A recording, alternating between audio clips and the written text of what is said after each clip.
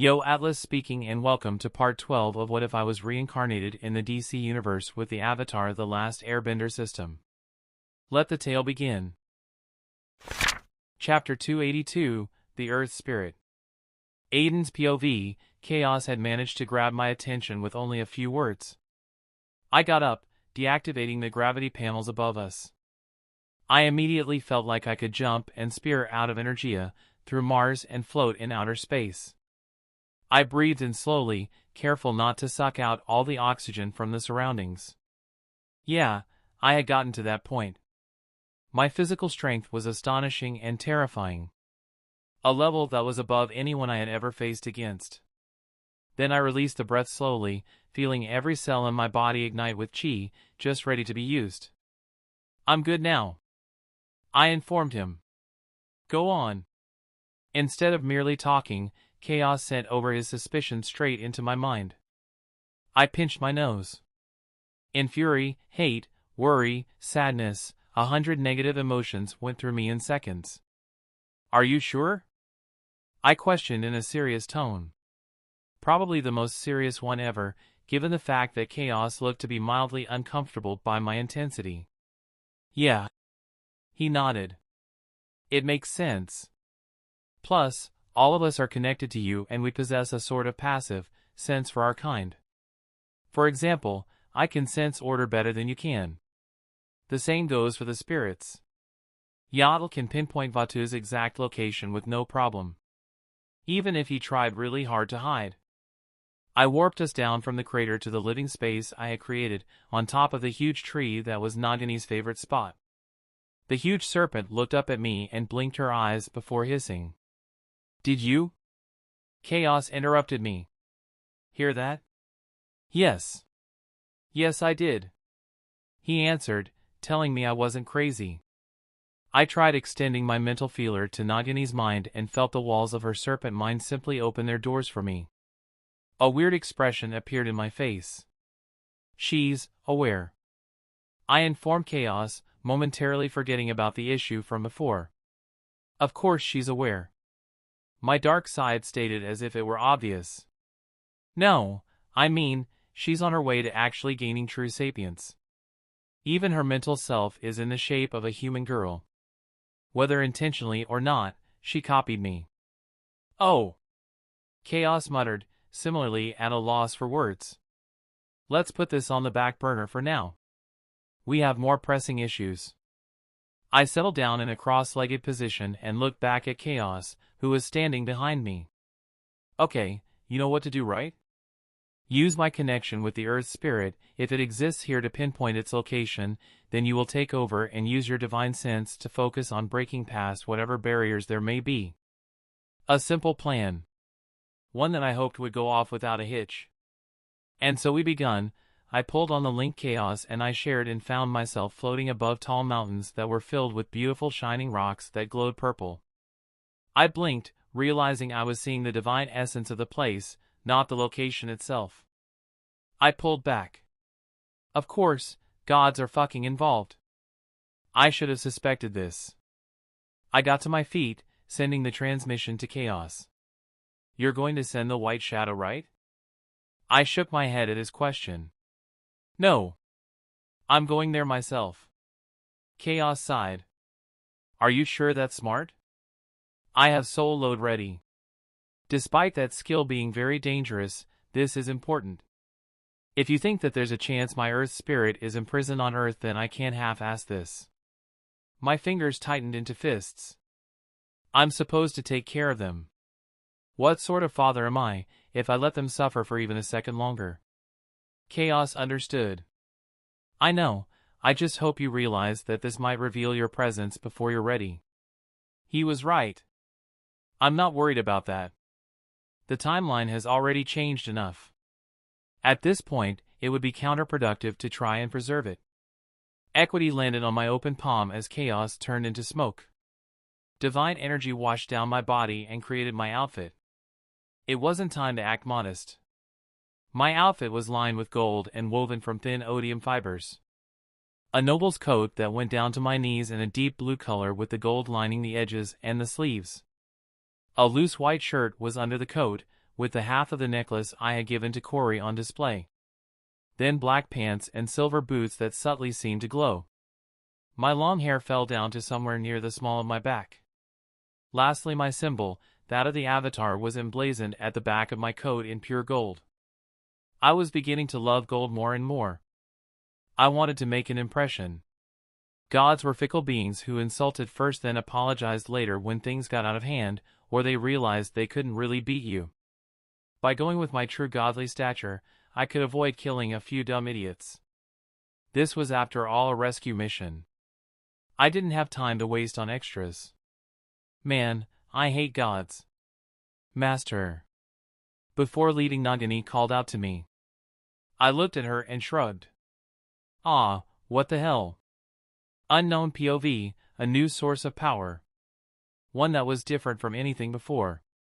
It was pure, yet had the destructive capacity of demonic energy. It was ethereal yet could hold mysteries that were as complicated as magic. It was a path. And anyone who blocked this path would answer to him in pain and suffering. Rivers of blood would run down the soils of the earth. He was just biding his time. Biding his time until he managed to suck all the juicy power away. General POV, inside the palace, a lot of crazy activities were going on. Tonight was the birthday of the youngest child of King Chaka and Queen Ramona. The young princess was only 3 years old but already sick of the festivities. Everyone was looking for her. Fortunately, Chala, her brother, was the one who found her first, hiding behind their father's enormous throne. She liked it there. The stone that had constructed the throne was centuries old. A sign of the Wakandan legacy, just like the Black Panther. She always felt connected to it. Not to mention her best friend could usually only speak to her when she was in contact with it or the shiny stone talisman she had in her possession. Chala had gotten it for her, after a recent cave-in unearthed a new vent full of the vibranium organ inside the purple cave recently discovered. The small stone roughly the size of an egg was the only thing that seemed to suck in the light given off by the vibranium. Given that it was the only one of its kind, King Chaka had allowed his son to give the stone to the little but curious Shuri. She might have only been 3 years old, but her genius was already showing. She could talk fluently and play the djembe, a percussion instrument, which was played mostly by men. This and other signs of independence caused Shuri to embody the concepts of free thinking and forming her own opinions. She thought that the coolest thing to ever exist was the Black Panther, second only to her secret friend. Stay here, Chala whispered to her. I give you 10 minutes before the Dora Milaje find you under Mother's orders. He smiled when she held onto his wrist. Distract them for 10 more minutes, brother. Please. She wants to dress me up in colorful clothing and parade me around the palace like a princess. She begged, looking scandalized at the notion. Chaka rolled his eyes. You are a princess, dummy. He poked her on the chest. Stop that. And no, I'm not a princess, I'm the warrior girl Princess Black Panther. She proudly declared. Even Geb agrees. She added, showing him the same stone he'd given her as a gift. Geb? What happened to Obatala? Or Tuffy? It seems like you always change his name every time you bring up your imaginary friend. Chala asked in confusion. It was Shuri's turn to roll her eyes. He's not imaginary. And the new name is because none of the others worked. He likes Geb. It rolls off the tongue and it's the god of earth. Geb loves rocks and stones and sand. She explained in a logical tone. Chala found himself hard-pressed to actually counter it. Besides, it's just something to go by until his dad gives him a name. Shuri concluded. Chala always marveled at his little sister's imagination. It was expansive and creative for sure. He rubbed her hair before getting up. Okay, only 10 minutes and then you're coming out, okay? She frowned at that, blowing out her cheeks. Fine. Chala smiled, getting up. Of course at that time, everything changed. It started with a cargo hovercraft crashing through the entrance of the palace. Stone and metal were sent flying across the throne room. Chala did not even think, he scrambled towards Shuri and grabbed her. "Hold on!" The dust settled just as the Dora Milaje poured inside the room. "Chala! Shuri! Are you both okay?" The king, in his Black Panther suit, paid little attention to the possible enemy attack. Instead, he jumped almost halfway across the room and ran over towards his kids. Chala got to his feet while slightly coughing. He had used his body to cover Shuri. "My king! Please take the prince and princess to safety. We shall handle things here." Okoye spoke up, out of line. The Black Panther was the protector of Wakanda. Any other time a request from his followers to retreat would be an insult, but as a father, he was thankful. However, that suggestion was no longer viable. His claws came out with a sharp sound. The enemy had revealed themselves. "No, Okoye. Take your warriors and escort them to somewhere secure. I shall be the one to handle this." "Oh, really?" A deep voice that reverberated across the room with sheer presence sounded out from the hole in the palace entrance. The man who floated in had the warrior women all gasping in shock. He was beautiful. Long black hair, framing a chiseled face with red and green eyes. His lips were set in a slightly arrogant smirk. His clothes were of the finest silk they had ever laid their eyes on, and the black katana strapped to his hip glowed with an aura of power. "Run along, little cat," Aden stated. "I'm not here for you." He pointed a finger behind the Black Panther. "I'm here for her." They followed his line of sight and saw who he was talking about. Shuri. Chapter 283, I Am Your Father. General POV, her.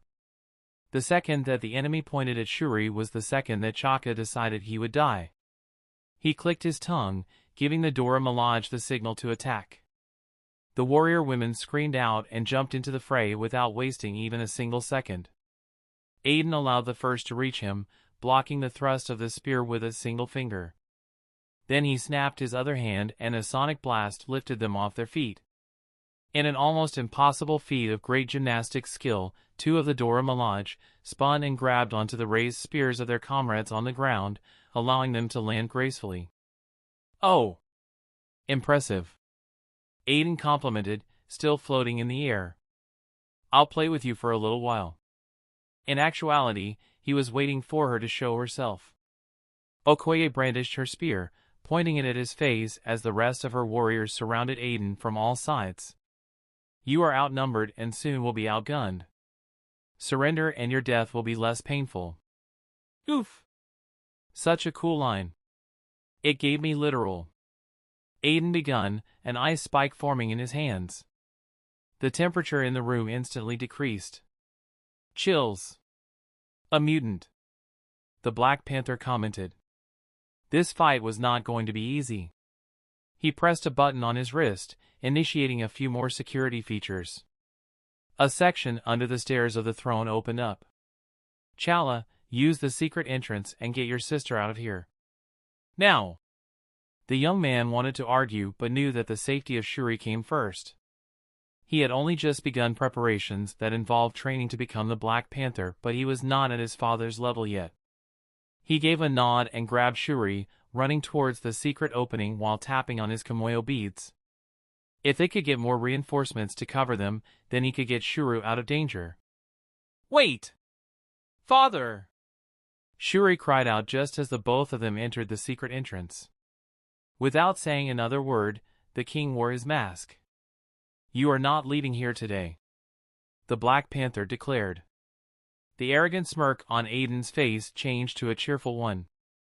"Man, I haven't gotten a legit death threat in a billion years. This is going to be fun." A billion years? Chaka's heart stilled. Who was this individual? Regardless, he had threatened the life of his daughter. "No mercy!" Okoye loudly proclaimed, and the fight began in earnest. The first attack was a coordinated one. 7 spear thrusts aimed at his vital points all at the same time. Aden twirled the ice spike in his hands and parried all attacks in under a second. The force from his blocks threw all of them away. He stepped forward and ice exploded out of his foot, flash freezing everything and everyone in their state of suspended flight. Everyone except the Black Panther, who had used his instincts to jump away at the last minute.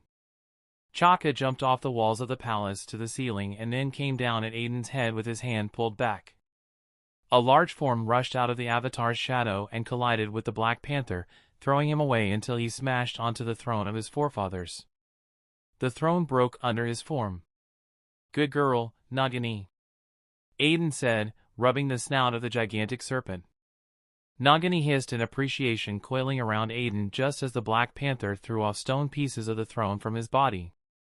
Over the beautiful ice crystals, holding the Dora Milaje captive, Chaka could hardly believe what he was seeing. Such a monstrous snake. Its skin was a earthy brown that seemed to shift to yellow under good enough lighting, and its eyes were green ringed with red. It watched him like he was prey. "How do you like my friend?" Aiden asked. "I won't let you pass." Chaka breathed out, holding his cracked ribs. The sudden blow from the serpent had almost broken his ribs. "Good thing the suit protected him. You're not letting me do anything," Aiden answered, snapping his finger and revealing all of it to be a lie. The ice disappeared, the Dora Milaje stood in place, spears held to their front, about to attack but frozen in place like statues. Their minds dominated and their bodies under his control. "Okoye!" King Chaka called out. She didn't answer. None of them did. Nagini hissed when he tried to move forward to check up on them, forcing the king to stand in place. "What have you done to them?" "A simple mental illusion," Aiden stated, landing on the ground and strolling down the stairs to the entrance, slowly. He passed the 7 Dora Milaje without a single word. Light from the outside begun to shine through the hole on the wall created by the crash of the cargo hovercraft. "Nagini, would you be a dear and deal with that?" Nagini hissed and turned around to face the Wakandan Air Force. There was a period of inactivity before energy beams started raining down on her. The advanced targeting system on the futuristic crafts was very precise. The attack did not stray as they let loose energy projectiles on the enemy. Nagini opened her mouth wide and swallowed the blue energy bolts. "Your guys just fucked up," Aiden said, arriving next to an immobile Chaka. Nagini's throat seemed to swell with a blue light.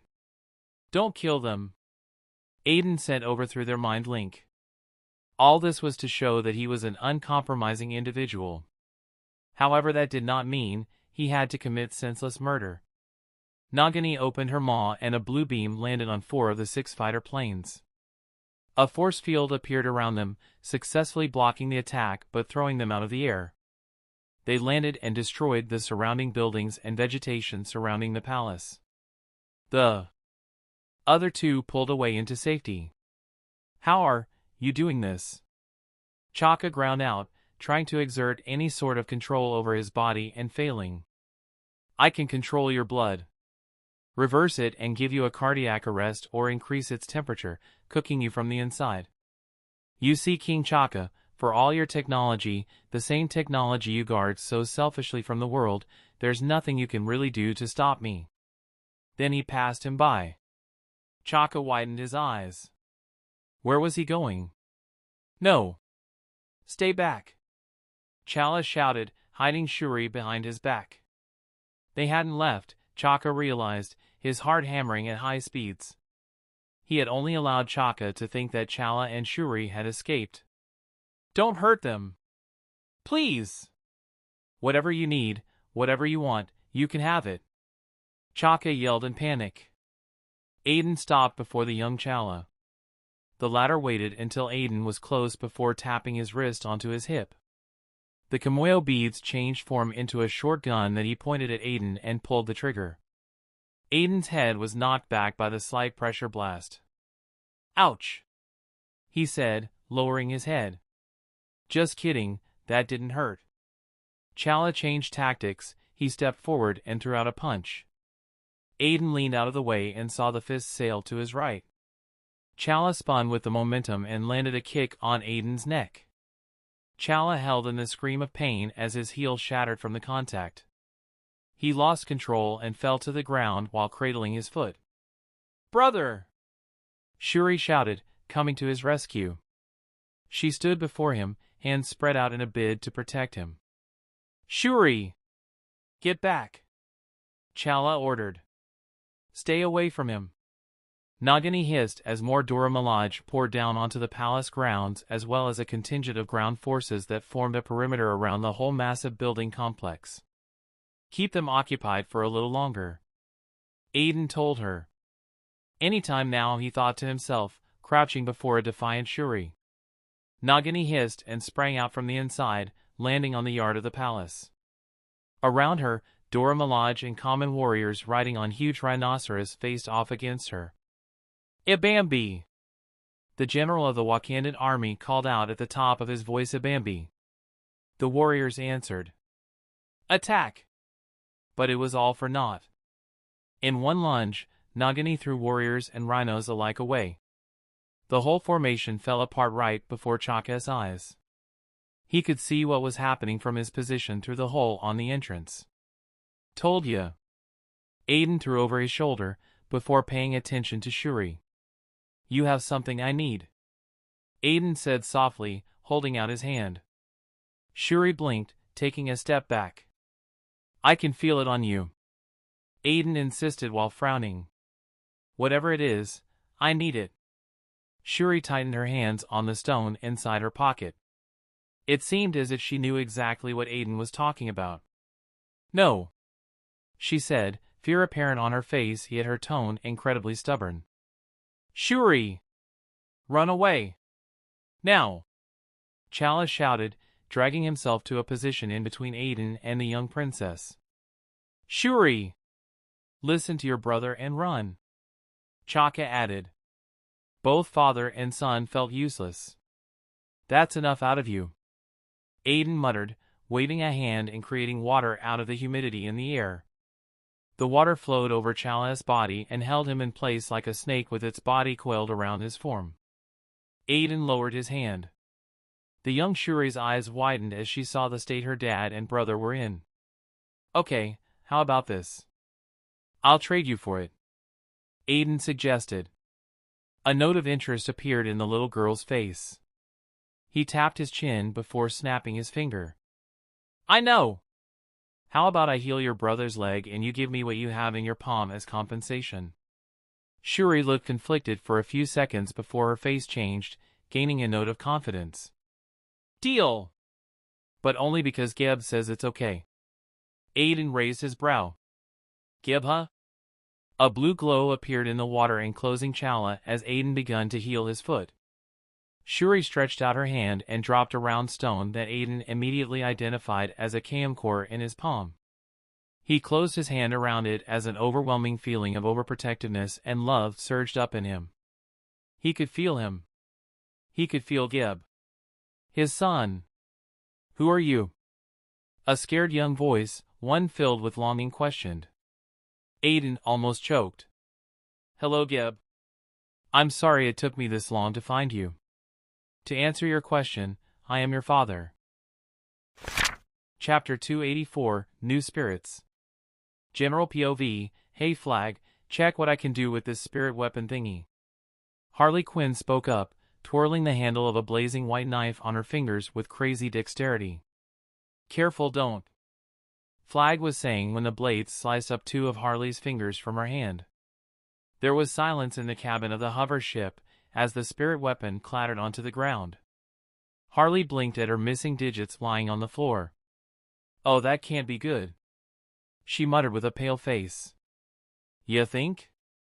Flag questioned, running a palm down his face. Captain Boomerang burst out laughing.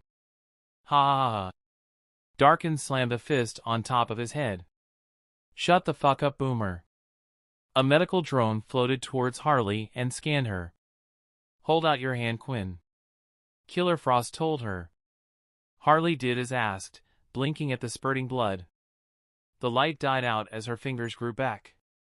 The process used was something that even premier scientists were yet to understand. "Oh, thank God, I was worried I wouldn't get to pay attention to a certain someone." She tapped a crotch. "I think she's talking about her vagina," Polka Dot Man whispered to Deadshot. The master marksman turned to him slowly, putting down the gun he was cleaning on his lap. No shit. He shook his head. This time the team gathered was crazy. He only hoped that they would finish this mission fast and go back home. They were flying towards the outskirts of District 6, a sector that stood out from the rest.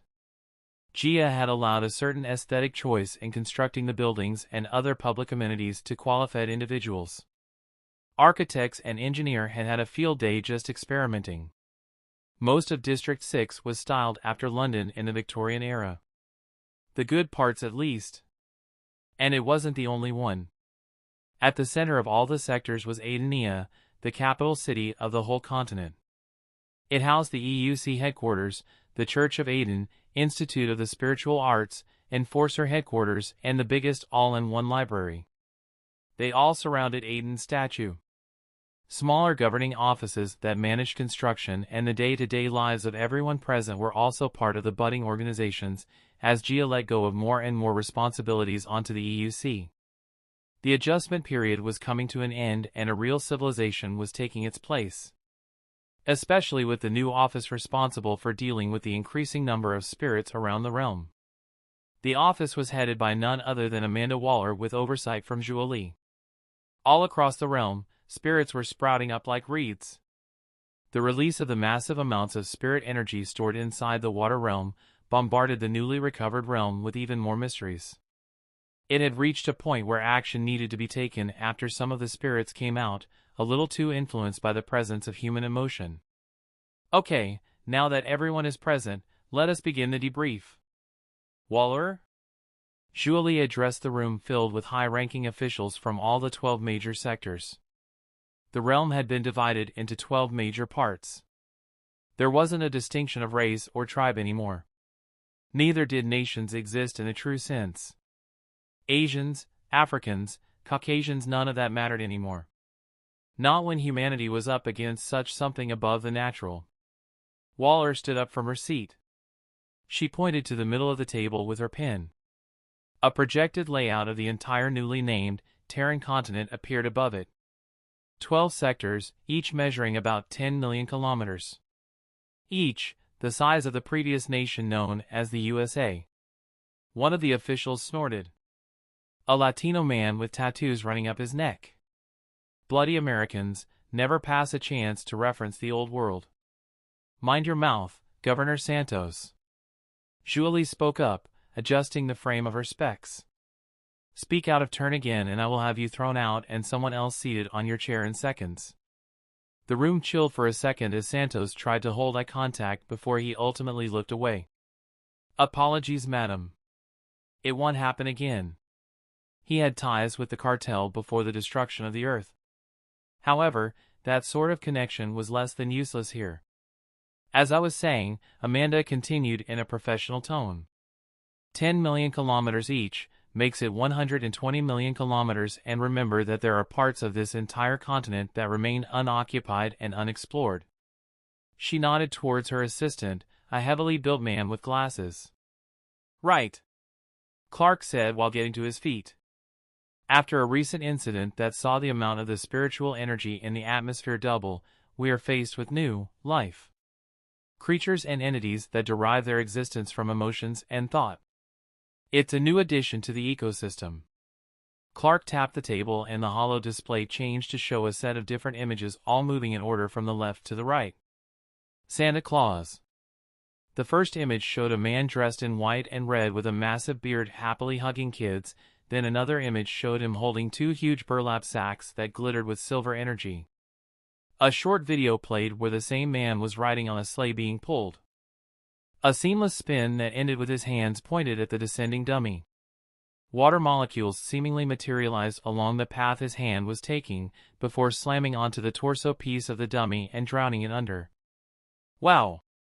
Cassie Sandsmark, a 9-year-old demigod of Zeus and a human, whispered in awe. Next to her was another young kid. He was a little taller with green skin with the chosen moniker of Beast Boy due to his shape-shifting abilities. I know, right? He added without coloring his voice. Almost everyone was impressed.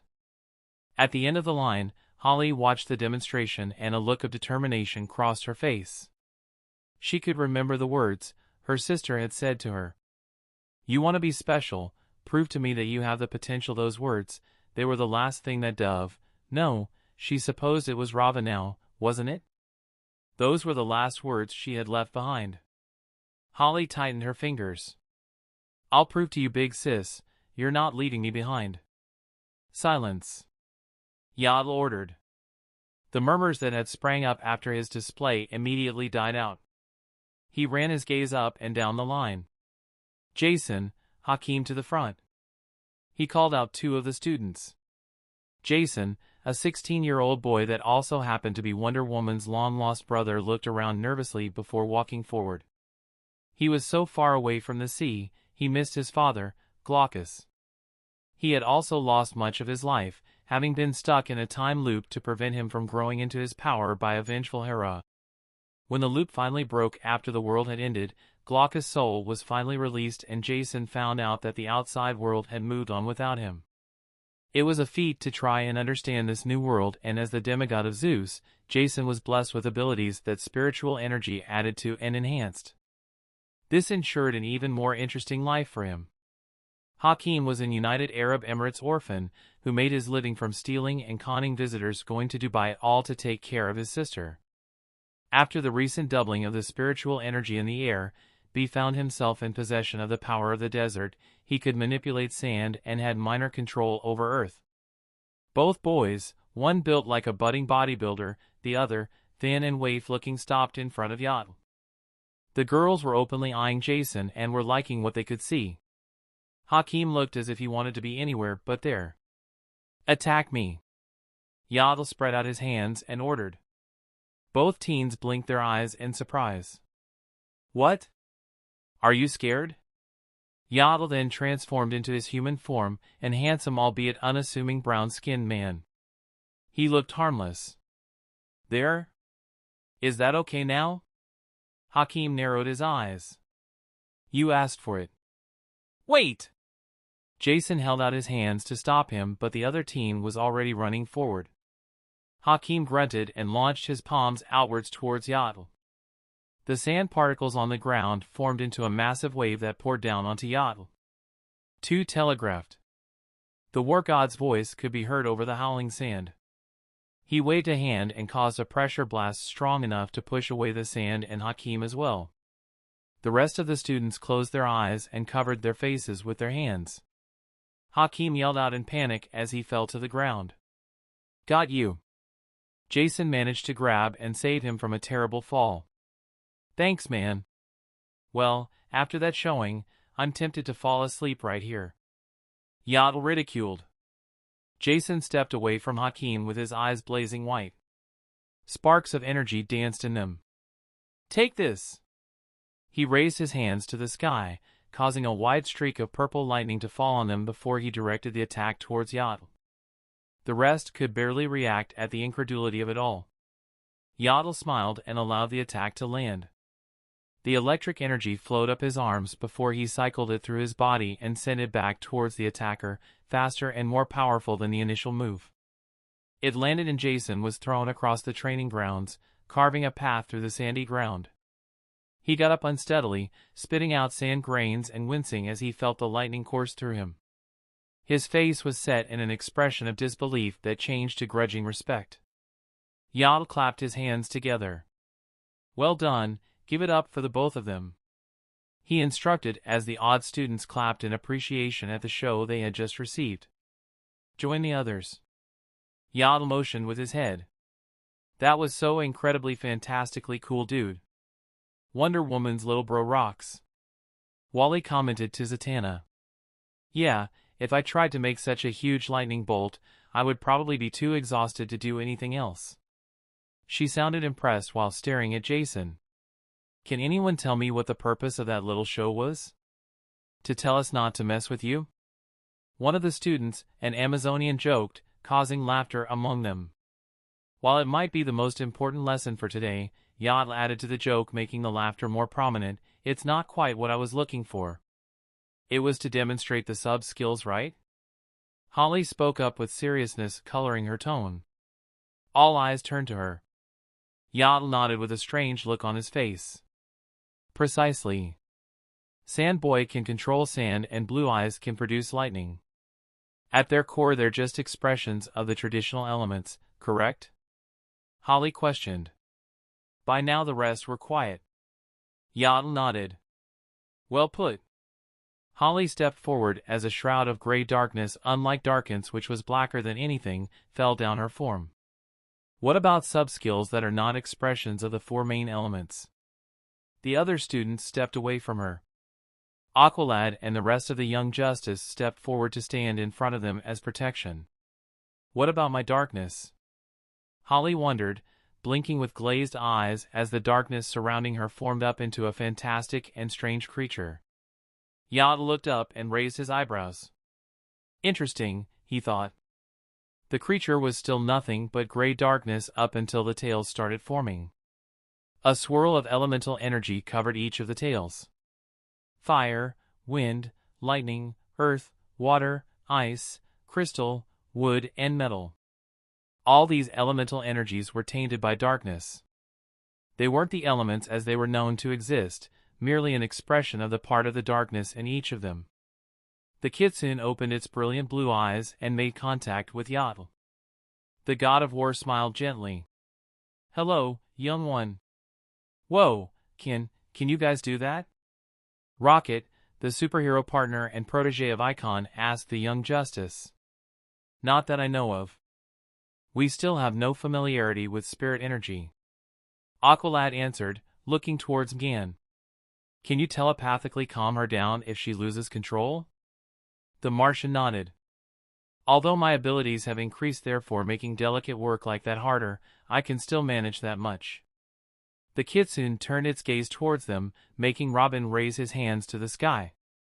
I think he can hear us, guys. Of course she can hear you, she's not dumb. Yacht admonished. She's a kitsune. A spirit of chaos and darkness. Holly began swaying on her feet, only for the kitsune to enclose her tails around her form. Aqualad ran over to her side, stopping mere inches away. When she began to sway. I won't hurt her. You can trust me, he said softly as Yacht looked on with a small smile on his face. The kitsune looked over at him and he nodded. Only then did she dissolve back into darkness. Aqualad managed to hold onto her just as the video froze. That happened only a few days ago. The girl in the picture is a student at the academy and she, along with her other 31 classmates, are the first to attend the school. We believe that apart from the birth of new spirits, this marks as the start of a wave of spirit users, especially when the energy itself seems to be present in almost everyone.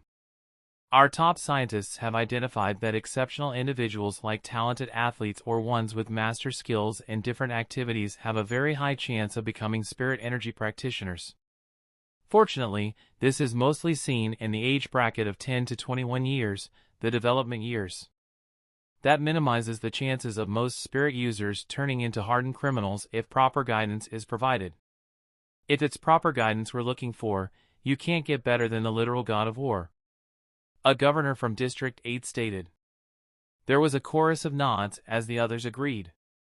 No one doubts it, and if you want to learn more about the Academy, then our very own chair has an information packet available for your perusal. Clark pointed to Julie, so let's move on. He pressed another button and a few more panels showing different spirits passed. We also have the Easter Bunny. He went quiet to let that sink in. Christ! One of the officials muttered as a video of a real-life Easter Bunny popped on screen with colored eggs. A creature that resembles an animated character, he said as the video landed on a yellow-furred animal with streaks of blue lightning running down its body. Is that Pikachu? One of the governors asked in disbelief. That's not even what takes the cake. Waller cut in, nodding to Clark. Now the cases we've received are not all good. We have a team that has been deployed to District 6 to follow up on a certain disturbing incident. The display changed to show a hooded figure retreating towards the dark shadows of an alleyway between two stone houses. 5 people have been attacked by whatever this spirit is. The most alarming part is the fatal wounds inflicted match the style of a certain serial killer, Jack the Ripper. Medical drones were able to arrive on the scene fast enough to heal the 3 women attacked. He straightened up. But there's a high chance he will strike again. We have a serial killer spirit on the loose. Chapter 285, Who Wants to Die First? Aden's POV, I could feel him. Past the layers of rock and past the energy signature of the vibranium masking the whole mountain. The entire natural structure was full of these particular ores, but more than that, I could even feel the subtle signature of my own realm's natural resources. There was Chaum and Ordium present. What I had in my hand was the latter after all. My father? Geb asked in a hopeful yet skeptical tone. Yeah, and not only that, but you have siblings and a mom. I said over memories of Corey and the kids. We are a family, Geb. There's Kai, Sai, Breeze, Bor, and Aqua. You are the youngest. I felt him start to believe it, and with the belief came a bevy of positive feelings. He was so happy. Then I stopped feeling him so clearly. It was abrupt and disorienting. 1 minute we were conversing through a mental link, and then the next, the rock souvenir in my hands broke down into sand grains before turning into complete powder. That does not belong to you. A distinctly divine voice stated inside my mind. I straightened up, looking down at Shuri and rubbing her hair. It was time. She was coming. Thanks for the trade, sweetheart. I have 2 daughters and they're just as cool as you. Shuri blinked, looking unsure. Cool? Who are you? I'm Geb's dad. Now that's enough questions. I need you, your dad and brother, to get out of here, okay? It's not safe. I loosened the blood control I had on Chaka, and the second he was free, he launched himself over at me, only to freeze in place, this time all on his own as I turned to face him. The instinctual fear he felt as he stood before me caused his knees to buckle. His body knew, even if he didn't, that what he was up against was a force of nature. Your god is about to perform something very, very big to deal with me. I adjusted my clothes. I suggest you leave. Now. I passed by a nervous Chaka while moving towards the open hole on the entrance of the palace. The ice sculptures holding the Dora Milaje shattered into pieces, depositing the warrior women on the ground. Attack! Okoye wasted no time in trying to push her spear through my flesh. I lightly flexed my hand and smacked a stone piece of rubble onto her chest, not too hard but just enough to throw her away. More stones floated to the air as I glided forward. Earth-bending, while hard to master, was very useful for intimidation. The fear of a rock crushing them under its weight kept them back. No! Do not attack. We retreat for now. To safety. Chaka yelled to them while helping Chow up. The Dora Milaje looked torn in between attacking and showing me their backs as they retreated. Come on, just leave. You do not want to be a part of this. I whispered a mental suggestion and felt them all get up and begin to depart. Even the warriors gathered on the ground, fighting against Nagini with high-tech weaponry and what could have felt like toothpicks to her, spears, stopped as I walked out, stepping on the open air. A wave of awe and fear hit me. You have fought valiantly, Wakandans, I announced. Now it is time to accept defeat before the next battle claims your lives. Leave! With the mental order, the grounds were cleared quickly, leaving me alone as the first attack, a frigging meteor, cut through the air towards me, and with it, a snarl escaped my mouth, face lighting up at the light exuded by the meteor about to land on my head. How dare they? I understood enough now. Someone was going to die. Several someones. Nagini? I softly called out, feeling flesh and muscles shift from behind me. Nagini's form had increased. From out of the shadows, a sharp hiss rang out as she lunged, striking the air from the flex of her powerful muscles. Her jaw opened up wide and she swallowed the whole meteor, measuring at about 3 football fields across, in one massive bite. I was appalled at the reckless attack that would have wiped Wakandan off the map. However, even more than Baz trying to kill her very own people, things were not so simple. Inside her blazing divinity that permeated the whole Wakandan capital was something very, very familiar. Something I knew almost too well. My power. Nagini landed on the ground next to me in a gigantic form. She coiled around my body protectively, her hood which resembled a cobra's flaring out as she stared at the sky, the same as I. A star twinkled brightly, almost too out of place even in the wide starry night. A falling star. It's okay, girl. I patted Nagini. I am more than sufficient to take care of this. Meanwhile, I'm getting you a new task. I stomped my foot onto the palace grounds. Underneath these mountains is a location hidden from my divine sense but not from the bond Geb and I share. I can feel his spirit call out to me. I need you to dig through the dirt and stones and find him. Then I sent her an image of what the whole landscape looked like after a general scan by my divine sense. Nagini's scales became sharper as spikes sprouted from all around her form. She gave one final hiss to the descending god and left, spearing through the soil in crazy speeds. The ground shook for a second or so before everything calmed down. Then the star finally landed. A pillar of red and purple energies slightly pulsing out in waves, undulated, destroying the green grass under our feet and upturning rocks and stones. The crater left behind by the forceful landing smoked lightly, the deep grooves all leading to a figure in the middle of the hole. She had ebony skin that lightly glowed, a half-mask of a cat that covered the top of her face, a golden armor with black and purple highlights glowing with power and claws, big sharp-looking claws. Her eyes were like a cat's, split and deadly. She stared at me with saliva dripping off the forever of her mouth. Bast. I said. You smell delicious. Her voice was surprisingly human, only with a light growl at the end. Yikes, don't tell me this bitch is crazy. I looked up at the sky and laughed, seeing even more falling stars. The second of them landed at my back, destroying the palace and causing an explosion of light and divine energy to wash out to the surroundings. Even without looking, I knew who this one was. If Bast was like the darkness, the new arrival was like the light, two counterparts of each. Sekhmet. And she was breathing heavily while staring at me in hunger. The pressure blast from her landing spread out across the grounds, uprooting most of the buildings and causing an electromagnetic pulse that destroyed the technology in the well-lighted city. The evacuation hovercrafts plummeted from the sky. Those aerial vehicles were the ones carrying Chaka and his family. I don't think Geb would like it too much if his friend died, plus I kind of like Shuri, she reminded me of a blend between Breeze and Kai.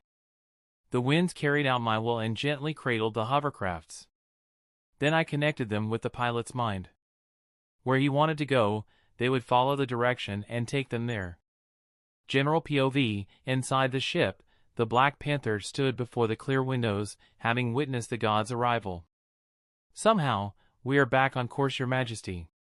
He heard the transmission from the pilot and tapped his Kimoyo beads. Good. He answered before getting back to watching the catastrophe that had quickly and without warning struck his nation. The palace he had grown in had been destroyed by the second pillar of light. The first having destroyed the playgrounds Chaka and his brother had grown up playing in. The woods close to the palace, where a number of treasured animals, endangered in the outside world, had found their home, were gone. The training grounds, the science division installed, the wonderful memories, all destroyed.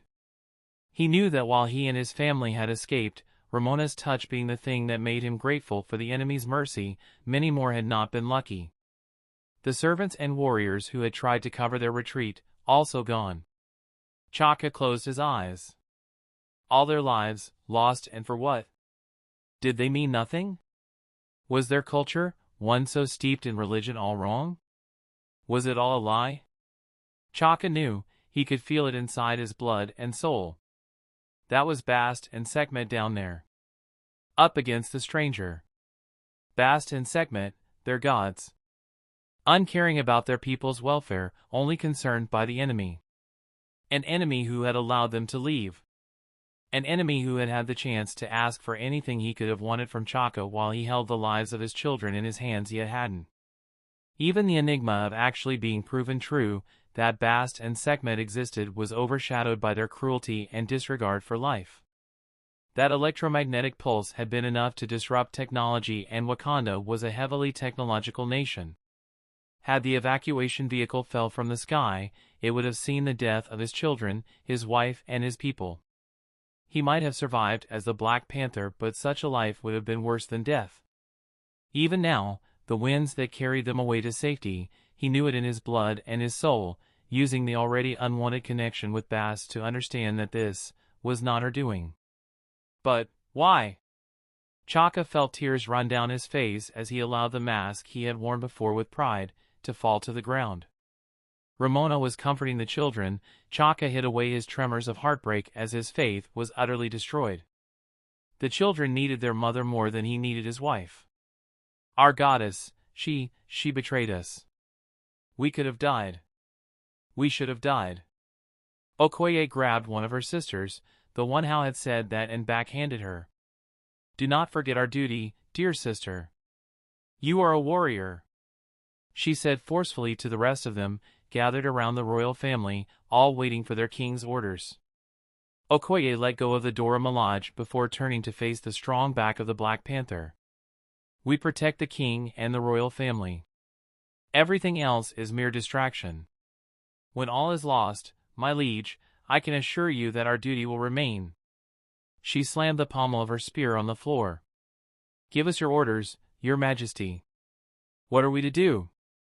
Everyone looked towards the king's back. And for the first time ever, it seemed as if the burden had become too heavy. The hands of the Black Panther were slack with overwhelming guilt and despair. Silence dominated the whole cabin. Then silently, T'Challa got to his feet. The young prince walked forward amid the stares of his family and people. The Dora heard his footsteps and shuffled while still on their knees to make way for him. Father, you were right, T'Challa told him. Chaka stiffened. No, you were the one who was correct about the nature of the world. We have been too content, too passive, too selfish. And now we reap the mistakes of my incompetence. The outside world could have benefited from our help. We could have benefited from their help as well during a time like this. The gods, it's all a lie. And with it, even the Black Panther, it has lost its meaning. He shook his head. We are powerless, that much is true. But only when we are alone. T'Challa responded, stepping up to stand next to his father.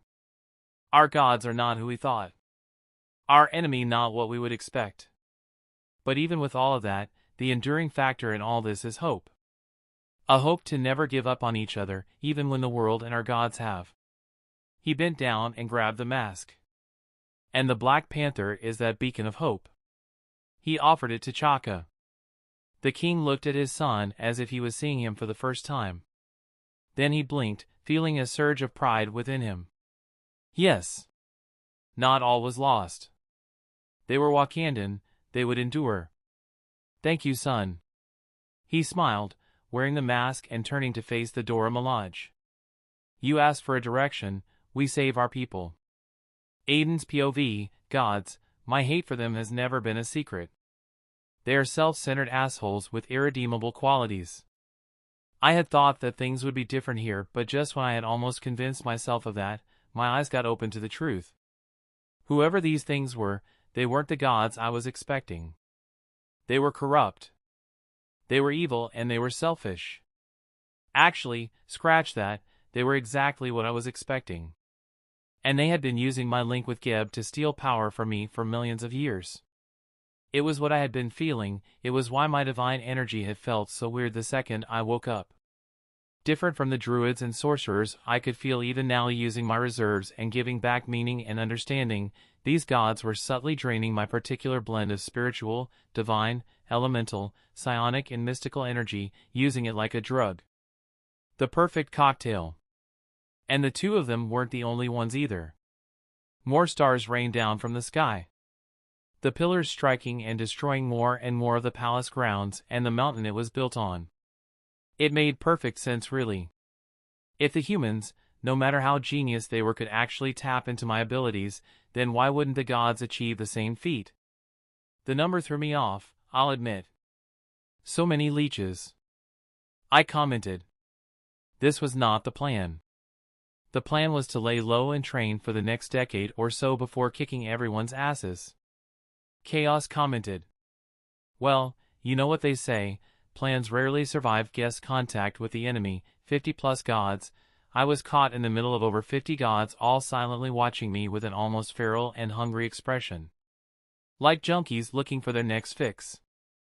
The landscape from before, around us for miles, was nowhere to be seen. The shield that had been shimmering in the sky over the capital city was now gone, and dust clouds and smoke covered the night sky. I closed my eyes and breathed out. Nagini was close to Geb's position, only a few seconds were needed. One of the gods made to move, but I raised a hand. Wait, almost there, nice. I opened my eyes, cutting off divine sense. The last humans are out of the danger zone, now you have no reason to hold back.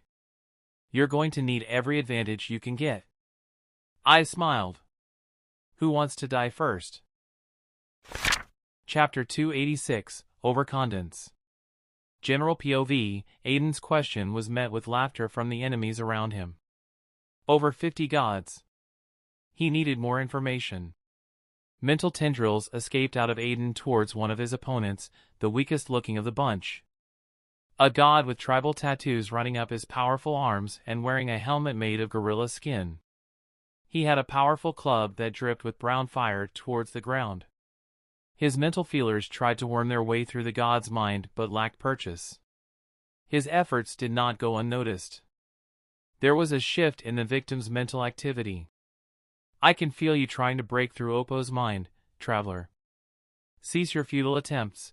I guard their thoughts, and for all your power, you cannot defeat me, Mawu begone. Aden's mind was thrust back out.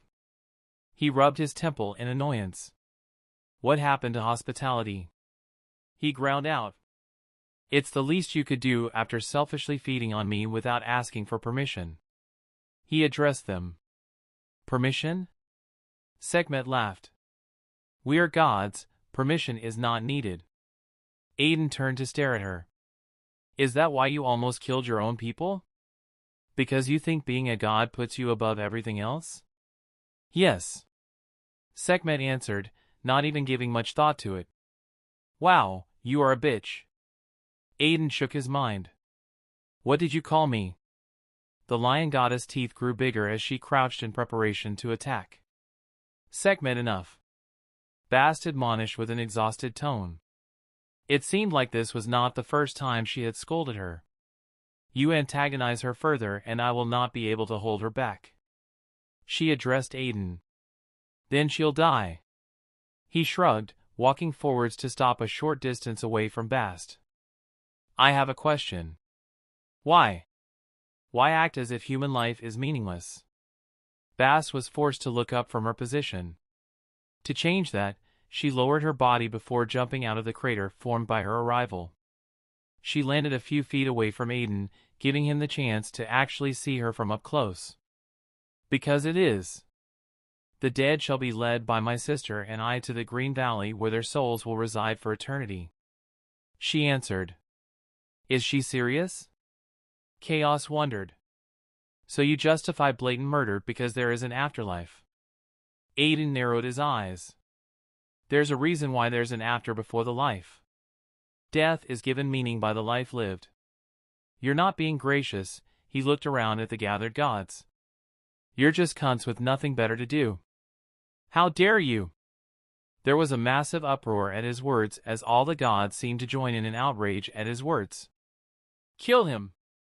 Death. Take his head. And his power.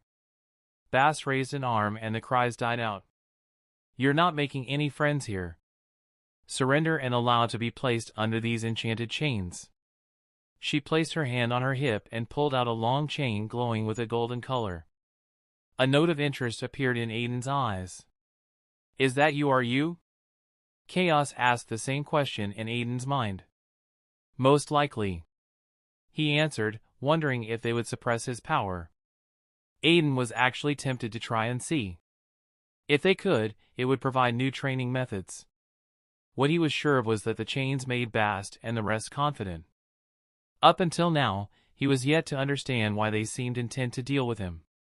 He could have demanded to know, but Aden was also invested in stretching out the time. He could feel Nagini break through seals and formations holding Geb captive. It was just a matter of time until he got them safely out of the way. The gods had the odds stacked against them. They just did not know it. The worrying thing was what he could feel something watching from the darkness. Countermeasures were needed. Kamartaj, he just appeared out of nowhere. The Ancient One was surprised by the sudden arrival but took it in stride. She closed the book on her table with the very ambiguous title of The Rift Between God and Man and shoved it back on the shelf, but not faster than he could see. "So I'm guessing you know what's happening?" he asked, sitting on the chair opposite her. The descent of the Ennead and the Vodou. Gods native to Africa with a few outliers among them. I'm surprised the Loa were not involved as well. He stood. I need to know something. Will the world be affected if by some chance they all died? She widened her eyes. Don't kill them, she grit out, slamming her palms on the table. He laughed. You misunderstand. I am not here to ask for permission. This is only a heads up. Do what you need to do and mitigate the disasters. Today is the dusk of those gods who decided to block my way. He straightened up, ready to leave before pausing in place. Hey, can I ask for a favor? General POV, the chains dangling from Bast's hands slackened somewhat. I knew it. Bast told him. You would choose stubbornness over a chance at life. Aden's mind was split between two things. Nagini had just arrived at the core of Geb's prison. She was struggling to break through, however. And soon the tremors would rock the ground and alert them as to his sneaky plan if they didn't already know.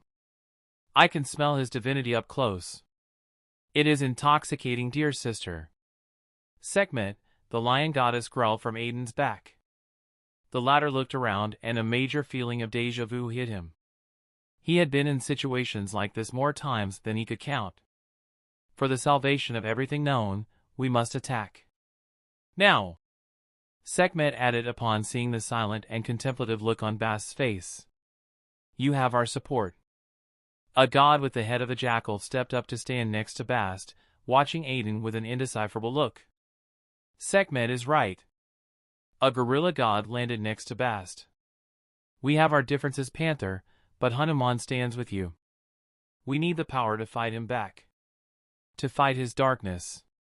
We need the boy. Bast. Sekhmet called out, inching closer to Aden's back with aggression pouring off her. With a purple flash, two sharp-looking sickles appeared in her hands. Well. Bast still remained silent, content to stare at the silent Aden with a conflicted look. A restlessness gripped the gathered gods. We will let the child go if you slow yourself to be captured by these chains. She threw them directly before Aden. The latter looked down at them and gave no response. A trail of sweat rolled down Bast's head. Nagini needs a distraction. Chaos informed the Prima. Well, then let's provide her with all the distraction in the world. Aden, who had been waiting patiently, made his move by floating up the sky. Are we going to fight or not? Once my sword comes off its sheath, there is no going back. And as if to test the veracity of his words, equity flashed out and managed to split apart a silver arrow falling from the sky. To be precise, the attack came from the moon. The energy destabilized and dug grooves in the earth on either side of him. The first attack had been made. Divine energy made the entire continent shake with power as over 50 gods pulled on their domains of power to fight. Aden felt them move towards him and flew higher, escaping a multitude of attacks that hit each other and caused shockwaves to ring out, devastating more of the capital. He narrowed his eyes as a wind started blowing from all directions at the same time.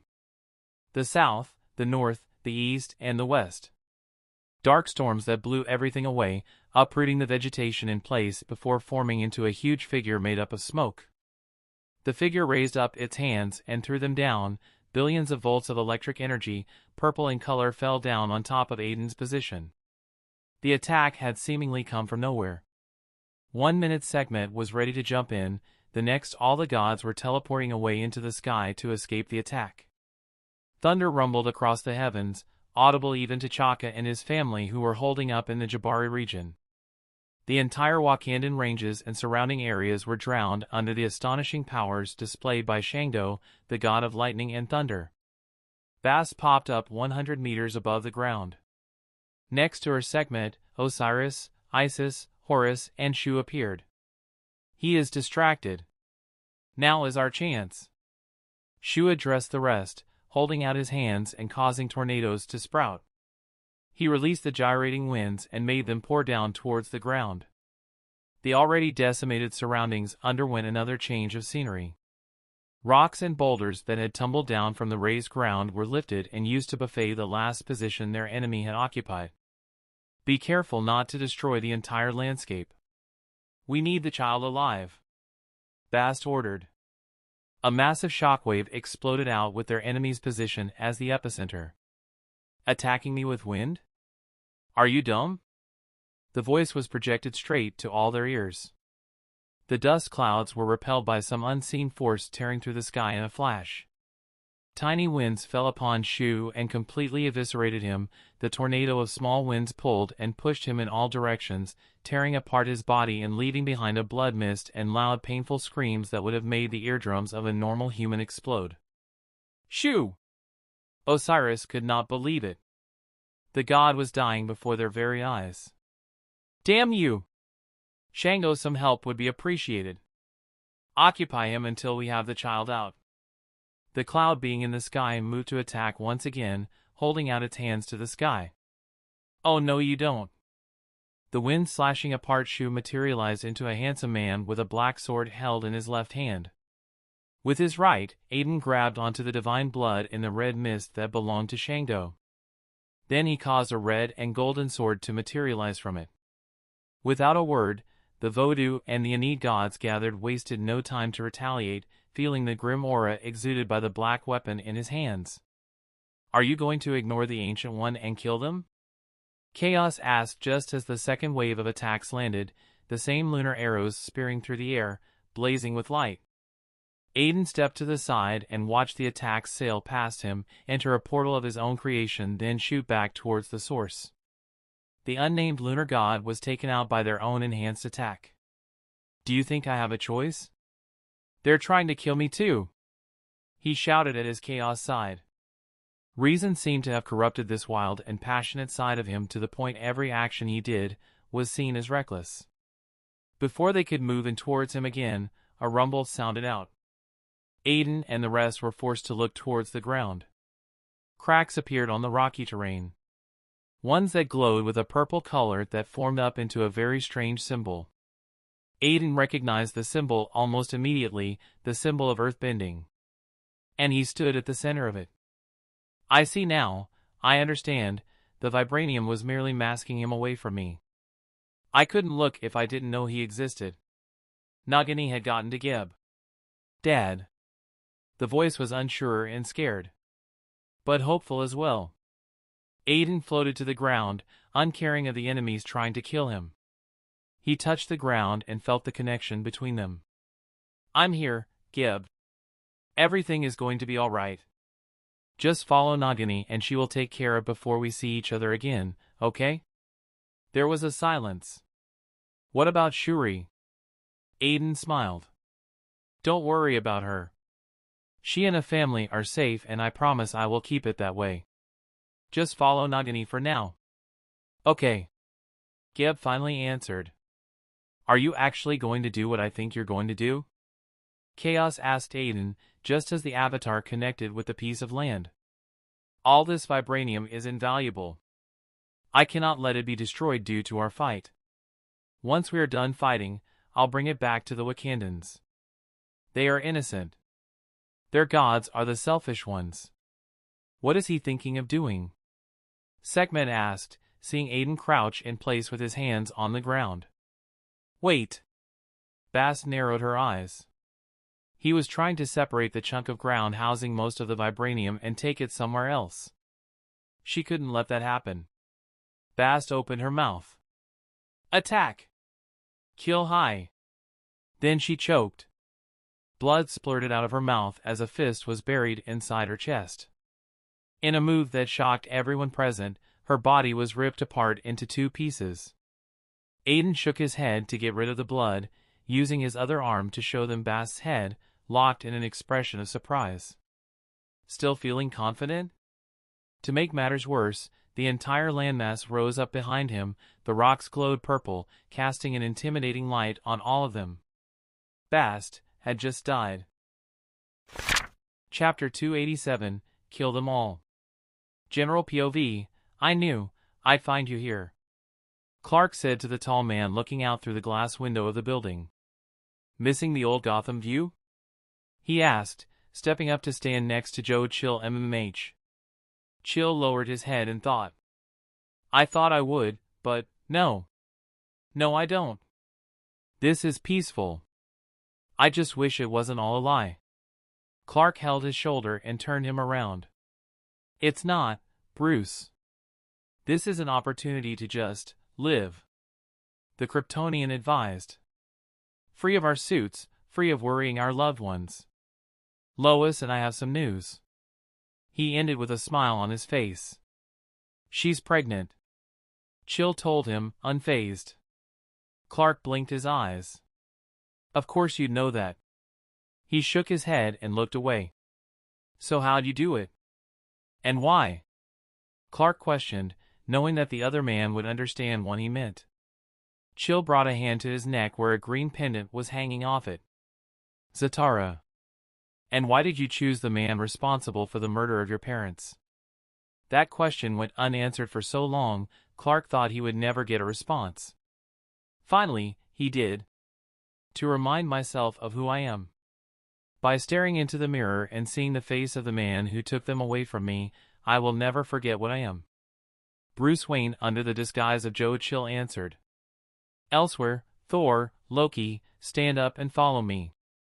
They did as told, following after Frigga, the Queen of Asgard. Where are you taking us, Mother? Thor inquired, only to get an elbow shoved into him from his younger brother. The former glared at Loki but chose to stay silent after sensing the seriousness in Frigga. Soon enough they made it through the main wings of the palace, passing through opulent hallways and further into a tower reserved for their mother's magical practices. Passing through a magical barrier, Loki and Thor immediately noticed the coven of witches under Frigga.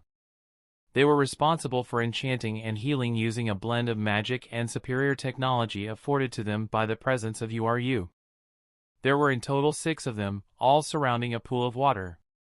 Thor and Loki looked at each other as the coven chanted in low voices. What is happening?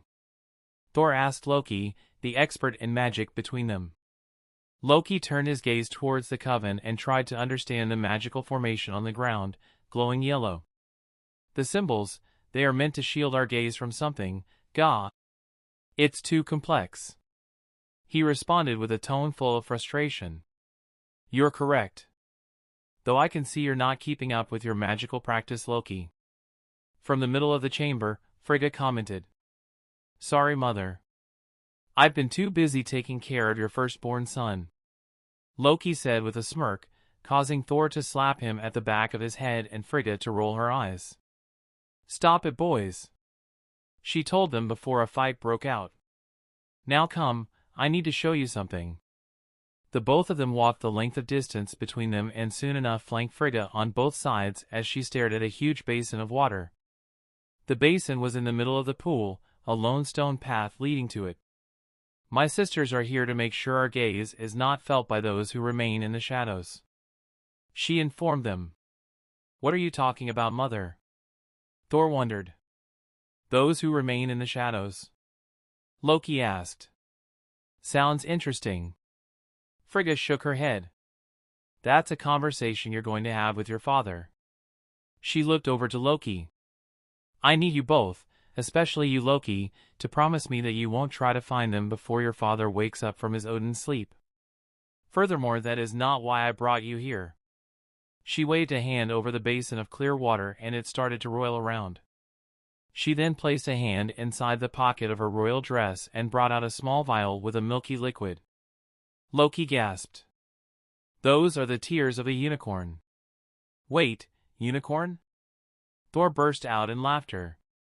They don't exist. You're both right.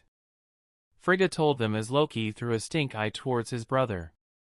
They don't exist now, but they did in the past. My brother and I used to run through the fields of Vanahammer in hopes we would catch a glimpse of one. Frigga explained, pouring the vial of tears into the basin of water. The chanting from the coven increased in tempo and volume. The blood and tears of an unicorn are great magical amplifiers. The spell cast on this water will reveal to us what we want to see, the unicorn tears will reveal to us what we need to see. She concluded just as the water turned milky like the tears. Then the milky color gave way to the image of a man both Thor and Loki gasped upon seeing. It's him. Thor muttered. Keep on watching. Frigga ordered and her two sons turned their attention back to the basin. Aden looked up as if he could sense them before turning his attention to his front. The image in the water panned to reveal more of his surroundings. Those are gods. I recognize Osiris. Not just the Aenid either. The huge figure made up of clouds is Shangdo. I remember pranking him that one time father took us to Omnipotent City. Loki commented.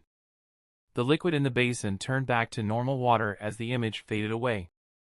Frigga was left with a thoughtful look on her face while the two princes began arguing. How could I forget, due to you Lord Alurin pushed for both of us to be denied attendance to the yearly orgy for 300 years. Thor complained. Oh, get over it. It's been a century since then. Loki rolled his eyes. Boys, please pay attention. Hearing the slight admonishment in their mother's voice, both of them went quiet. There's a reason I brought you here. She turned to them with a grim face. Midgard is going to get destroyed and there is nothing we can do. Elsewhere, there was a groan from the huge piece of rock suspended in the air. Easily the size of an entire football stadium and weighing in more than 100,000 tons, it cast a purple glow on both Aden and the gods. Not to mention the macabre light it seemed to wash over the corpse in Aden's hands. Bast was dead. Sekhmet blinked, trying to reach out to the divine bond she and her sister both shared. You bastard. She whispered, forced to watch her sister's head and a section of the spine still attached to a dangle from the alien god's hands. You never used to be this bloody. What has changed? Chaos asked. Aden looked at the gathered gods and felt the pulse of his divine power increase within them. They eyed the rock piece behind them with ravenous hunger before looking back at him, the only thing standing in between Geb and the gods who wanted to devour him everything. Aden answered, letting Bast's head fall into the darkness. Panic had not yet set in. Still shell-shocked from the drastic turn of events, the gods present could do nothing except watch. As if in slow motion, Bast's head disappeared into the depths of the deep and wide cavern left behind, after the entire chunk of vibranium ore was lifted to the sky by Aden. Being this close to Geb, the strain of holding over 100,000 tons just by earth bending alone was non-existent. Hold on, Geb, I am about to take you somewhere else. Someplace safer. Aden told his son. A feeling of uncertainty and worry was coming off the young spirit. What about Shuri? Dad, you need to keep her safe.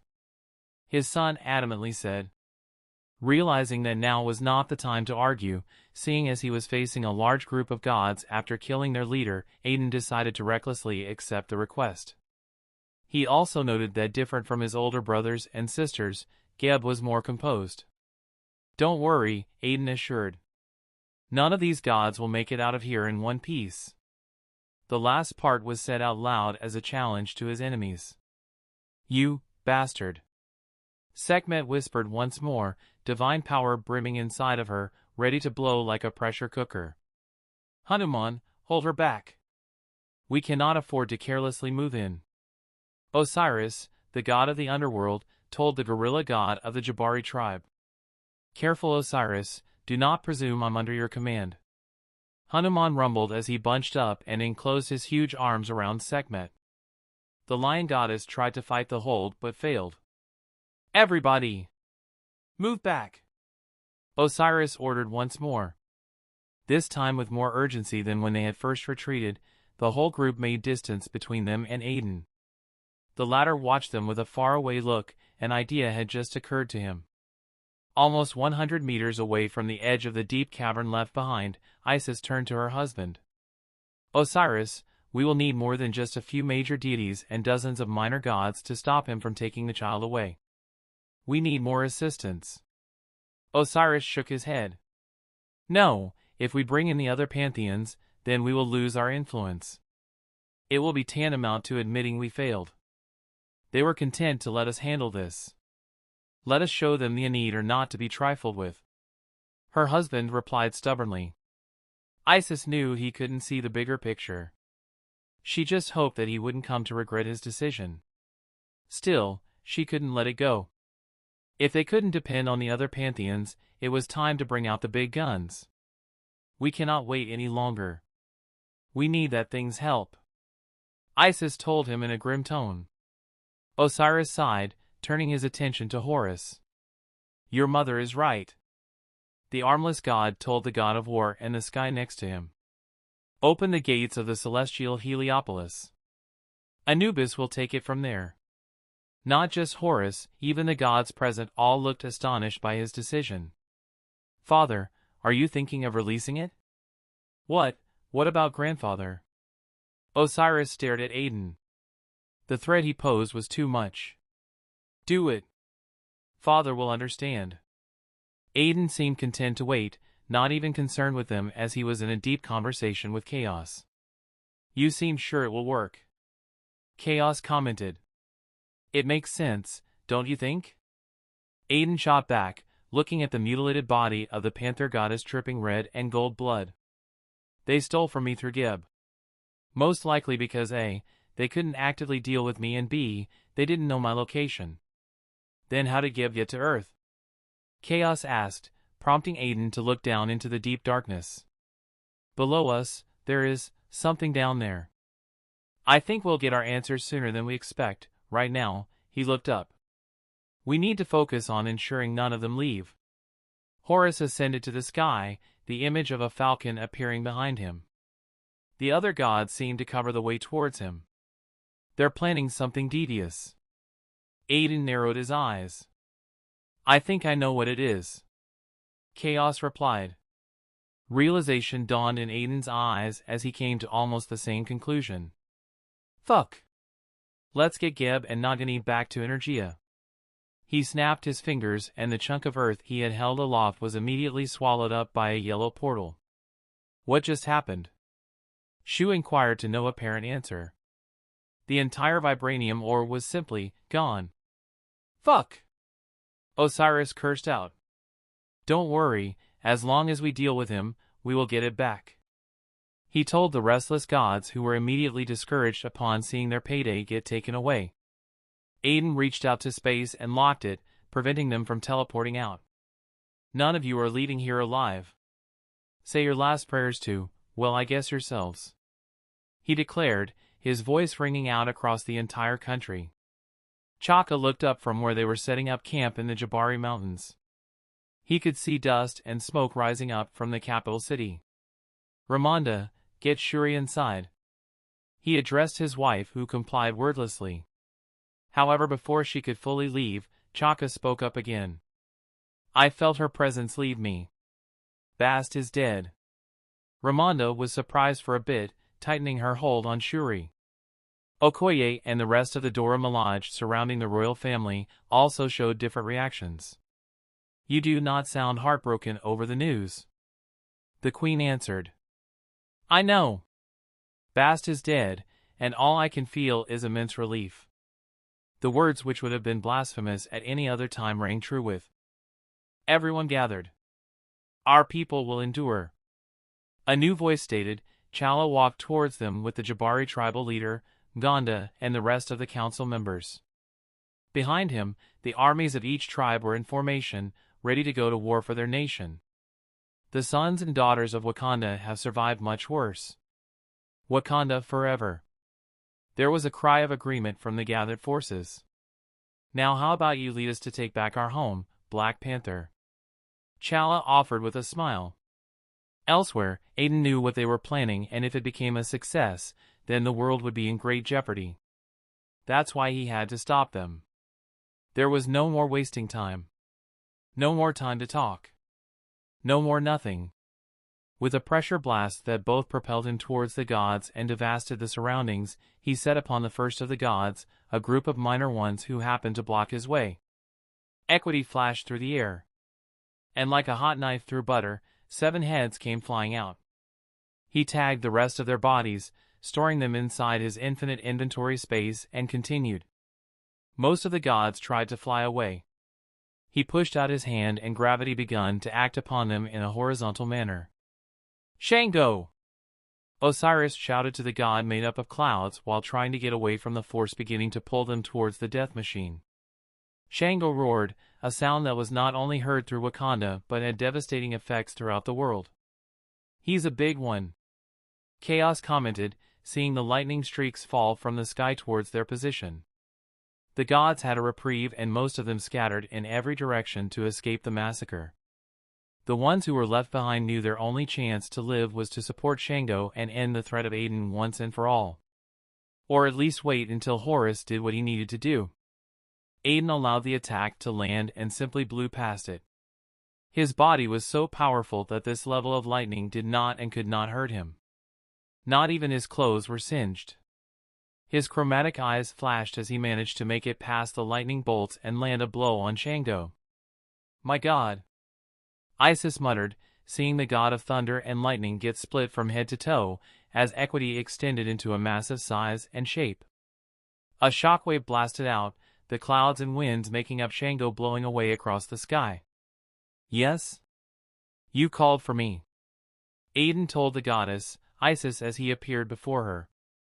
The latter pulled her hands back in panic, then pushed them towards him. Rings of mystical fire surrounded Aden, seeking to scorch him more than the winds and heat of the Sahara. You are no match for my magic, alien. She yelled out in resolve as the rings surrounding Aden doubled in number and size, extending to encapsulate him in a ball of flames. Mother! Get back, ease. Horus' next words were cut off as a tremendous explosion rippled out that drowned both Isis and a multitude of river and forest gods under it. A zone of 50 meters all around burned with silver fire. Isis! Osiris shouted with a broken voice as he found himself carried away by Shu's winds. Aden stopped, swiping out his sword and aiming it at Osiris. Using elemental attacks to deal with me? I am the god of every element you know of. Now prepare to die. He addressed Osiris before flashing towards him through the sky at speeds that were not even a percentage of his true ability, but still fast enough to astound the gods present. I give that speech a 4 out of 10. No intimidating factor at all. Chaos told him just as he arrived near the first few gods standing between him and Osiris. He wanted the god of the underworld to rejoin his wife in wherever the gods went to after death. He threw Equity to the side, turning its shape from a generic katana to several flying daggers that managed to land on Shu. The god of wind had formed his body out of the air next to Aden, seeking to hit him with a sneak attack but was instead completely destroyed by him. A shockwave rang out as Aden pulled a hand back and threw a simple fist. The air crackled and the gods on the other end of the fist saw death approaching them. Oh shit! One of them muttered, knowing they couldn't escape the blow. Bam! The first had her body completely pulverized into a bloody mist that obscured the other's sights. Don't destroy their bodies! Chaos yelled in urgency. Remember, we need them dead but intact. Aden ignored him. He was too far gone in his bloodlust. All the pent-up emotions from being so far away from his family just came rippling out, and the result was a massacre of untold proportions. Aden slashed out his hand and space split apart 10 more gods closest to his position. Body parts fell from the sky and rained towards the ground in a shower of blood, limbs, and guts. Or you can, just completely obliterate some, it's fine. Chaos told him, understanding that there was no stopping him. The path to Osiris was free. Aden smirked and blinked, teleporting through space to appear next to the unarmed god. Literally. Osiris had no hands. And with a shove of his palm through the ribcage, Aden made sure that Osiris was missing a heart as well. He looked into his eyes, pulling him closer as Osiris choked on his blood. You guys fucked up. I'm not someone you can challenge and just walk away. Aden shook his head. I'm particularly harsh to anyone who calls themselves a god. His other hand came up and blocked Horus' desperate attack. There was a pressure blast at the contact. Horus, no. Osiris coughed out, wishing that his son had not abandoned the task given to him. Damn you! The falcon-headed god shouted in Aden's face, trying to push him. A shield of air blocked the spittle spraying towards Aden. Then his hand snaked out and grabbed onto the Horus' neck. On one hand he had the father and the other, the son. Please! Osiris struggled to say, coughing up more blood. He was asking him to spare his son's life. Aden crushed his heart. Literally and figuratively. Wild screams rang out as silver flames washed down Horus' body, burning his wings to a blackened crisp and turning his body into ash that drifted in the open air. Lord Horus! Osiris! The Aenid were stumped and shocked. Aden turned towards them as he stashed away Osiris' body in his inventory. Any last words? Die! You bastard! Sekhmet managed to break past a shocked Hanuman's grip and fell upon Aden with her two divine weapons flashing out. Some of the other gods, those who had wildly underestimated the difficulty of the mission, tried to fly away from the scene after trying and failing to teleport away. Multiple comet-like figures escaped to the ends of the world and even past that as they run away. I'm not getting left behind either, so say hi to my dear sister, Death, for me will ya? Chaos told them as equity multiplied from one dagger into hundreds and then thousands, each dozen dedicated to the cowards who were fleeing. They cut through the air following after each and every one of them. Some tried to trick the daggers by shape-shifting and failed, others tried to block them and similarly failed. All of them met their end. All over the world, people saw shooting stars that were quickly extinguished before they could land, by a black flash. Over 20 gods died without even knowing what it was that killed them. Back on the scene, Aden dodged the sickle in Sekhmet's hand by merely leaning to the side. His right hand came up and a thin plasma beam tore through another god's head. Then he broke apart into flames under Sekhmet's second attack. Horus, that fool! Had he simply been patient and opened the gateway for Apophis, the serpent of chaos and darkness, none of this would be happening. Hanuman yelled, jumping towards Aden, knowing that death was coming for him but still too braced to flee. Equity appeared out of nowhere, blocking Sekhmet's next attack and pushing her away. Bad gorilla. Aden chided, blasting Hanuman off the sky with a telekinetic blast delivered by a mere wave of his hand. The god fell from the height of several hundred meters, smacking very hard onto the ground and promptly going unconscious. We kill everyone and you decide to spare the bloodthirsty gorilla? Chaos wondered, perplexed. I like gorillas. Plus the Jabari are cool. Aden shrugged. Don't ignore me. You bastard. Sekhmet growled out, her fury causing light, white fur to sprout all over her arms. Shit, she just went Super Saiyan 4. Chaos commented as the sickle strikes flashed out faster than before. Any attack Aden dodged went on to fly through the air in a white slash before disappearing, or landed on the ground further devastating the landscape. Aden looked deep into her eyes as their weapons clashed. Sekhmet leaned into the attack with all the strength she could muster. Aden pushed her away easily, not even budging from his position. Alright, you want me to give you all my attention? That is exactly what I'm going to do. Equity was dismissed back into his soul space. Aden cracked his knuckles and his neck. Are you mocking me? The lioness goddess exclaimed. Did he think her undeserving to fight with his weapons? Aden gave no answer except for cracking his fingers. Sekhmet's body turned more and more animalistic, her teeth grew longer and her fingers sprouted sharp-looking claws. Her anger had gone past fury and was now in the rage category. She pointed her sickle towards Aden. Thwack! A backhand caused her to spit out most of her teeth. The rage instantly vanished, giving way to pained surprise. Aden grabbed onto her face and fell to the ground, smashing her down onto the rough terrain, hard. Her ribs shattered along with her spine. He threw her to the sky and then kicked her on her midsection with a mule kick.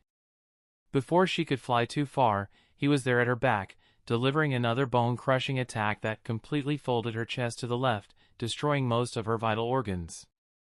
Sekhmet hit the ground and curved a groove under it, her body in too much agony for her to react as she saw something fell towards her from the sky. "Sister. I'm so—" Her next words were cut off as Aden landed on her head with his knee, splitting it apart like a pumpkin. Sekhmet was gone before she even knew it. "Brutal." Chaos commented once more.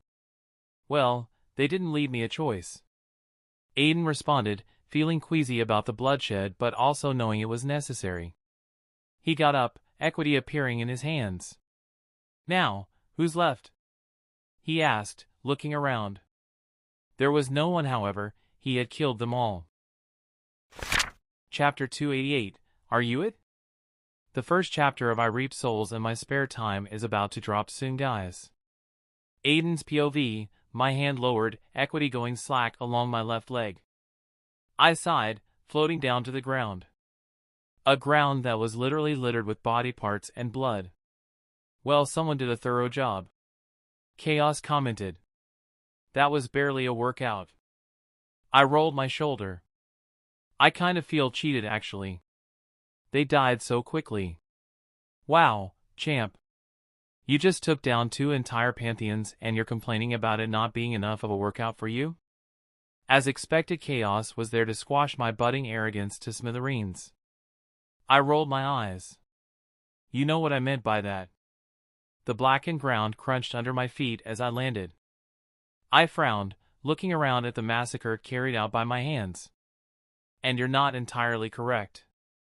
2 pantheons with a few key figures missing sounds about right. I didn't see Set, Amit, Khan-Surare himself, and besides, Alir in the Sky Father of the Vodou pantheon was absent as well. Osiris and Bast seemed to be the ones in charge. We all know how that turned out. There's still one alive. Chaos informed me. My eyes swept around the surroundings before honing onto a huge gorilla a few meters away from the edge of the cavern. That, my dear dark side, was by design. I responded to Chaos. Oh, I see. You let him live so that he could answer your questions. Chaos intuited. You're almost correct. I answered, walking towards Hanuman, who laid on the ground unconscious. Why waste time asking questions when I can just read his mind? Without Mai or Mawu or whatever her name was, there's no one blocking my telepathy. I stopped before the gorilla, who was easily the size of Grodd but with a darker fur, and crouched. He was breathing shallowly. Out like a light.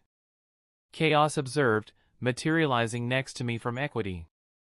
I extended a hand out and touched Hanuman's forehead. Immediately something hard slammed onto my own mental walls. I brushed off the attempt quite easily despite being caught off guard. I can see you. A whisper that seemed to come from everywhere made its way to our ears. I retracted my fingers, scrambling for equity while jumping to my feet. What the fuck was that?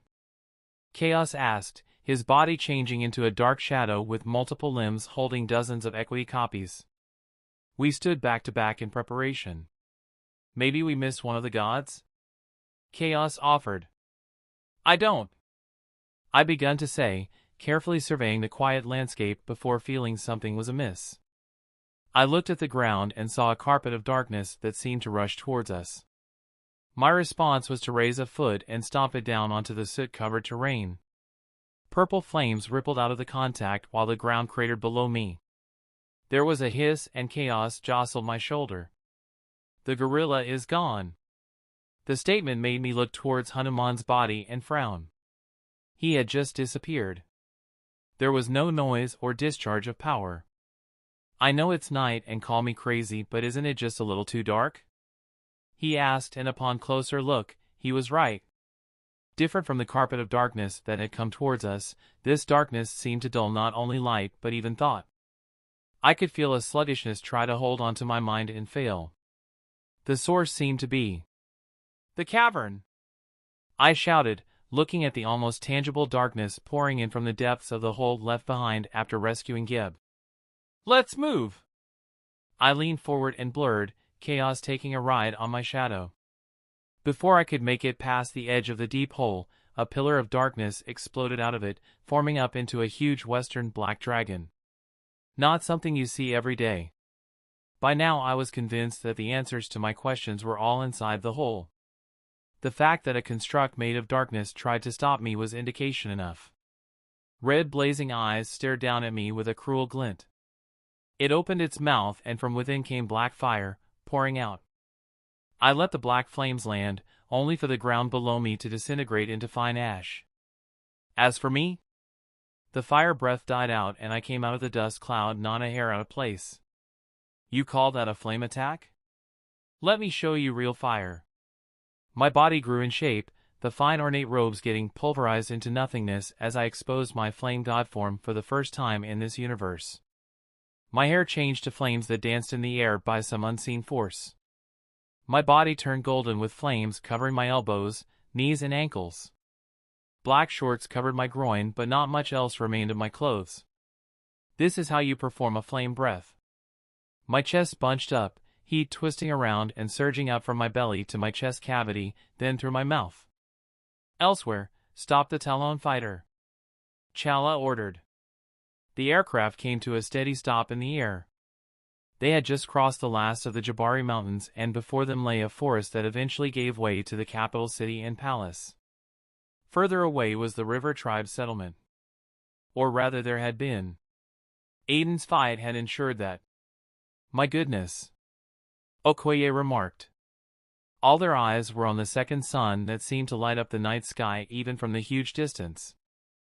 I think we should head back, my prince. Okoye advised Chala.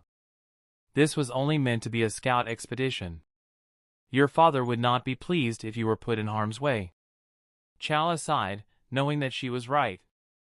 As the light from the massive pillar of fire died out, he had come to a decision. No, we keep on course. Fly in slowly. He needed to know if the legacy of the Black Panther was still there. The vibranium made Wakanda what she was, a force to be reckoned with. The Black Panther was the symbol of that force as well as her swift hammer of justice. And there could not be a Black Panther without the heart-shaped flower. They needed to do this. Even if the risk was too great. Aden's POV, I think you overdid it. Chaos commented, seeing the destruction past the cavern. If earlier the whole area had seemed like the impact site of a bomb, now it looked like how you would expect an underwater lava lake to do. Wide chasms past the dark cavern where the dragon had been, had emerged from the destroyed landscape, spewing noxious gases and a river of hot viscous liquid made up of melted rock. No tree remained. The river had dried up and Wakanda was no more the beauty I saw when coming in. Yeah. Maybe just a little. I admitted. There was nothing left of the dragon construct though, so not all bad news. Time to take the plunge before news choppers and military from the surrounding nations decide to investigate the light show from earlier. I told my companion before taking a step and falling into the deep hole. Instantly, the temperature went down. Take into account that I was still in my flame god form and yet I felt the chill ran down my spine. Can you feel that? Chaos asked after falling for a few seconds. It's get colder the more I descend. Not regular cold either. This is a chill that goes deeper and touches upon the soul. And that energy. Chaos let the statement hung. It's spirit power. My own, corrupted by something else. I guess we now know for sure that there was someone behind the gods. He responded, just as I felt the ground approaching fast. I landed with a boom, crouching a little in a Superman pose. Really? Chaos questioned. Hey, I've always wanted to try that. Sucks to be him, not understanding the coolness of a good superhero landing. The walls of the cavern were not what I was expecting. As I rose from my pose, they started glowing with light, purple and white. Two very familiar colors. Aden, that's Chaum and Ordium, both full of spirit energy. Like a battery. General POV, is this how the gods were stealing your power? Chaos asked, and while there was a possibility that that was actually true, it didn't answer everything. Maybe, but something tells me that is not the whole story. And you would be right. Aden made no outward reaction at the new voice. Chaos formed out of his shadow to stand next to him, a serious look on his face. Except for the black hair and purple eyes, he looked exactly like Aden. Smoke obscured the lowered portion of his body, causing him to seem half tangible and half formless.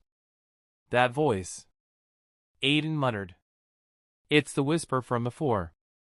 Chaos told him, eyes scanning the glowing chamber. You were right. There was someone in the shadows. Aden concluded. Naturally. The voice stated, clearer this time. Aden thought it sounded like Anthony Hopkins and his Hannibal character, cultured, low and menacing. Oh, thank you. The voice spoke up, shocking both Aden and Chaos at seemingly having his thoughts read. Oh ha ha ha. The voice began laughing sinisterly. You are in my domain, Aden Strong. I see you, all of you. Aden made eye contact with Chaos and both of them turned around cautiously. Aden found out that he couldn't feel any presence near them yet. Don't bother looking. You won't find me. Not here. The voice told them. Who are you? Chaos questioned. Wrong question. The right one would be, how do we get out of here, to which I would be required by my honor to tell the truth and say, never. Cut the crap. Aden shouted at the bare cave walls. We both know you cannot hold us captive. Nothing can. It wasn't arrogance, just unadulterated confidence. There was a brief silence. Well, you don't scare easy now, do you, Aden Strong? Try to find out what is special about this room, I will keep him talking. Aden spoke to Chaos through his soul bond. If the voice could read his mind, then he would simply communicate through his soul. For added measure, he immediately made himself forget the memory, just as Chaos unraveled into darkness and joined his shadow. Where did your little friend go? The voice inquired with a note of suspicion. Aden shrugged. I don't know, I'm not his master, actually that's not true. He shook his head, not actually knowing where Chaos had gone off to, but trusting in him nonetheless. No matter, this conversation is about over anyway. Any last words before you meet me, your end? Aden almost rolled his eyes at the dumb one-liner.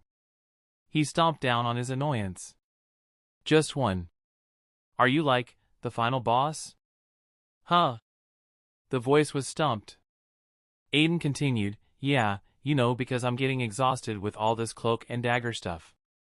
It would be an immense relief if there wasn't like another big bad behind you, pulling the strings and influencing your actions like you did with the gods. I would like to know if you're it. I'm hoping you are. I have a training montage to get back to, you see. All the voice could say once again was, huh? Chapter 289, Godfall. General POV, you have nerve, that much I'll admit.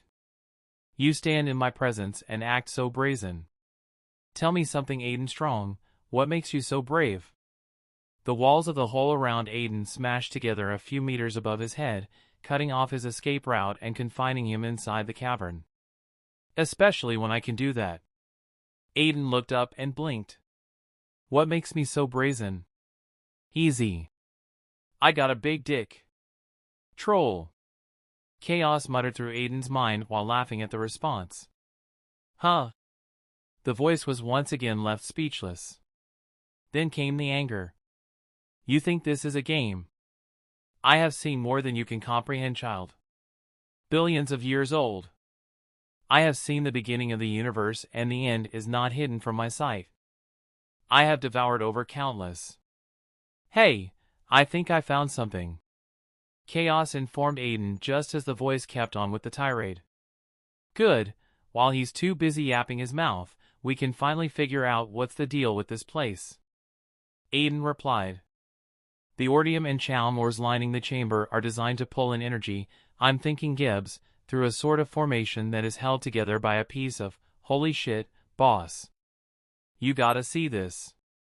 Chaos' voice ended in a shocked tone. Aiden approximated the distance between the walls on either side of him and took a step to the left, shifting in his position. Right there. Chaos informed him.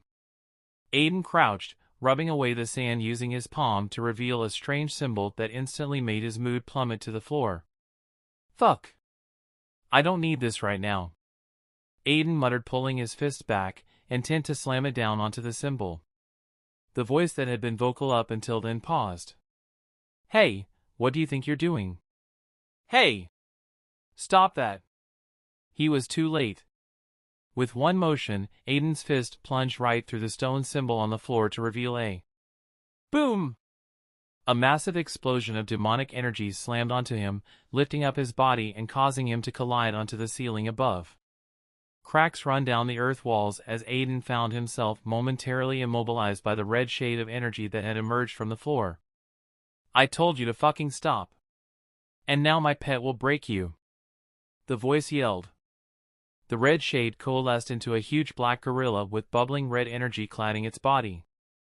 Aiden recognized it as the god of the Jabari tribe, who had gone missing only a few minutes prior. It had its huge palm enclosed around Aiden's torso, pushing him towards the ceiling, roaring at his face with huge fangs and yellow animalistic eyes. Aiden snorted. A pressure wave erupted out, destroying its palm and the entirety of its left hand before pushing it down towards the floor of the chamber. Darkness rose up in a spinning disk from the ground, passing through Hanuman's spine and splitting the gorilla god into two parts. Both parts slammed to the ground with a sickening squelch. Red golden blood flowed out of the corpse. The dark disk slowed down its motion and turned into equity, landing in Aiden's waiting hand before he descended right in the middle of the separate pieces of the gorilla god. Red demonic energy washed out of Hanuman's corpse, dripping into the cracks on the floor. Then it rejoined with a yellowed piece of paper with the symbol of the Darkhold and cryptic spells that even Aiden's prodigious mind struggled to understand. A single page of the Darkhold was enough to provide whoever that was with a spell to possess a god. What if it was the entire book? Chaos wondered grimly. Aiden stayed silent as he used his fingers to grab at the page's edge.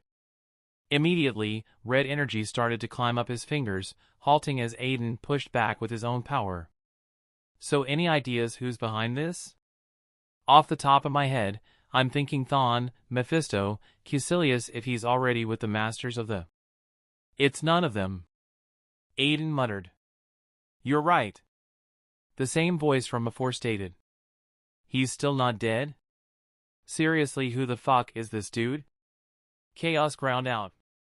Aiden clenched equity as he stood up, the page of the Darkhold hanging off his right hand. Ha ha ha, none of them are worthy. None of them have the resolve or the power. The sound rang out through the entire room. Then the tone changed into something softer but no less menacing. It seems I underestimated you, Aden Strong. I shall not do so again. It promised before completely disappearing, leaving behind those ominous words. I don't like the sound of that. Chaos spoke up. Aiden nodded in agreement. His divine sense, passive state was still enough to cover more than an entire solar system. And out of nowhere, he could feel multiple power levels start falling from the sky, through transfer relay beams like the Bifrost or portals in outer space. All coming down to Earth. It was clear this was the voice's doing. We need to get topside. He told Chaos before waving a hand and storing Hanuman's corpse with the rest of the dead gods. Aiden crouched and jumped. The soil making up the ceiling moved out of his way as he flew unimpeded towards the surface. He broke through what had turned out to become a sinkhole and bore witness to what seemed to be the end of the world. Elsewhere, on his Miami Beach house, Tony was unceremoniously dragged off the two buxom blondes who had been flanking him on his bed by his best friend, Rhodey. The latter was annoyed at him for sleeping in. They needed to have an important discussion about a few military deals between Stark Industries and the Army. Rhodey stepped over a passed-out, barely dressed model while shaking his head. "You're living too fast, Tony," he scolded, handing his best friend a glass of water and an ibuprofen pill. "Thanks." Tony nodded in gratitude before groaning and drowning the ibuprofen with a half glass of whiskey. Upon seeing the glare on Rhodey's face, he shrugged. "Come on, you can't tell me you're surprised by that." The billionaire playboy shot back, weighting the whiskey glass. Rhodey was about to reply when his attention was grabbed by something past the glass doors leading to the balcony of the beach house. "Did you leave your security lights on?" he asked a hangover Tony, who stared at him with a befuddled look before following the direction his eyes were looking. "No." They both walked towards the balcony and stopped before a view that was not all that common in Miami. "Ah, usually you have something to say about crazy shit like this," Rhodey pointed out. "Welcome to the 21st century, a time when nerds will be cool. Oh, and Armageddon has apparently arrived," Tony replied. "That was bad. I take it back," he added with a frown. "Nope. No take-backs. Man, but I wish I paid more attention at church," Rhodey responded with a shake of his head. Elsewhere, the Royal Talon fighter never made it more than a mile before they needed to stop. "Why is the sky raining fire?" Owinja, Adora Milaje asked out loud when everyone was too busy gawking at the descending balls of flame. "Hanuman's wrath has come down from the heavens to strike all those who oppose him," a Jabari warrior intoned, slamming his fist on his chest and howling. The rest of the Jabari warriors present followed suit. The cabin of the ship was filled with shouts from grown men. Chala stared at Okoye, and a silent conversation seemed to happen between them in the span of a few seconds. Then the ground below them, a few meters ahead, burst apart as something fast sped through the air, disappearing into the clouds above. "Take us down," Chala ordered. New York Sanctum, on the roof of the old building, the Ancient One stood in place with all the masters present in the Kamartaj order of sorcerers. Those they could spare at such short notice at least. "Hold on, Charles, this could get ugly before things calm down." The Ancient One had her eyes closed as she telepathically communicated with Xavier. A portal, this one green instead of the usual yellow, manifested a little to their side. "Hold!" The Ancient One opened her eyes, cutting off the transmission. The command was meant for the sorcerers behind her just in case they got trigger-happy and begun launching spells. "They are allies. For now." Unexpectedly, the voice did not come from the dozens of green-clad men and women arriving from the Green Portal, or as they were known, the Druids. Instead, it appeared from another portal, this one completely red and taking up space to their right. The owner of the voice was a bald-headed man wearing red robes that were matched by the 5 figures behind him. The Red Lotus. Master Ming, a sorcerer stationed at the Hong Kong Sanctum, spat out. "Ah, Ming, it seems you managed to nurse your leg back to working order." A long-haired tall Asian man jeered at him from the bald-headed man's side. "No thanks to you and your crooks, long way," Master Ming shouted back. "Please, Master Ming," the Ancient One said over her shoulder, "now is not the time." Ancient One. The leader of the newly arrived group, the Red Lotus, bowed. "Zahir." The Ancient One nodded back. Now that the pleasantries are out of the way, the leader of the Druids, a tall black woman dressed in a flowing green gown, pointed towards the sky. "How do we deal with this?" "It's the descent of the gods," the Ancient One explained. "All the earthly pantheons, barring the primordial gods who ascended past the physical realm, are here for one sole purpose." She raised a finger. "To kill the greatest source of mystical power known to all, the Avatar." The shock was immense. She ignored it and continued, "As to what we do? Nothing. Our task is to only mitigate the damage to the planet caused by the oncoming fallout. This fight is not one we can join in." "Xavier Mansion, how bad is it, Chuck?" Wolverine asked as he and Storm arrived at Cerebro just in time to see Charles place down his helmet. "Very bad. Lock down the school. No one goes out, and no one comes in." The last part was delivered with a regretful sigh, showing how hard that decision had been. Storm and Wolverine stared at each other in surprise before the latter turned to the professor. "Whatever you say, Chuck. Let us protect the children," Storm added, agreeing with the decision. Aiden's POV, I broke through the ground and was exposed to an unexpected sight. And bam!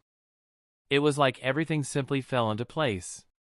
All the small bits of information finally combined and revealed the whole picture. The whole truth. I know who's behind all this. I told Chaos as thousands of gods fell from the sky towards the earth, all coming to face me. They had the same energy signature as the page of the Darkhold. "Oh really? Who?" Chaos asked out loud as I shifted into my normal form and twirled equity.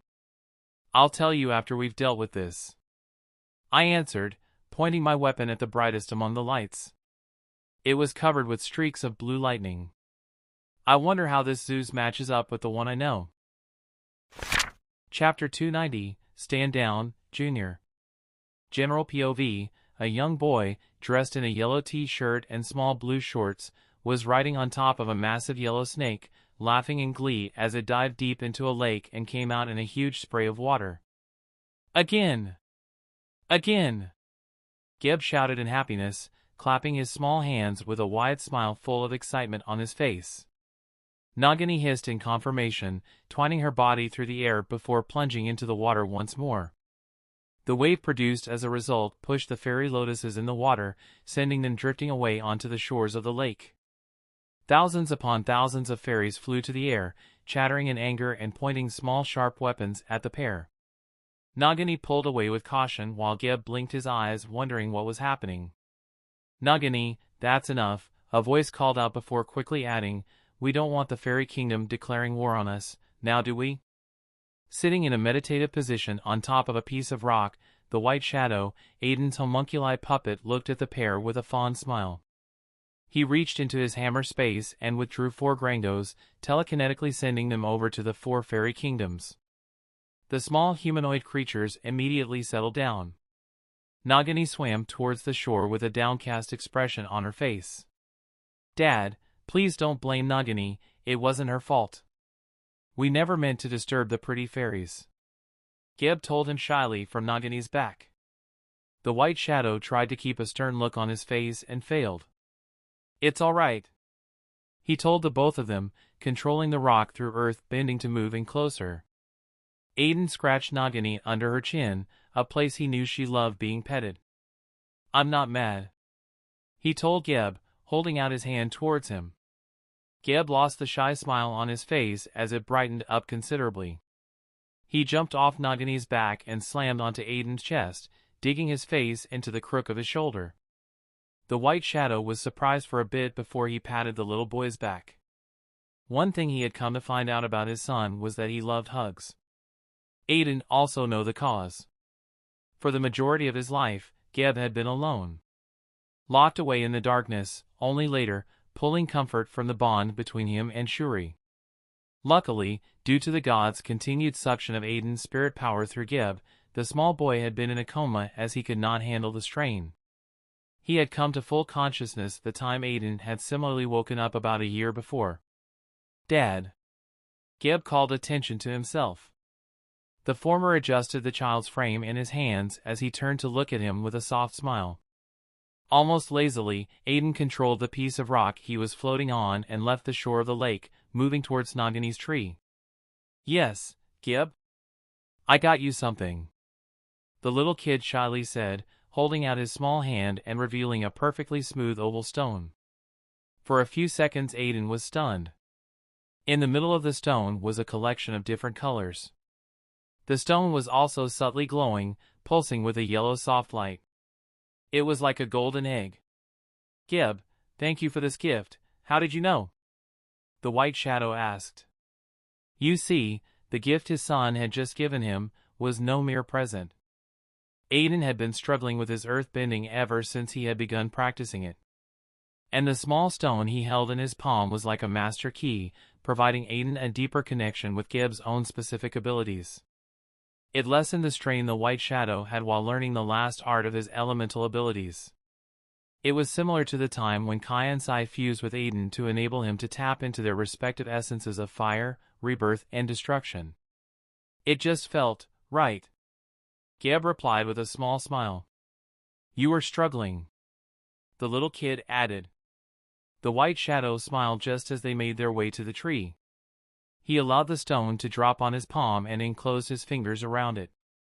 The spirit energy inside unraveled softly and a massive light show that could be seen from afar exploded out of him.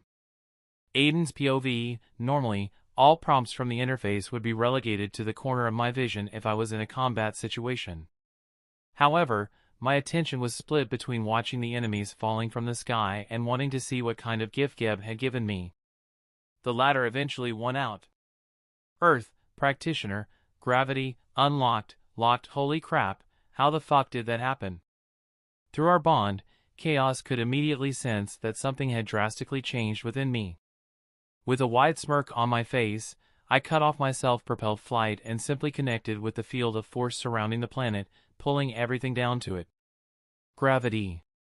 The first Earth sub-skill. And what a strong skill it was. I sank 2 inches down before I found myself easily suspended in the air. A gift from Geb, he unlocked the first sub-skill in the Earth category for me. Gravity? Why gravity?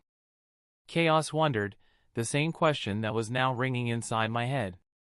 The answer came to me with the first of the gods changing courses from their intended landing point. They had begun heading straight towards me. Because he wanted to help, somehow, maybe due to his connection with the Earth, he could feel that it was in danger. You know what that means, right? If he's connected to the planet, then I can't let it get destroyed. There is a possibility that might harm him. I stated, watching as more of the falling stars changed courses like the rest. They were coming for me. Let's take this new ability out for a spin, shall we? A gracious host would welcome them. Well, it's better than using your original idea to fuse into your divine elemental form.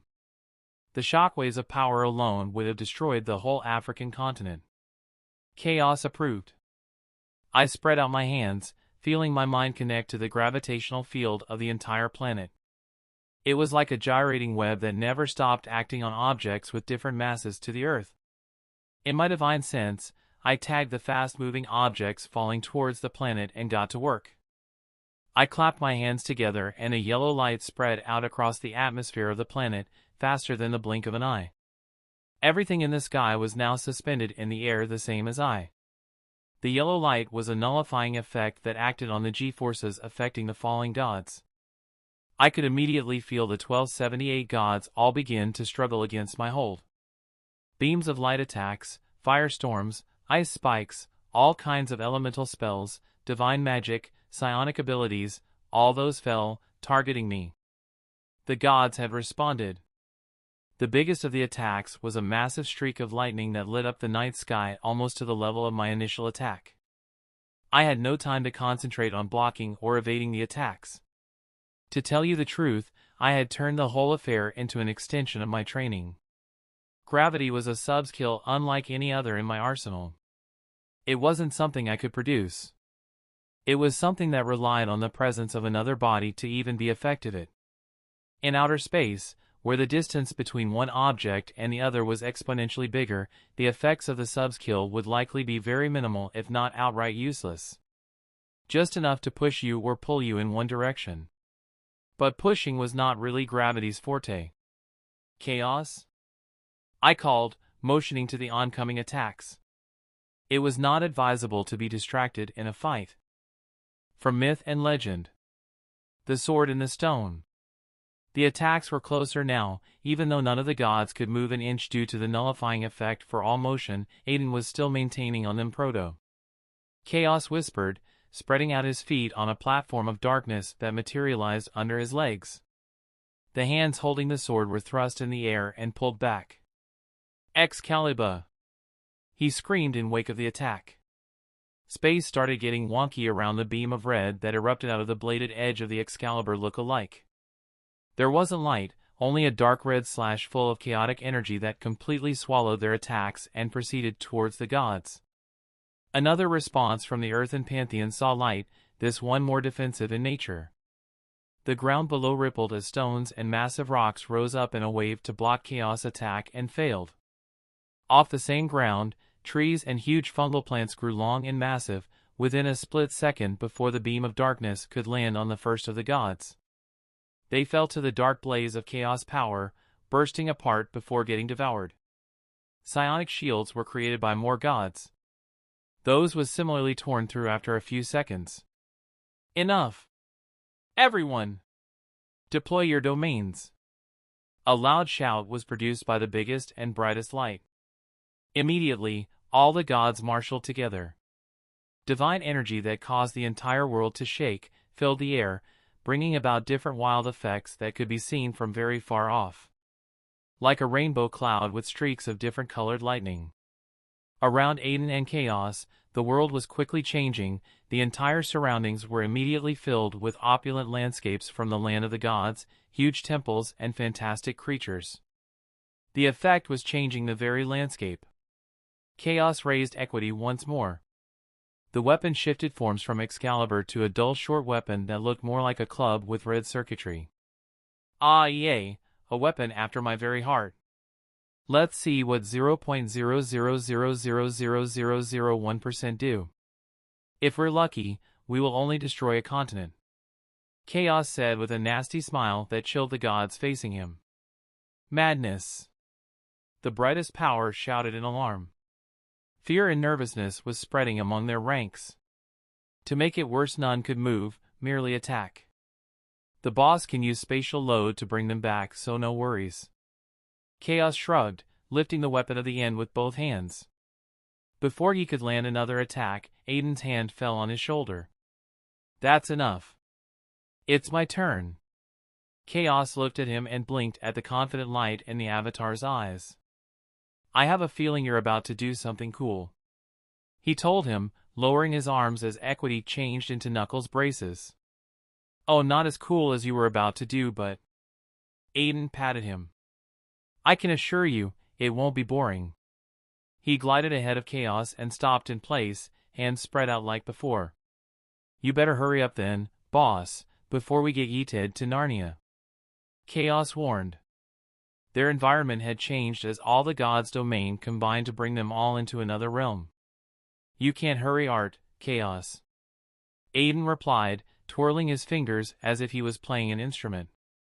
And different from any other skill, gravity is art. The art of pull and push. He pressed down on the oscillating force. One of the lights in the air found itself squished upon itself by virtually nothing but a uniform gravity. The light quickly lost its glow and collapsed upon itself, then Aden lessened the effect of the gravitational aura around it, causing an explosion of divine essence as the god contained within the light died. The combined domain lost a corner of the projected realm, revealing the torn and destroyed terrain that was Wakanda. The light from the dead god lit up brighter than anything else in the sky. Whoa, you were right, that is art. Chaos muttered, looking entranced. Well? Don't let it go to waste. We are going to need every shred of divinity we can get. Aden lightly ordered. Realization dawned in Chaos and he immediately pointed equity at the light, activating its shifting ability. From knuckle braces, they changed into a long spear. Then he awakened its devouring effect, something they hadn't needed to use for a long time. The light from the corpse of the dead god begun pouring into equity's pointed end in a long rope-like trail. Blasphemy! The very heavens roared with the voice from the leader of the gods, Zeus. He was at the forefront and had seen what had happened to Quetzalcoatl. The Mayan gods were even madder. The divine realm begun to undergo massive changes. The light, color, and beauty turned gray with storms of lava above head and... Oh fuck no! Aden yelled, the sound propagating and causing shockwaves of power that ripped apart the entire realm into divine energy that was further sucked away by equity. If you think, for 1 second, that I will allow you to act cooler than me, you clearly don't know who you're up against. Reverse gravity. Aden ended his statement by calling out the name of his next move. The attack was something that he felt needed a name, although he almost immediately regretted the corny name. The whole planet seemed to still for a second, and then, the nullifying effect imposed against the G-forces pulling the gods from the sky changed. A repulsion as the mass of the whole planet came bearing up on the deities caused the scene to change into something one would expect from a sci-fi movie. Things started floating up. The Earth was pushing away the energy balls. The Talon fighter, alarms begun blaring out inside the cabin of the jet. "We need to go. Now! I'm taking the Talon to the sky." The pilot gave a shout. A spear was immediately pointed at his neck. "You even think of flying out before the prince is here, and my spear will taste blood." Owinja told him menacingly, the tip of the spear nicking his dark skin and causing him to bleed a little. The Dora Milaje leaned in. "Are we clear?" The pilot gulped, hands retracting from the controls. "Yes." Crystal. Outside the Talon fighter, the whole compound of the palace was nothing but rubble. Running out, Okoye and 3 of her fellow Dora Milaje were sprinting while surrounding Chala. One of them tripped on a loose root and fell when the ground began to rumble and shake dangerously. "No! Sister!" Okoye tried to go back, but Chala was faster. He ran back and hoisted her up. Then things went bad. The rubble and debris around them began to float up to the sky. Chala pushed the Dora Milaje towards Okoye as the section of the ground below them broke apart and floated to the sky suddenly. "My prince!" Light surrounded them and the Talon, and they thought death had come for them. Then nothing happened. Nothing except a sudden silence. The noise of the ripped and floating ground died out. "You people must have a death wish," a familiar voice said, appearing from the sky with Chala's arm slung over the shoulder. Okoye looked around and saw the zone surrounding them, and the Talon was shielded within a yellow bubble. "Prince Chala!" Okoye raised her spear and pointed it at Chaos. "Unhand him." "I won't say it twice." The dark side of the Avatar frowned. "Careful, daughter of the border, treat me like an enemy and I shall be one." "Okoye, that's enough, he saved my life." Chala interrupted to give his subordinate the order. "Stand down." Okoye commanded just as Chaos and Chala landed. "You need to get out of here." Chaos informed them. "I can get the boss to create a path for you." Chala shook his head. "No, in the rubble we discovered a signal coming out of some of the underground bunkers constructed under the city. They were built just in case evacuation was slow in the event of a disaster. Some of them survived, and there are people trapped inside. I need to get them out." Chaos looked at the sky. Aden seemed to be in the middle of a pattern of lights emitting pulses of divine energy while surrounded by the crumbling realm. "You must be out of your mind." Chaos laughed at Chala. "Ha ha ha, but I love it." He sheathed equity, cutting off the devouring effect momentarily, and brought his palms together. A dark light began forming in the middle of them. "I don't think I've ever had a champion." "Neither the boss too." Okoye advanced while holding her spear. Chala held up a hand. "If I can save my people, then do what you need to do," he replied with confidence burning in his tone. "Awesome! Hey boss, would you mind if I made the prince one of your champions?" Aden heard the transmission in the middle of flexing the applications of his new sub-skill. "Cool. Just make him into something with a panther motif," he replied. "Nah, I have a better idea. People always talk about a black Superman but never really make it mainstream. Never really deliver. I'm creating a literal black Superman." Chaos countered, just as the swirling ball of darkness in his hands changed into a shield with the symbol of 2 forearms in the middle. With it came a surge of transcendental power. The essence of chaos washed out in shades of purple and red colors. Okoye gasped behind Chala. "My prince, I can feel it. This power, this man, he is a god," she whispered, tightening her palm around her spear. Her bravery was immediately swallowed up by reverence and fear. She instantly took a knee, slamming the pommel of her spear onto the ground. The Dora Milaje behind her also knelt. God? Chala muttered in disbelief. Looking deep into the eyes of the one who had saved him, he realized the truth. This was not just any regular being. He contained no mortality. He was a being that defied logic just like Bast. But after Bast, could they ever trust in another god? Don't compare me to them. Chaos rolled his eyes. You can read my mind?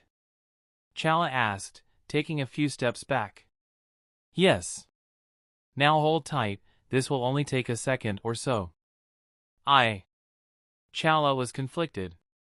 Chaos knew there wasn't time for a deep speech, so he opted to use the prince's motivation against him. You said you would do anything for your people. With that statement alone, Chaos had him right where he wanted. Yes. Chala resolved. I did. He looked up as the indecision disappeared. Give me the power to save them, he said, blazing with determination. Aden's POV, Chaos couldn't understand just how amazing this felt. This power, the power to control gravity, was cool just alone, but then you added, as I did, something else.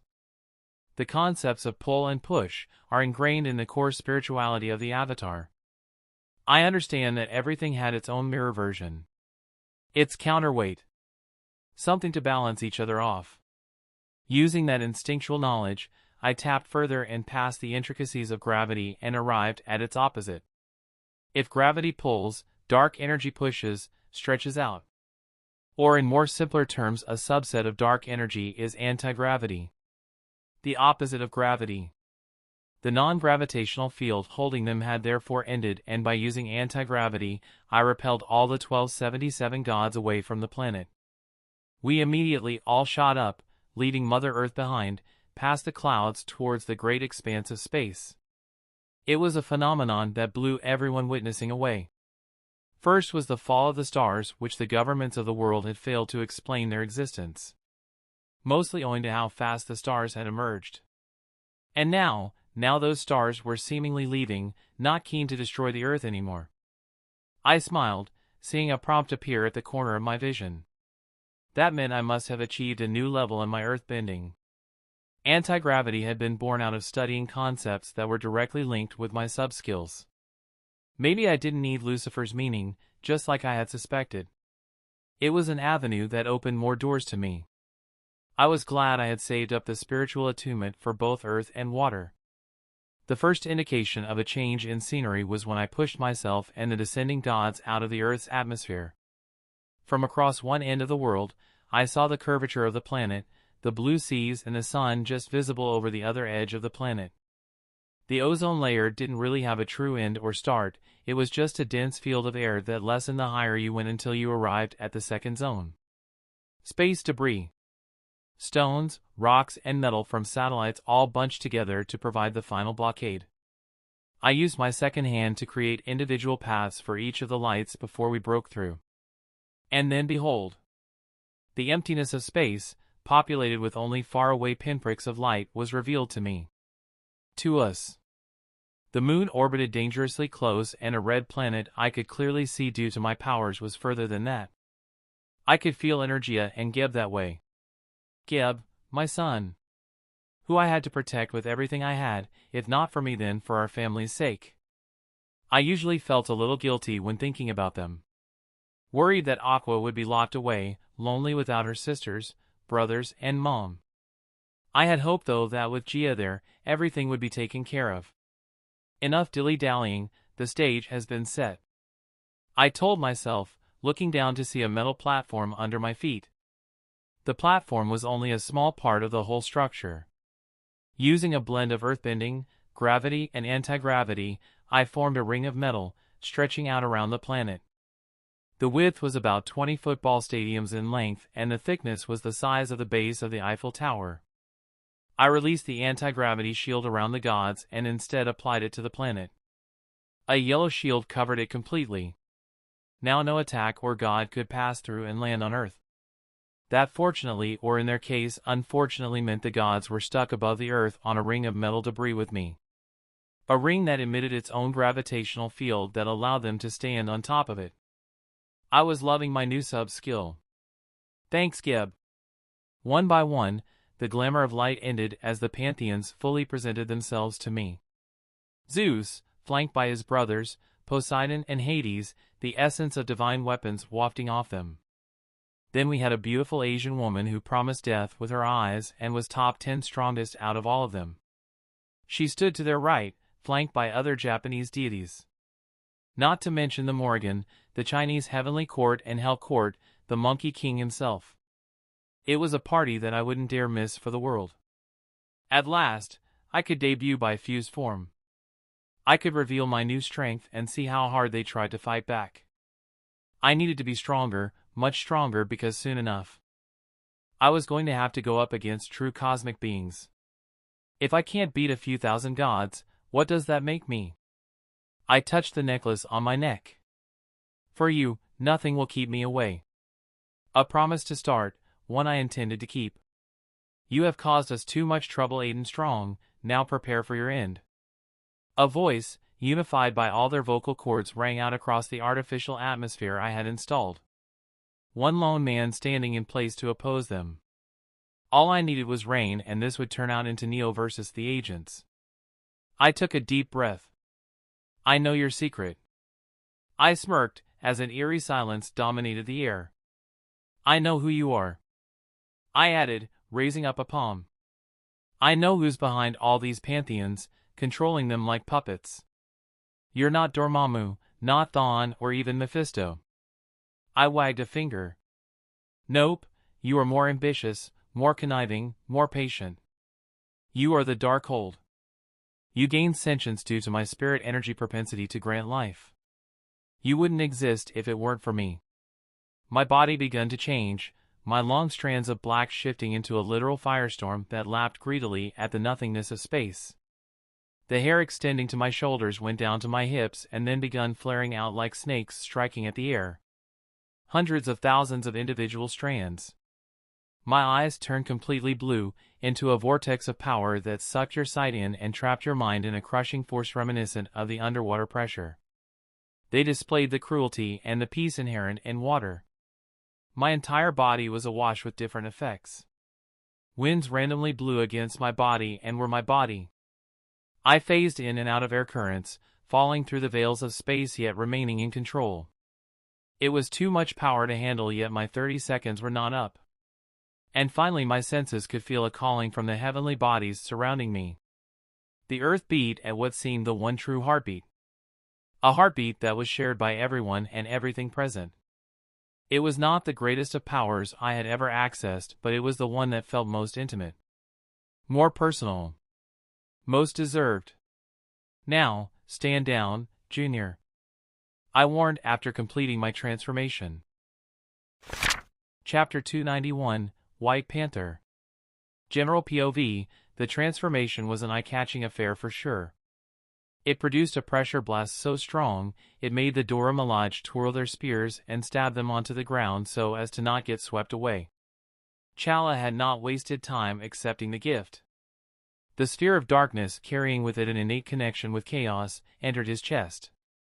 The metamorphosis begun with him hunching his back in pain and falling to the ground. My prince! Okoye tried to go to him, but found herself held in place by some unseen force. Bad Dora Milaje. Chaos admonished lightly. If you disrupt him while he's going the process, who knows what could happen? Okoye was breathing heavily, torn between duty and hope. Eventually the latter won out. The shadows around seemed to be sucked inside the vortex of power surrounding Chala. His body went through changes, while Chaos looked on in glee. Aden had the template for Kryptonian DNA stored in his mind, and by extension, so too did Chaos. He used the same process Aden had used to enhance Starfire's abilities to the next level. Then, with the connection Chala now had with Chaos, the possibility of him getting more esoteric abilities other than the perfected Kryptonian DNA was very high. Case in point, Chala could change into his costume simply by touching a shadow. How convenient was that? Chaos praised his creative thinking. Soon after, the transformation ended and Chala opened his eyes. Incredible. The Wakandan muttered in awe, floating to the sky unassisted. only a field of bio-energy enclosing him. It's a bird, it's a plane, no, it's a man. It's Black Superman, official name still pending. Chaos announced lively. The darkness washed off to reveal a black and purple costume-clad superhero.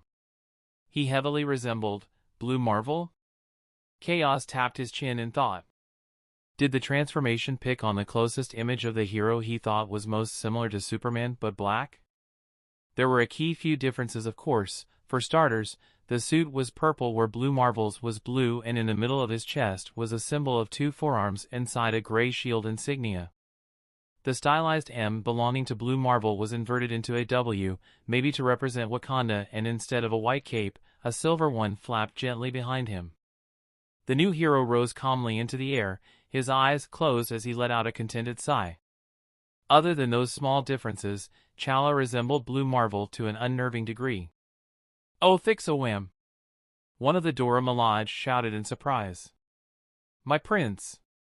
Okoye tentatively stood up from where she had been kneeling. Her fingers tightened on the spear she held in hand. "You look different," she informed him after a slow once-over. His face was more angular than before. His body had changed from the lithe form of a young man into a bodybuilder bulging with muscles. Built for power but also speed and endurance. The perfect physique. His hair had streaks of white on the sides of the crew-cut hairstyle he had. T'Challa turned around in the air. His vision could see past the Dora Milaje skin and bone, even further ahead, and he could see a mosquito flapping its wings slowly on the leaf of a tree at the outskirts of the destroyed landscape. That tree was over hundreds of miles away. His body felt full of unfathomable strength. It was an effort to keep still when everything in him demanded he flex his new power. Was this how the Black Panther felt? Okoye. His voice sounded deeper and rich with strength as he called out the name of one of his closest friends. "Gather the others, tell the pilot to change course. Our first stop is the Inner-City General Hospital. We are going to go save our people." Okoye slammed her fist on the side of her chest, a proud smile appearing on her face. "As you command, White Panther." She whirled around. "Fuman Gap Handle." She and her sisters left, leaving behind T'Challa with a smiling Chaos. Before either of them could say anything, their whole surroundings reshuffled. The yellow shield around the zone of the Talon fighter spread out further, revealing the areas obscured by the gods' projection of their realms. The yellow shield rose up to entirely cover the sky, pushing away everything else. "The lights, they are gone," T'Challa said, eyes cast upwards. A minute later, he frowned. "Wait. Oh, you can see it?" Chaos asked with a smirk, crossing his hands before his chest. "Yes. I can see them." T'Challa's gaze was unimpeded, managing to land on a gray ring of metal that was invisible to any normal human standing on the surface of the Earth. The ring seemed to move from one horizon to the other, around the planet. And on top of that ring was a man. The one who had attacked them. Upon closer look, he seemed to be in his early 20s, the same as T'Challa. However, something inside the prince faltered in fear.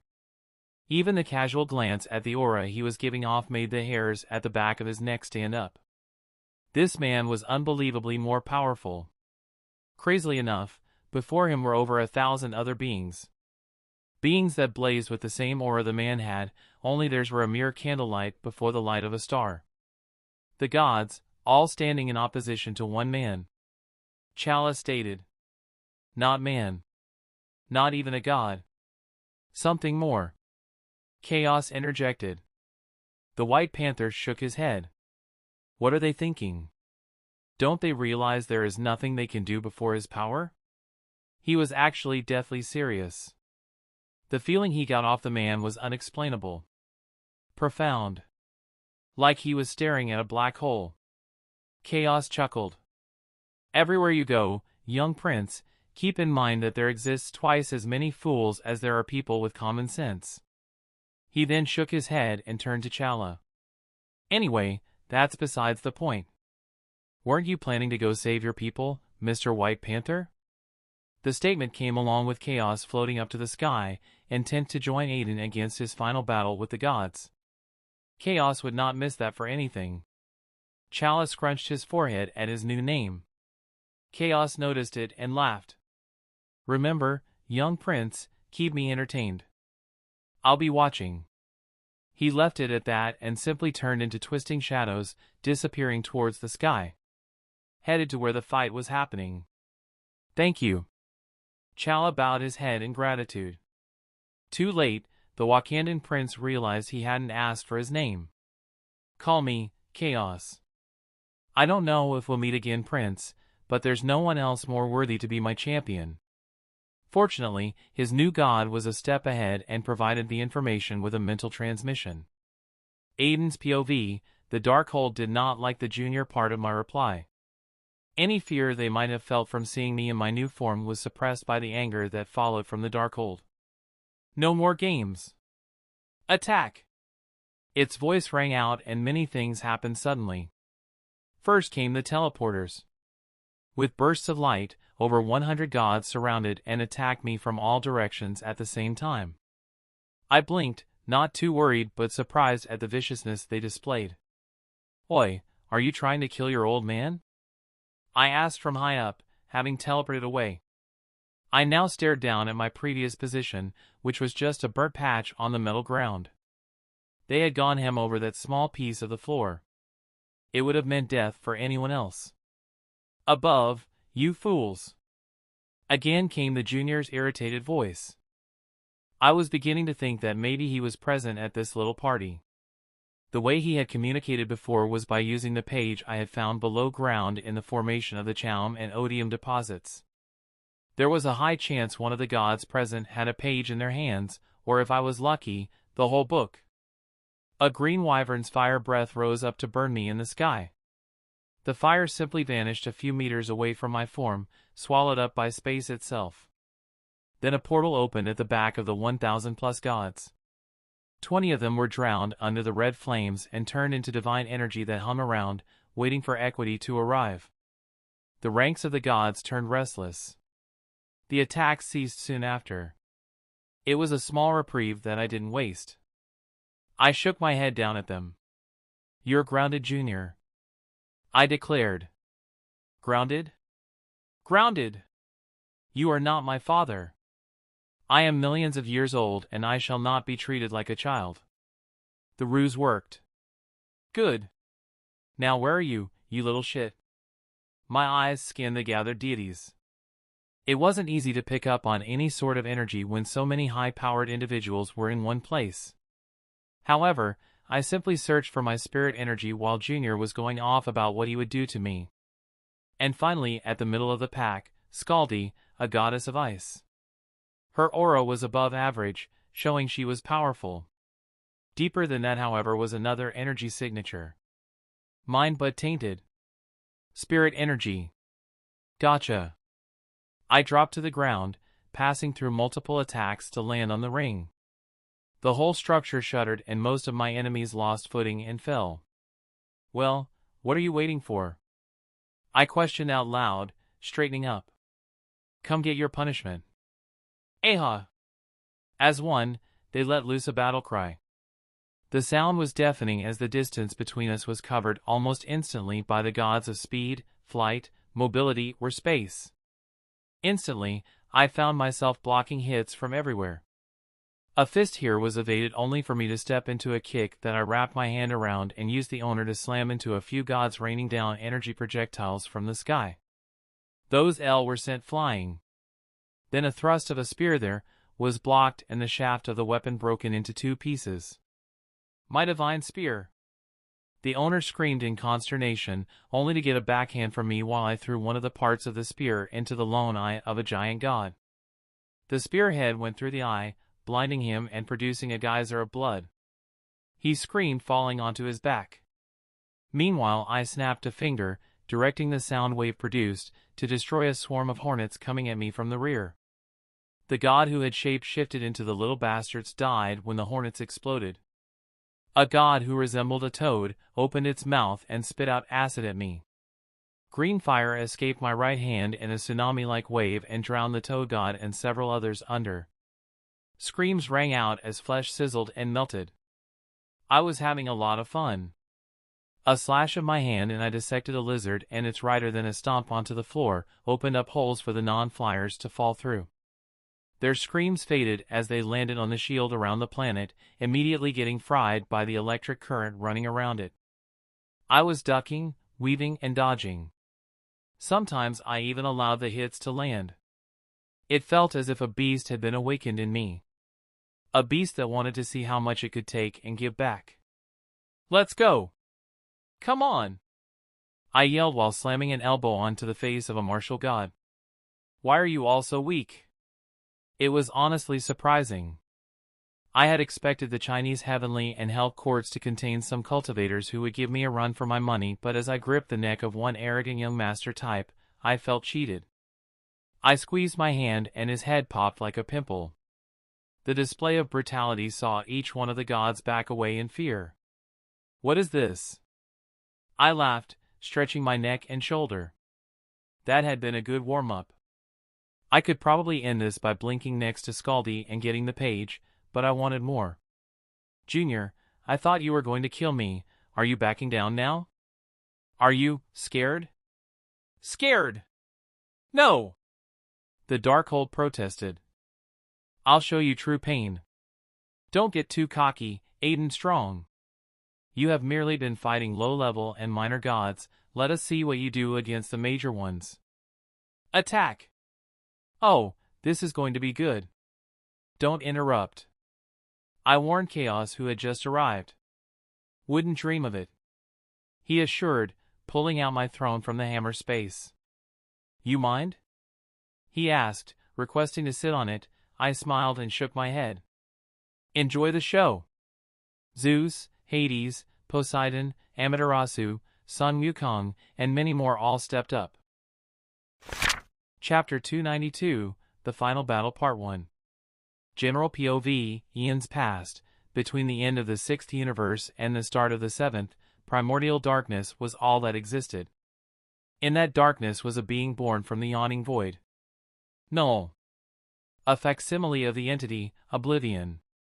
Then the Celestials came, encroaching on the darkness and inadvertently pushing back Null's home to give rise to creation. For a being that had only lived in the absence of light, this was an existential threat.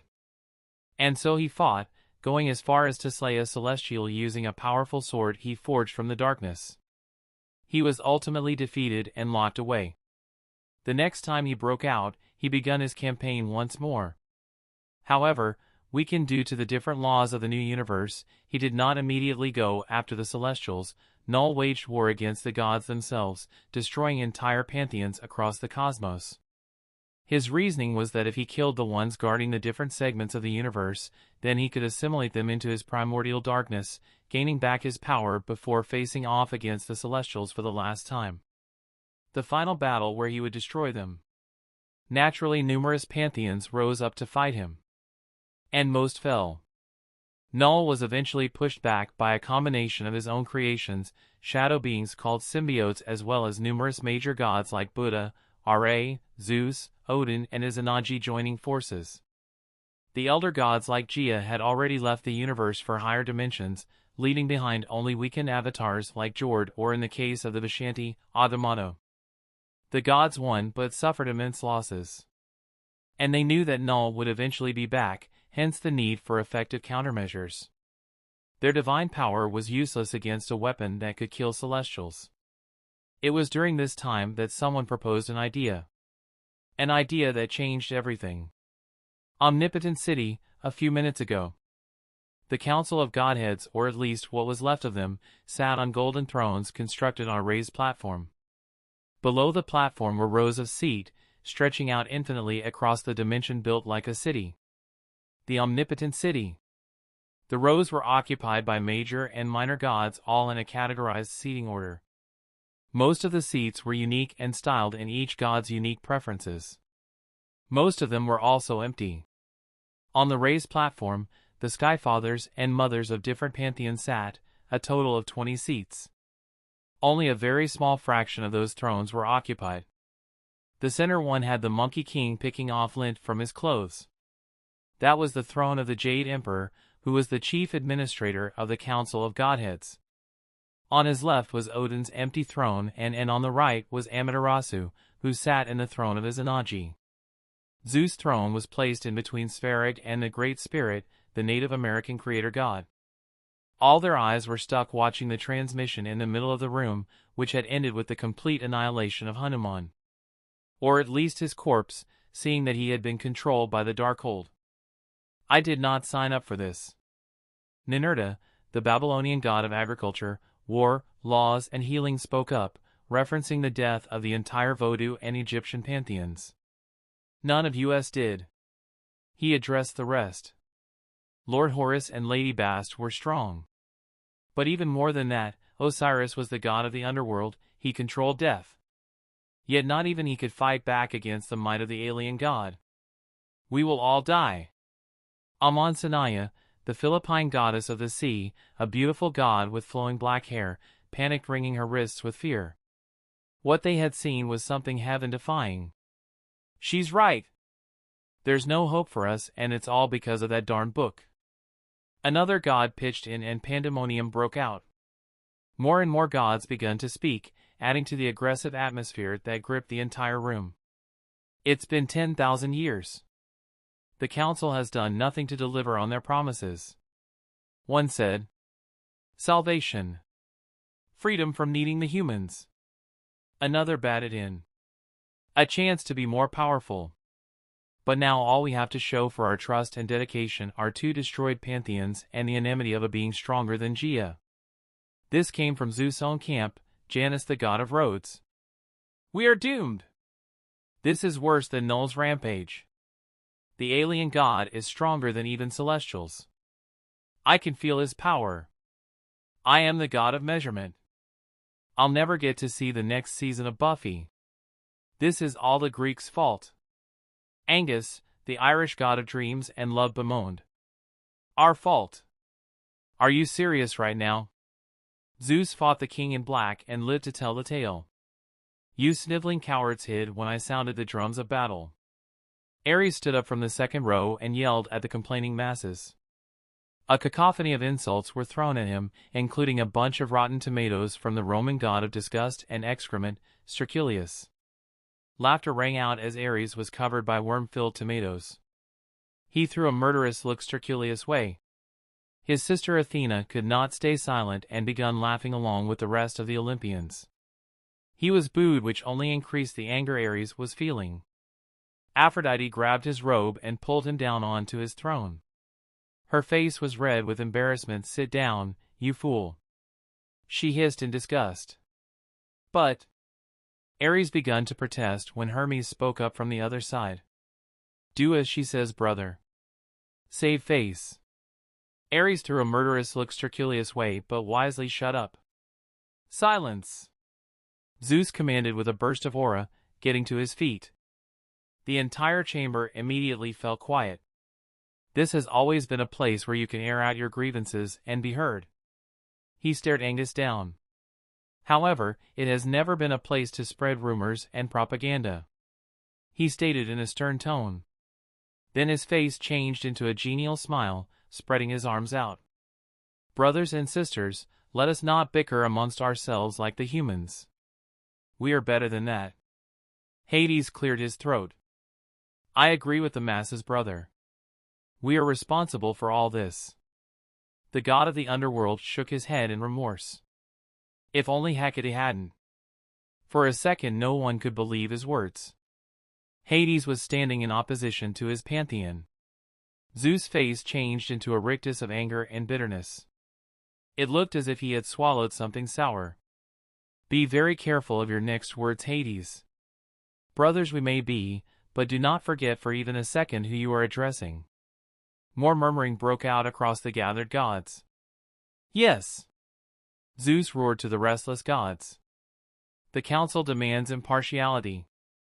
I have a duty to uphold its guidelines, but I am first and foremost the king of Olympus. My responsibilities to my pantheon come first. He glared at Hades amid the ruckus caused by his unfiltered words. and I shall not allow us to be slandered, even by one of our own. Hades stared back at him unflinchingly.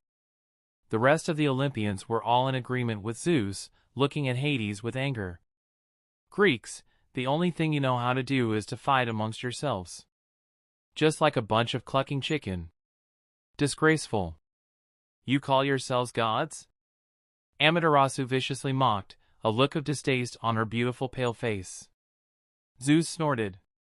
Look who's talking, you banished your own brother for doing his duty. He ridiculed, eliciting a fresh burst of laughter from the rest of the gods. If it is family drama you want, Amaterasu, look no further than your own pantheon. Zeus was quick to retaliate. Susanoo narrowed his eyes at his sister from the second row.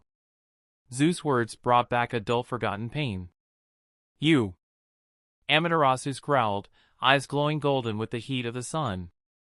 A charged current of energy sparked along Zeus' silver hair as the two glowered at each other from their respective thrones.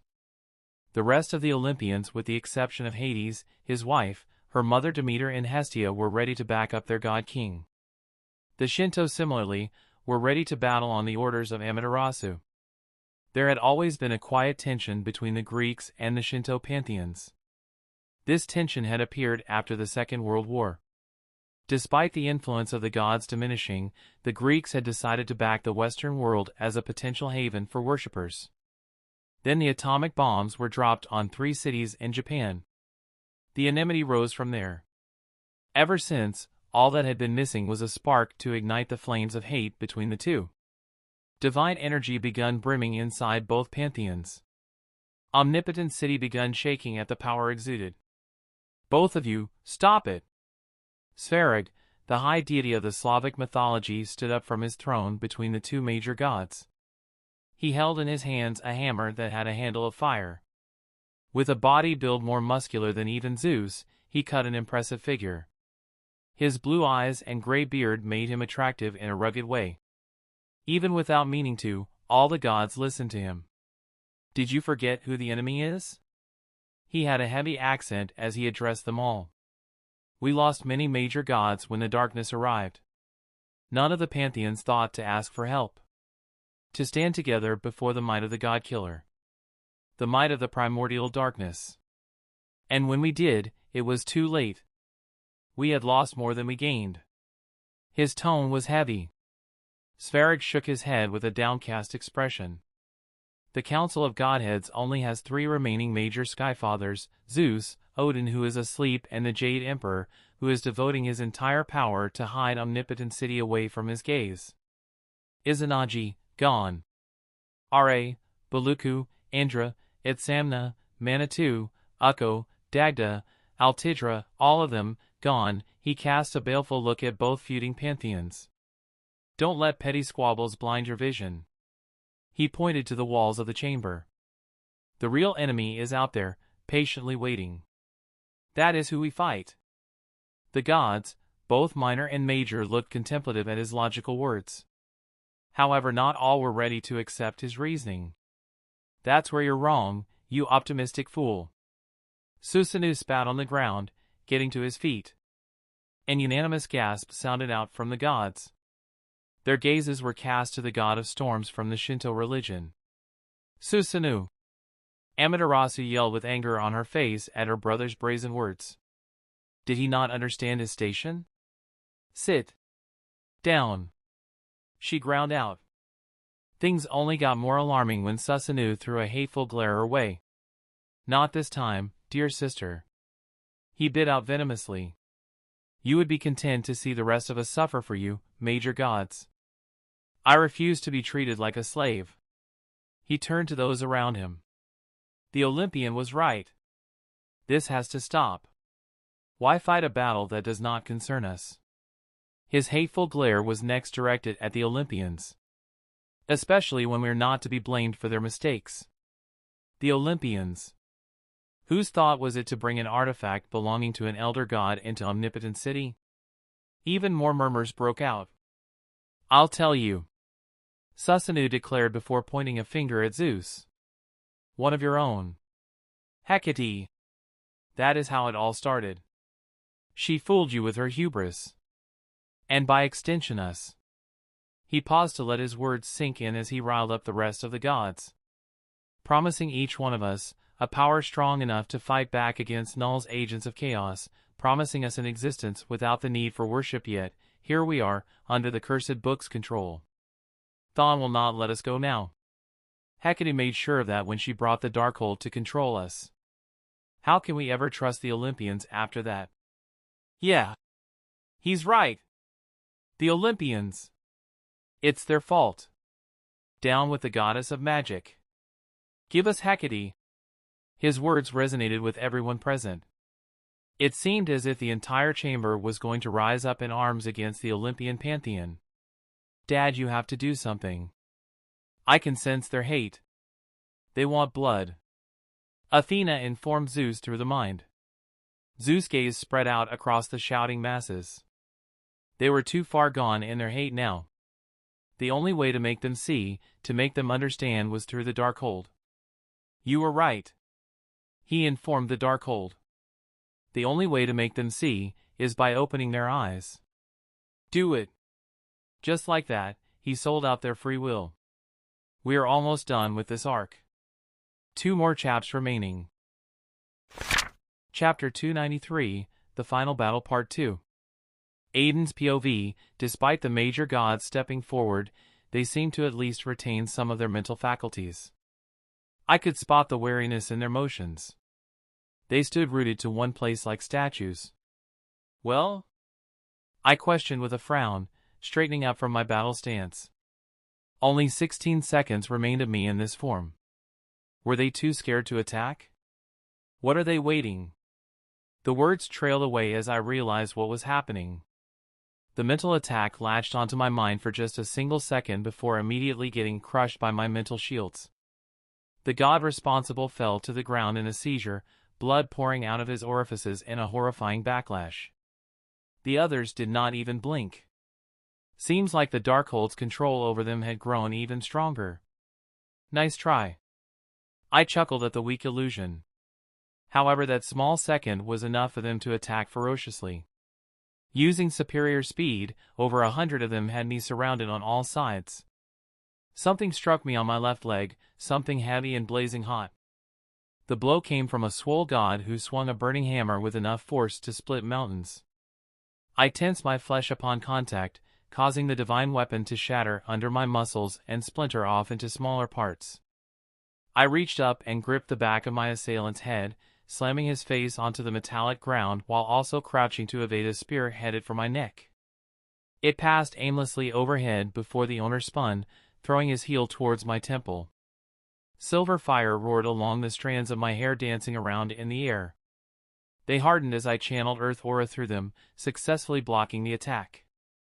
The fire spread up from my hair to his foot, then his leg in a single second, turning his entire body into ash. Die! A pale goddess wielding fans from the heavenly court slashed out at my front, gliding forward in a beautiful spin. Blue water dragons escaped her weapons with an aura of sharpness. I brought up my right hand with the palm clutched on the back of the hammer-wielding god's head. His body was used to block the attack. Screams rang out as the attack sliced and slashed him apart. I laid my other palm flat on his back and sent forth a beam of plasma. The shining blue attack pierced through his corpse and disintegrated the upper part of the fan-wielding goddess and over 20 more gods behind her. The rest immediately backed away in fear, which showed me that at least a small part of them retained control over their minds. The fear was warranted. They had after all just seen me destroy a few major gods like it was nothing. I pointed a finger at Zeus, then run it across my neck. You're letting your inner sadist show. Chaos told me from my back. Pay attention to your surroundings. I told him with a smirk. Oh crap! He yelled in surprise. The ground shook slightly as I heard a thunk. Through my divine sense, a shadow had appeared over him. It turned out to be a giant ant, a tree-like monster with a god draped in green leaves and foliage on its shoulders. Pan. Don't fight me! Fight him! Chaos told him while pointing a finger my way. If my throne gets destroyed, I'll lock you away in an unescapable room with the god of annoyance. I warned him, then ignored his cries of protest while I brought my attention back to the majority of the gods. Pan and his Ent seemed to be the only ones willing to play a game of whack-a-mole with chaos. The rest had created distance between us. They stepped back whenever I stepped forward. Scared already, Junior? I had the half-mind to teleport over to Scaldi and rip the darn book to pieces. This was supposed to be a high-octane fight. At this rate, I was simply wasting energy. Don't call me that, he bit out as I sighed, willingly dropping back into my regular form. There wasn't a point. You're not making this fun, you know? I complained. I thought the purpose of controlling them was for them to be fearless. So why did they reek of terror? Their bodies shivered at the thought of going up against me. Maybe changing tactics was the right way to go?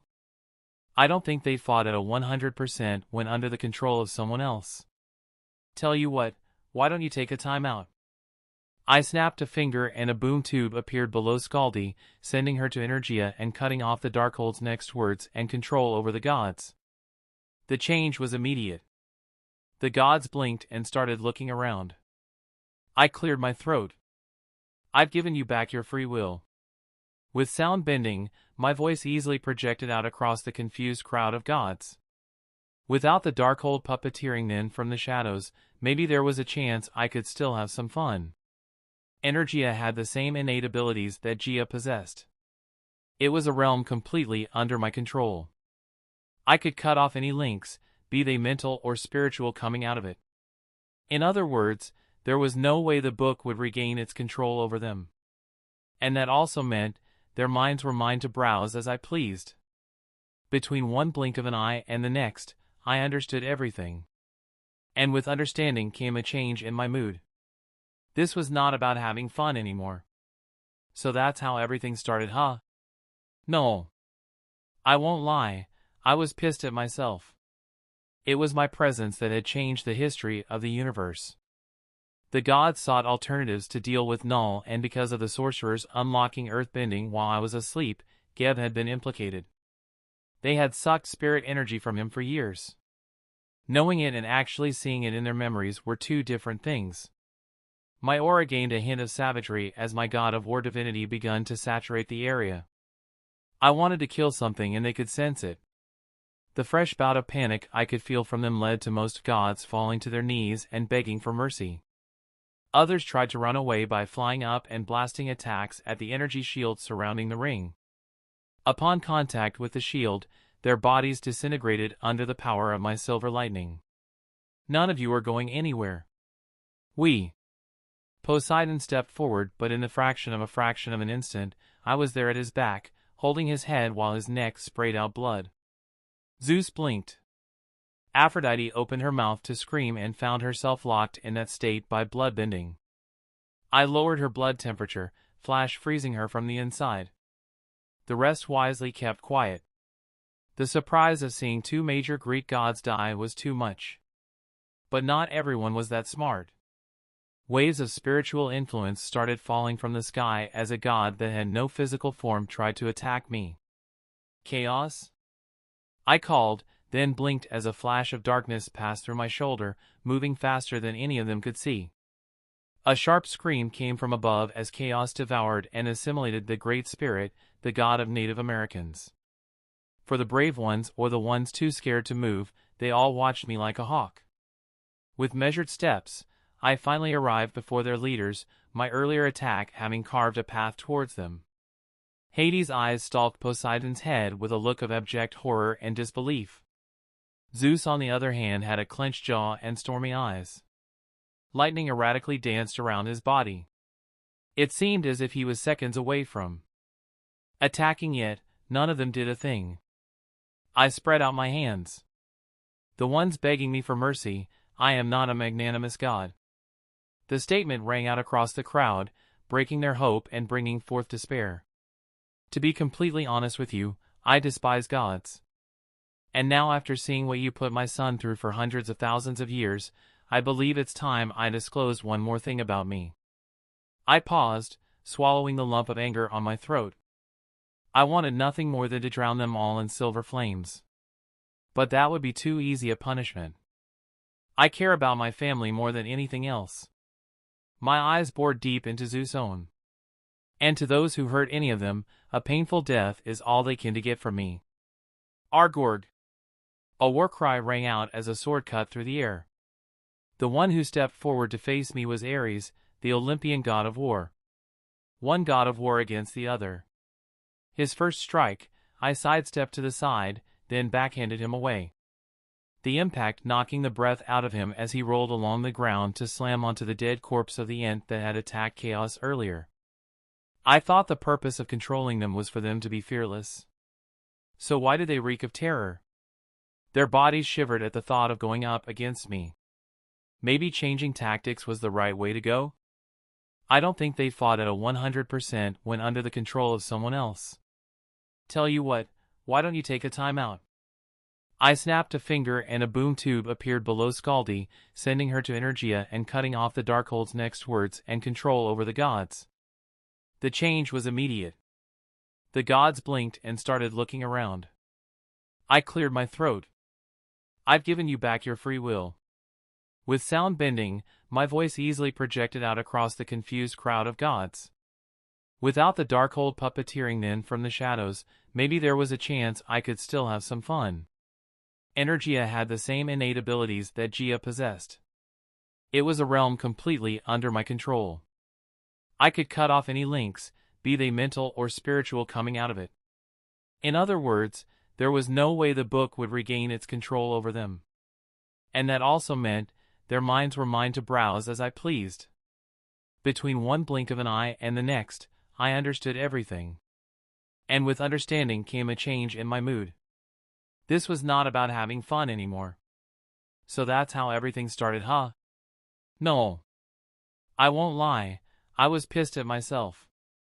It was my presence that had changed the history of the universe. The gods sought alternatives to deal with Null, and because of the sorcerers unlocking earthbending while I was asleep, Geb had been implicated. They had sucked spirit energy from him for years. Knowing it and actually seeing it in their memories were two different things. My aura gained a hint of savagery as my god of war divinity begun to saturate the area. I wanted to kill something and they could sense it.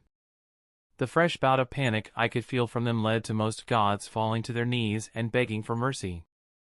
Others tried to run away by flying up and blasting attacks at the energy shield surrounding the ring. Upon contact with the shield, their bodies disintegrated under the power of my silver lightning. None of you are going anywhere. Poseidon stepped forward, but in the fraction of an instant, I was there at his back, holding his head while his neck sprayed out blood. Zeus blinked. Aphrodite opened her mouth to scream and found herself locked in that state by bloodbending. I lowered her blood temperature, flash freezing her from the inside. The rest wisely kept quiet. The surprise of seeing two major Greek gods die was too much. But not everyone was that smart. Waves of spiritual influence started falling from the sky as a god that had no physical form tried to attack me. Chaos? I called, then blinked as a flash of darkness passed through my shoulder, moving faster than any of them could see. A sharp scream came from above as Chaos devoured and assimilated the Great Spirit, the god of Native Americans. For the brave ones or the ones too scared to move, they all watched me like a hawk. With measured steps, I finally arrived before their leaders, my earlier attack having carved a path towards them. Hades' eyes stalked Poseidon's head with a look of abject horror and disbelief. Zeus, on the other hand, had a clenched jaw and stormy eyes. Lightning erratically danced around his body. It seemed as if he was seconds away from attacking, yet none of them did a thing. I spread out my hands. The ones begging me for mercy, I am not a magnanimous god. The statement rang out across the crowd, breaking their hope and bringing forth despair. To be completely honest with you, I despise gods. And now, after seeing what you put my son through for hundreds of thousands of years, I believe it's time I disclosed one more thing about me. I paused, swallowing the lump of anger on my throat. I wanted nothing more than to drown them all in silver flames. But that would be too easy a punishment. I care about my family more than anything else. My eyes bored deep into Zeus' own. And to those who hurt any of them, a painful death is all they can to get from me. Argorg! A war cry rang out as a sword cut through the air. The one who stepped forward to face me was Ares, the Olympian god of war. One god of war against the other. His first strike, I sidestepped to the side, then backhanded him away. The impact knocking the breath out of him as he rolled along the ground to slam onto the dead corpse of the Ent that had attacked Chaos earlier. He rose up unsteadily, broken bones and torn flesh healing up in but a second. Face me, you coward. Prove to me that you are what I sense you are, a god of war. Coward? Is this fool serious? I laughed, whirling around. Are you challenging me? Yes. He stated, red divine energy that carried an essence of slaughter washing over him. His body was draped by a golden red armor as he twirled his sword. I could feel the fluctuations of a mental conversation happening behind me among the gods. Scheme all you want. Plan countermeasures and come up with strategies. I stared back at Zeus, Amaterasu, Sun Wukong, who was the only one looking unworried by the situation, and a few more major gods. Just know that it's all useless. I'll give you time to decide the order in which you want to die. Stepping away, red fire washed down my hand before forming into a black lance with flames covering the head. Its tip crackled with sparks. As for you, Ares, I accept your challenge. I narrowed my eyes. Don't die too fast. Ares was the first to strike, closing the distance between us in less time than I expected, his sword flashing through the air as he launched himself at my left. But I was quicker, yet again sidestepping the attack and retaliating with a swift strike of my own at roughly the same speeds he was moving at. Ares dodged, his sword clanging against the shaft of spear as he tried to find an opening. He was relentless. However, my movements were precise and calculated, blocking or dodging at every turn. Ares was having a hard time keeping up, so I lowered my speed until he could finally start seeing my moves. Until he could start capitalizing on openings. His sword produced sparks and loud clangs as it clashed against my spear. It was easy to see that he was skilled.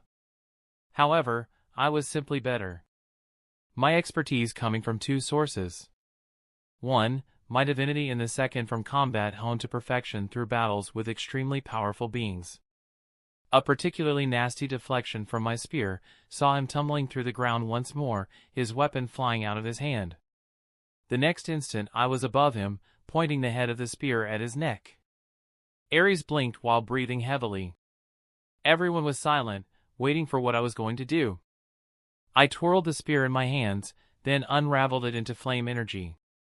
Your daddy is not yet done scheming, I informed him, stretching out a hand for him to use to get up from the ground. Ares reached out and grabbed my palm. I smiled, pulling him up from the ground and slamming him onto the floor behind me. His breath was knocked out of him as his eyes widened. I wound my foot back and kicked him on the side. He rolled away before coming to a stop before Zeus. Get up, I ordered. The god of war stumbled backward, his breath knocked from him. But he was not defeated yet. With a fierce cry, he summoned all of his strength and charged forward, his hands extended like claw. Unarmed combat, huh? Let's go. The two of us collided in a frenzy of punches, kicks, and slashes. Each of his punches was like fending off slow and weak blows from a child. I dodged a fist and landed a palm on his nose, breaking it. Before he could heal, the next winding attack he threw landed on my open hand. I squeezed his wrist and heard it snap, then my forearm smacked onto his elbow and made it bend the wrong way with a sickening crunch. My foot kicked out and broke his knee from the contact of my heel and the side of the joint. Ares opened his mouth to scream, but a hit straight to the throat blocked the airway. He opened his eyes wide and took a few steps back, gasping for air. I waited as he healed, using telekinesis to summon his sword onto my hand and send it flying into his. Ares looked up warily. You're a god of war. Death is only meaningful in battle. The words roused him up. Ares was determined to win, his pride was on the line as he redoubled his efforts. He stepped forward and swung his sword with all his might, the blade arcing through the air as he sought to take down his opponent, me. The bladed edge of his weapon struck the side of my spear and broke. Ares had left himself exposed for just a fraction of a second, and I was only too quick to take advantage. I lunged forward, my flames forming into a sword that pierced through his chest in a single, swift motion. Ares staggered, his sword falling from his grasp as he clutched at the wound. He looked up at me, eyes wide with surprise and anger. It was a good fight, I consoled, pulling out the sword and watching as golden flames started consuming him. You defeated me, he gasped, his voice barely a whisper. I gave a nod. What can I say? I'm the better god of war. And with that, Ares fell to the ground, his body consumed by the flames of my weapon. The battle was over, and I stood tall as the victor. Now for the footnote. Well, what scheme did you finally land on? I threw over my shoulder at Zeus. Chapter 294, The Final Battle Final Part.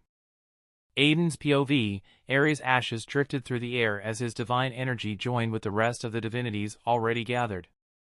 Ares. I could feel their shock and anger. Careful, goddess of wisdom. I warned Athena as she unsheathed her sword in fury. Make the first move and I will slay you where you stand, denying you a few more minutes of life. Athena ground her teeth but wisely stepped back. Well? I looked back at Zeus.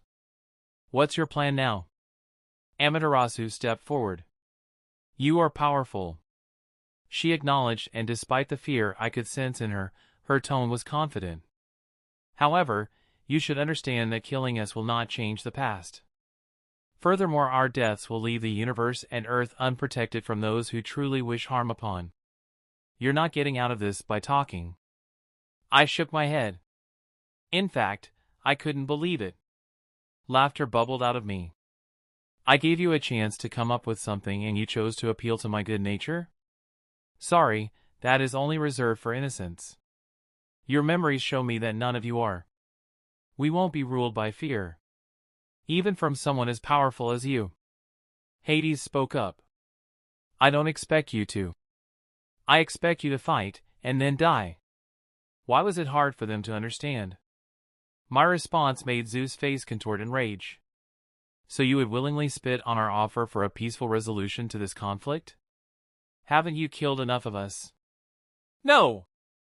I shot back, eyes blazing with rage. We are way past that, and before you use the Darkhold as an excuse, it only really took control of your minds recently. You chose to use the infernal arts in that damned book. You turned my son into a battery. You chose to steal his life force from him, and God forbid, but if I had slept for a few more years, he would have died. That was why I was so mad. Despite all my failings, I had never let harm befall my kids. This was the first and last time. Ever. You will serve as an example. Mess with me but not my family. Sun Wukong began clapping happily. I told you all that it was too late. Monkey's always right. Now can we fight? Can we please beat on each other until one of us dies? He questioned with an eerie smile full of battle lust that was aimed at me. Fine. Amaterasu decided, and with that I smiled. Fuck negotiations, I was killing me some gods. I'll make pulp out of you. Squish your insides like the mushy goodness of a banana. Sun Wukong laughed out loud as the major gods finally joined in on the fight. I ignored his rumblings and instead turned to the only ally I had. Remember chaos, stay out of it. I ordered, sensing him hovering above the sky while invisible. Whatever you say, boss. He replied in confirmation. The first few steps the Monkey King took towards me saw him directly transformed into a fiery form, a massive fireball surrounding him as he roared and attacked. I raised my hands and summoned a wall of ice to block his attack.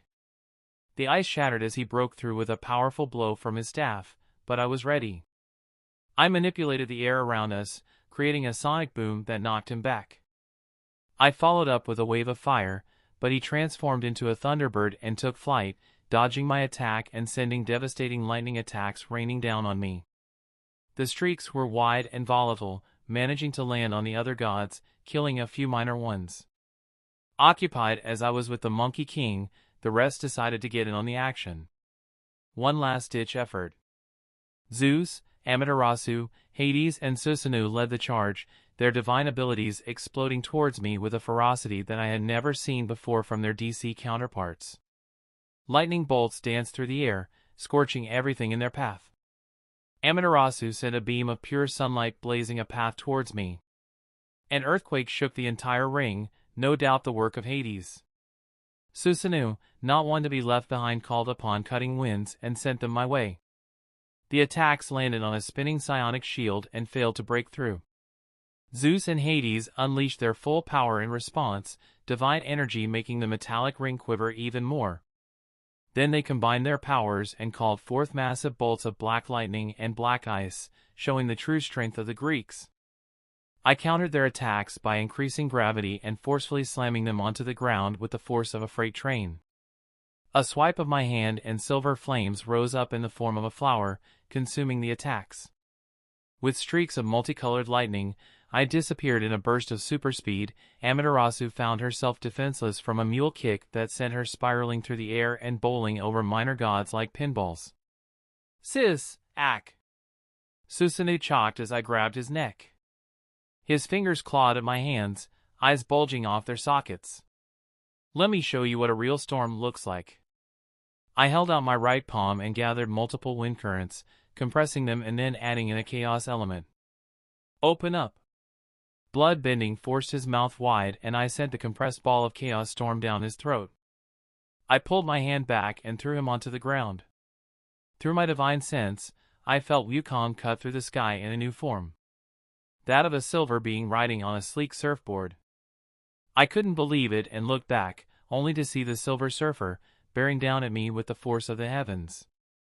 I dropped to the floor of the ring and slammed my hands down. Spikes the size of massive oak trees and as tall as redwoods emerged from the floor, glowing purple before shooting out towards him.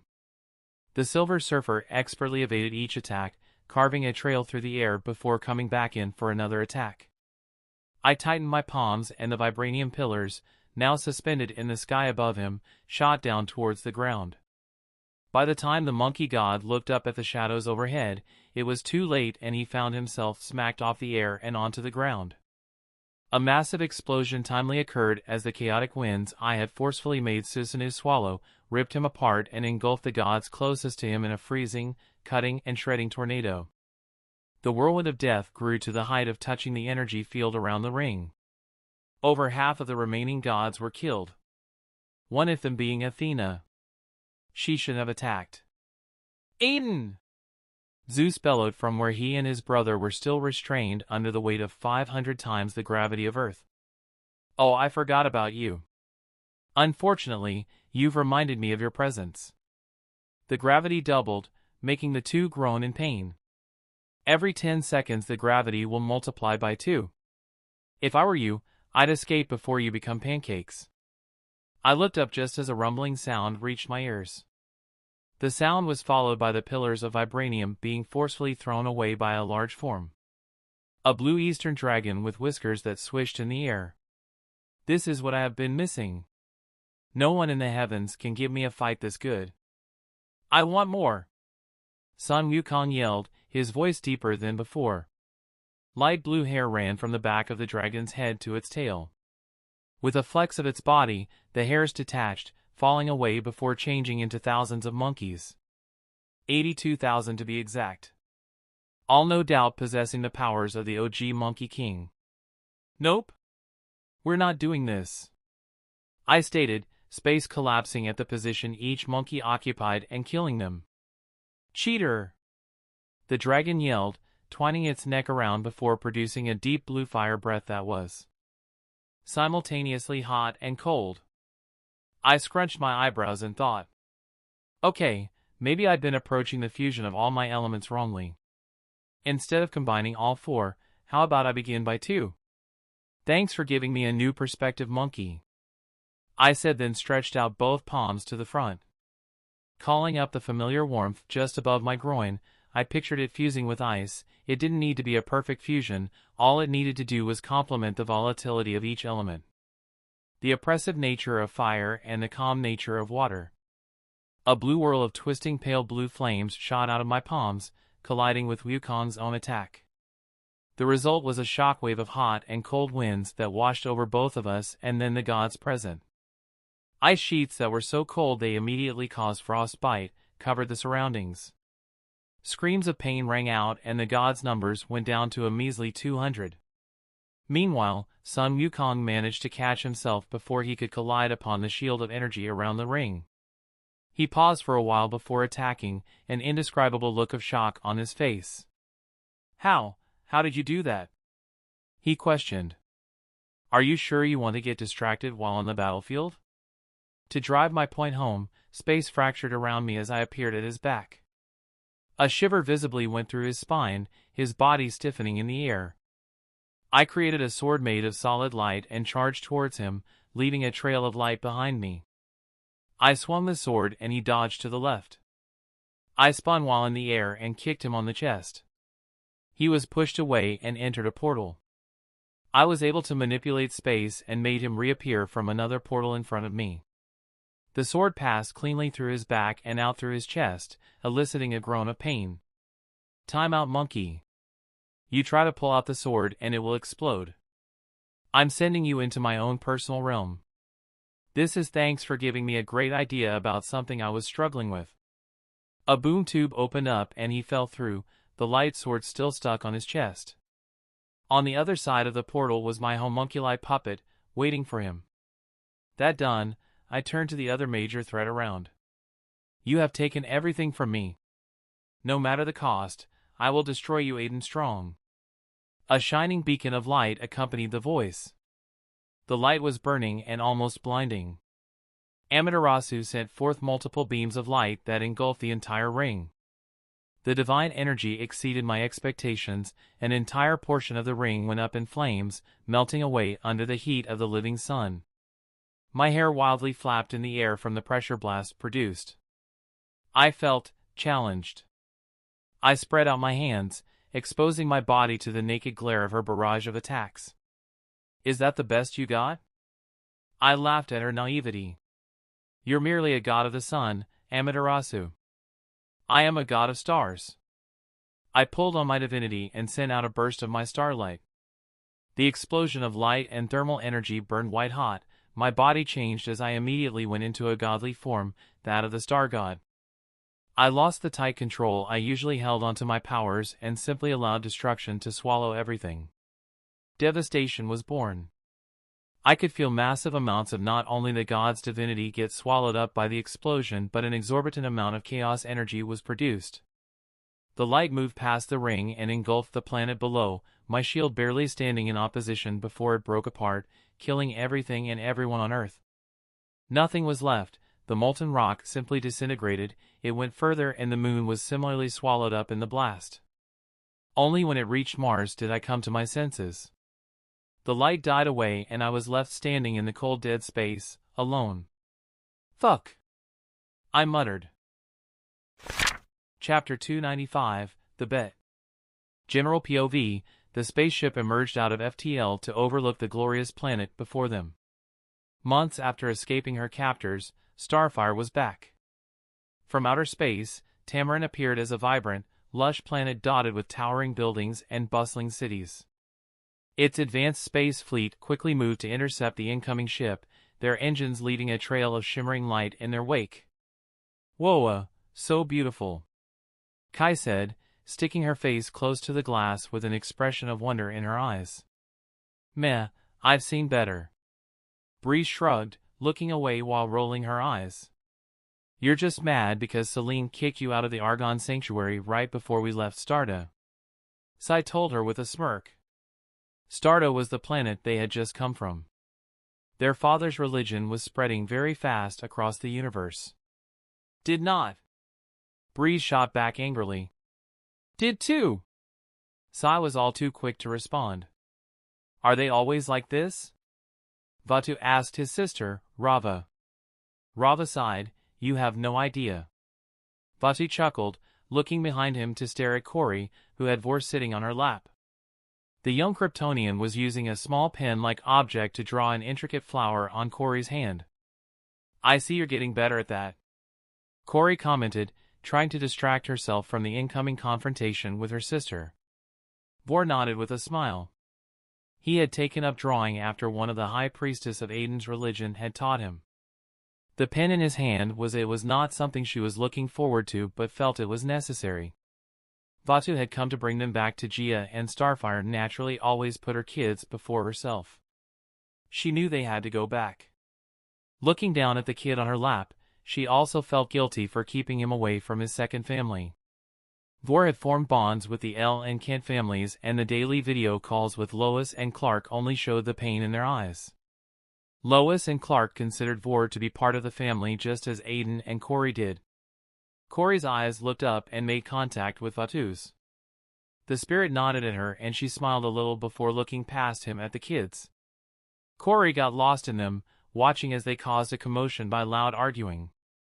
But she knew no matter what happened, they would never ever give up on one another. It was why she didn't want to give up on Commander. Her kids inspired her, showed her that family stuck together through it all. "Excuse me, miss." The ship's advanced AI called out. Corey lifted Vor off her lap and motioned to his siblings. "Join the others. You don't want to miss the beautiful clouds that surrounds Tamarin."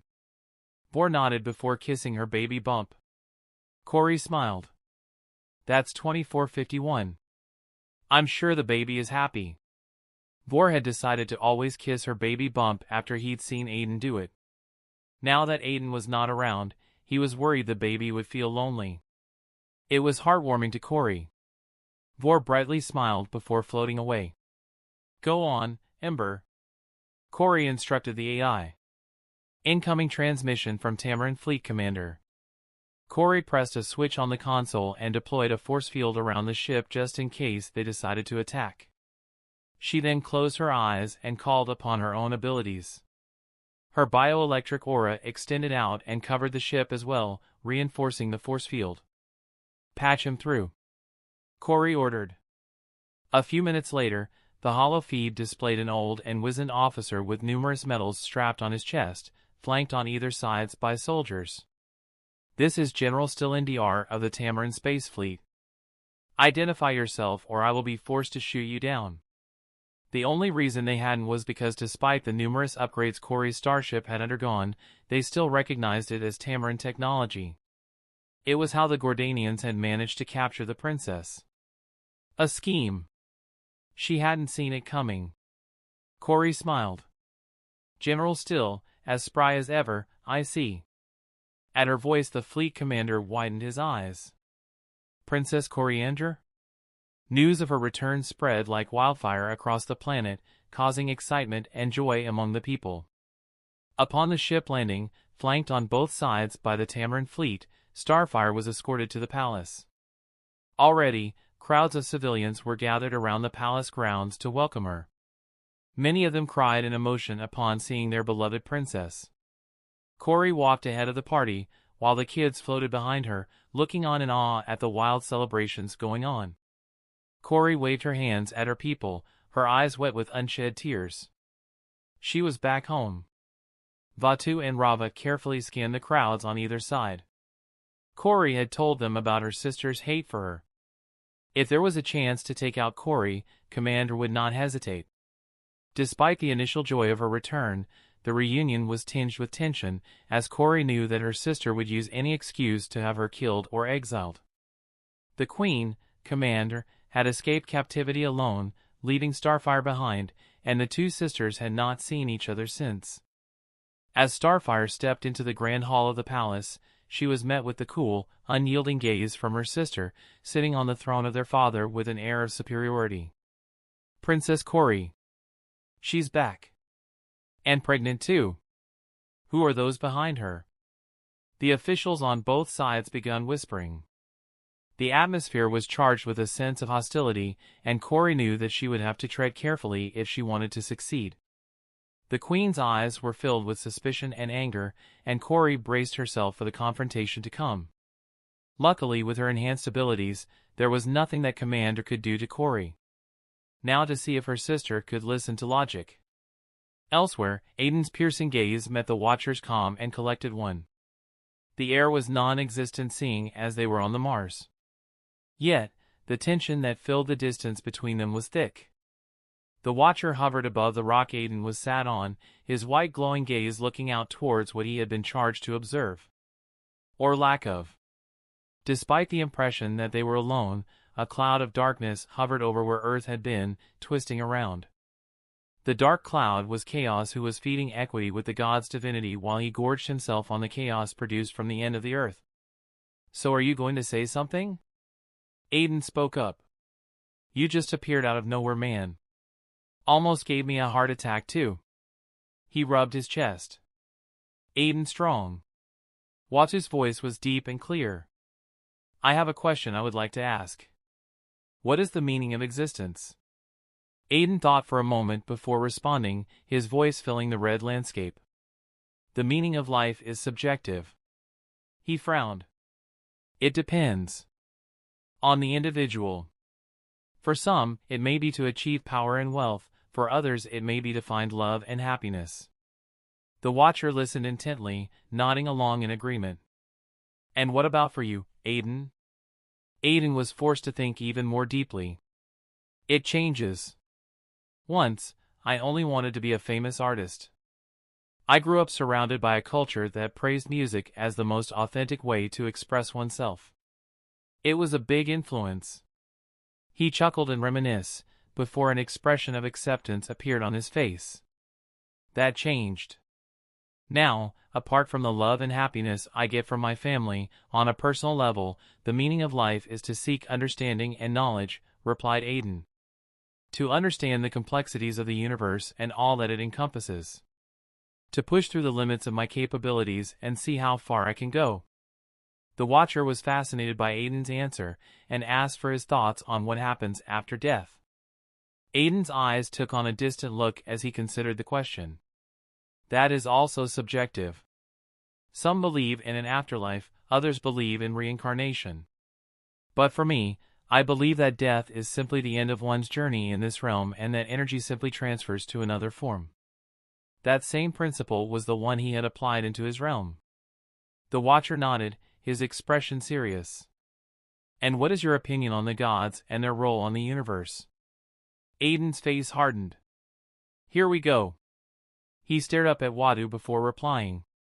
"I have not done anything to hide my disgust for them. I believe the gods are selfish and arrogant beings who have never deserved their power. They have caused much destruction and pain throughout the universe and yet supposedly stand on the side of good." The Watcher listened, his gaze intense. "And what about the heroes of Earth? Do you believe they have a role in the universe?"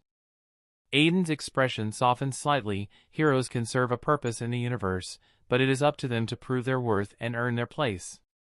It is not something that should be handed to them simply because of their lineage or the power they possess. It's a role that is bigger than even the gods." The Watcher nodded, a small smile on his face. "Wise words, Aden. Enlightening even." Aden returned the smile. "Indeed, Watcher. I find your presence, despite a few unpleasant subject matters, to be welcome." He spread out his hands. "As you can see, there is no one else around to talk to." Watu inclined his head after a small nod. "Yet those unpleasant subject matters are what has brought me here," the Watcher stated, the ground rumbling as a rock pushed through for him to sit on. Aden pointed at the flat boulder. "Please, have a seat. It's not plush or anything, but it's better if you're seated for this talk." Watu blinked and wordlessly took the seat offered. A brief silence reigned between them. "So, Watcher, why do you insist on interfering with the fate of this small piece of the galaxy?" he asked. "Your kind is tasked with simply observing, is it not?" The Watcher replied, "Yes, that is true, but sometimes we must take action to ensure the balance of the universe is maintained. Earth is a very important part of that balance. And right now, the darkness I see in the future requires the intervention of the gods and heroes of Earth." Aden was taken aback by the Watcher's words. I see. Could it be what he saw in their memories? Could it be Null? Still he shook his head. I reiterate, the gods are assholes who chanced upon their power. Why would I bring them back because of a potential enemy in the future? There will always be heroes to handle that sort of thing. The universe practically ensures it. Bringing back the gods is not the solution to the problem, Watcher. However, Watu remains steadfast in his beliefs. That may be so, but they serve a purpose in the wider universe. And the people of Earth, they are innocent. They should not be punished for the actions of their gods. Aden conceded, I agree. I am open to bringing back the planet for the people.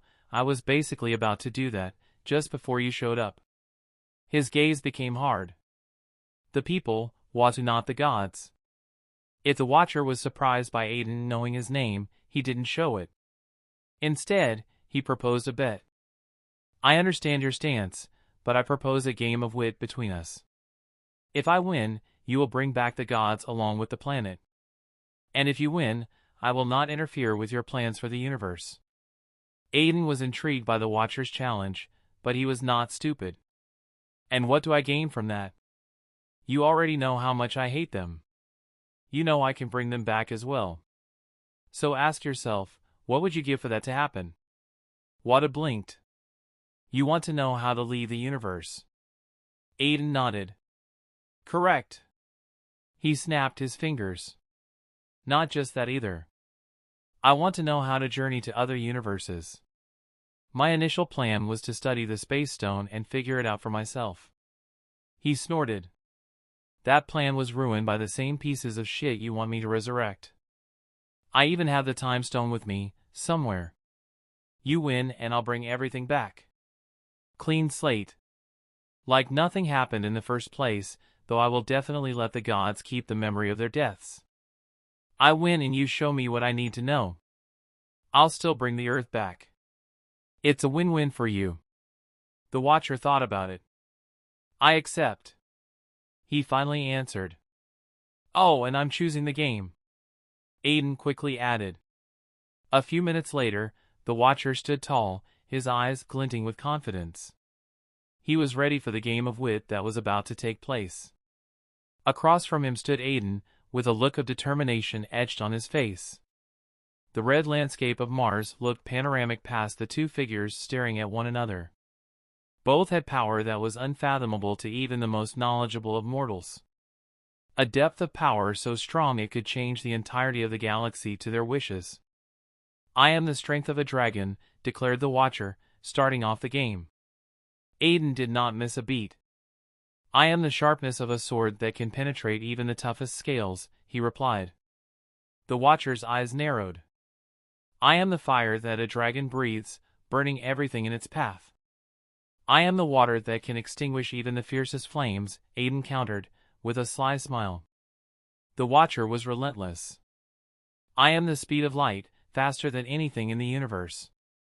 But Aden was not to be outdone. I am the black hole, where even light cannot escape.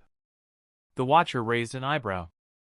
I am the force of gravity, holding everything in its grasp. I am the power of a supernova, strong enough to break free from the hold of gravity, Aden retorted. The Watcher was impressed.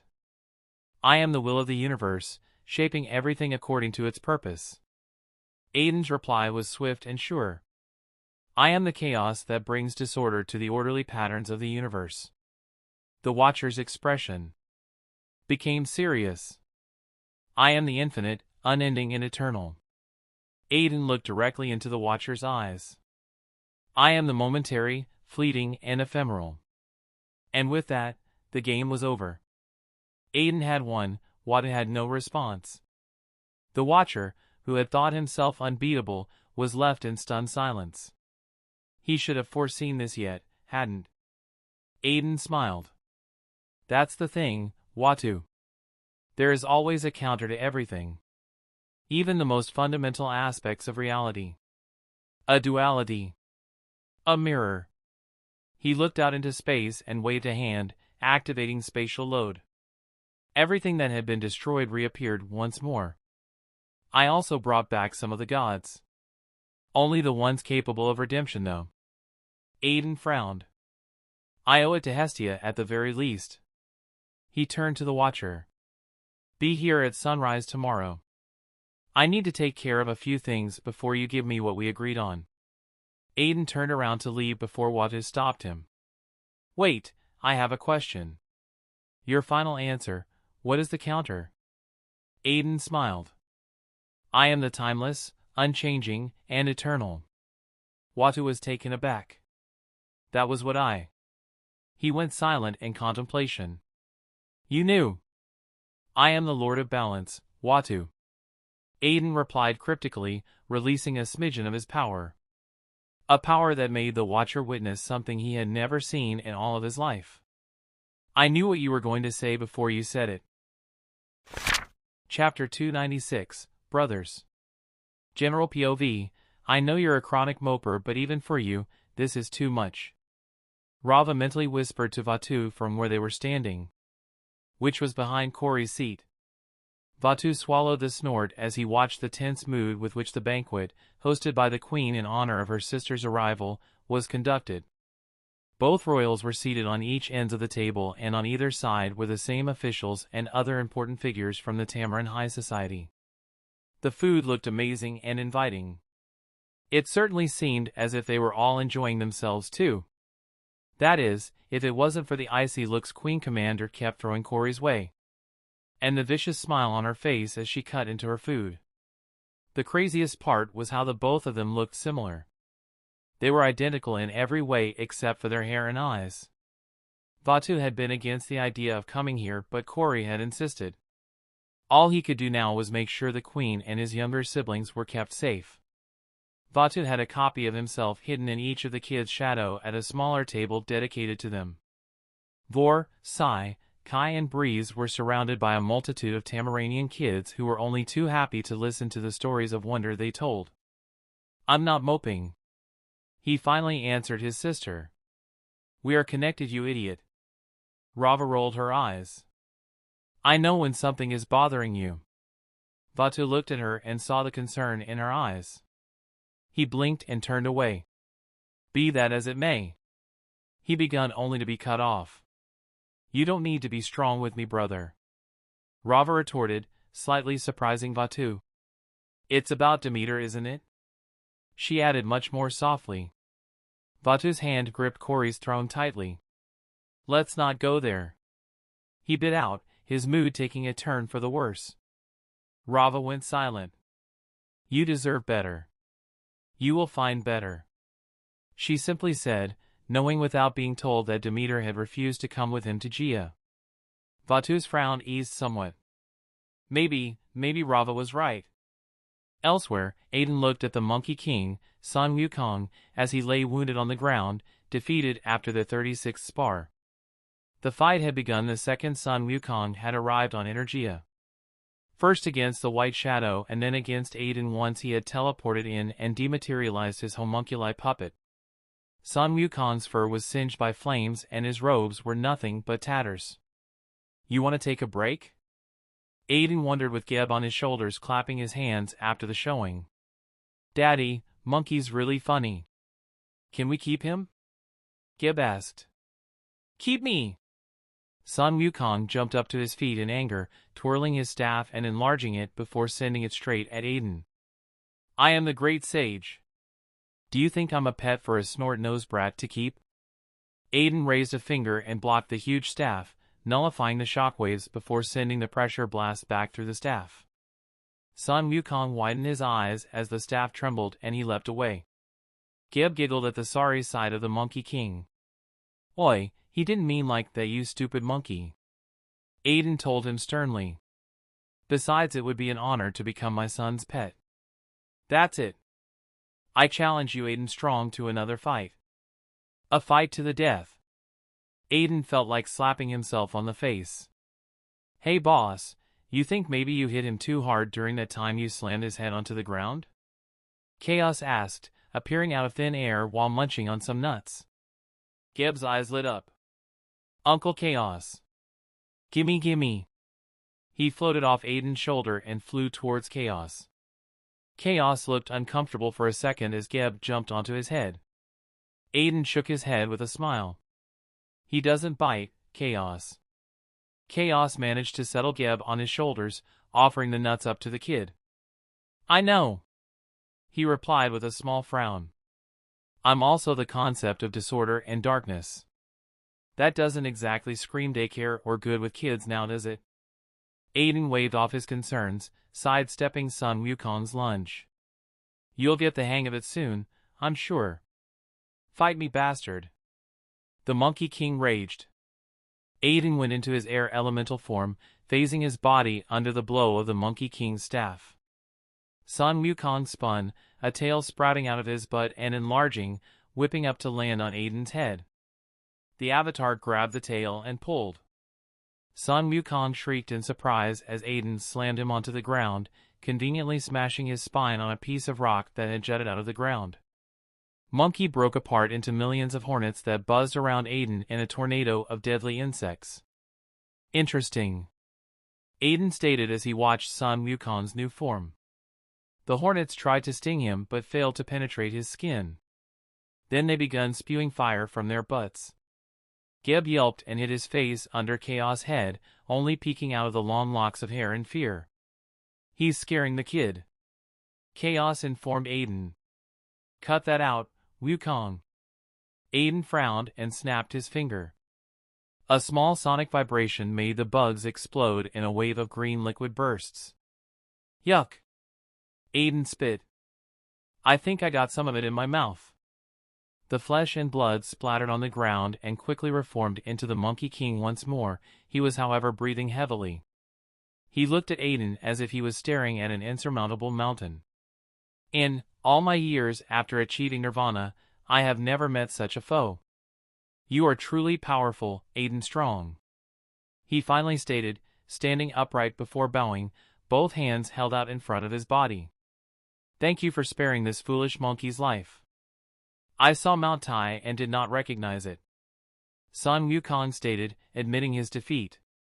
He had a million more tricks and powers he could use, and it was one of those powers that told him there was no way he could beat the opponent before him.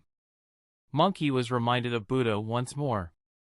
That was the same feeling he got from Aden. Aden was left speechless. A genuine smile, however, spread out across his face. He didn't bow, but he stretched out his hands in the same gesture Sun Wukong was making.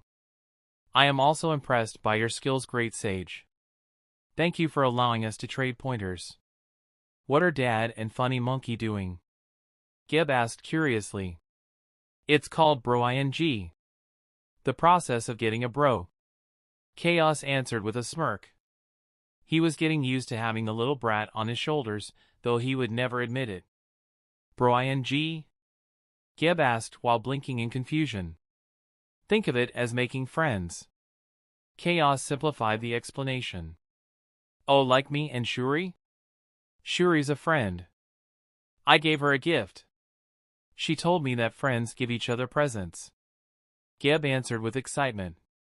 A look of curiosity appeared on Chaos' face. Oh, she told you that? What gift did she give you? She let me listen to songs that her big brother likes. She used to stay up all night hidden under her brother's sheets when he wasn't around.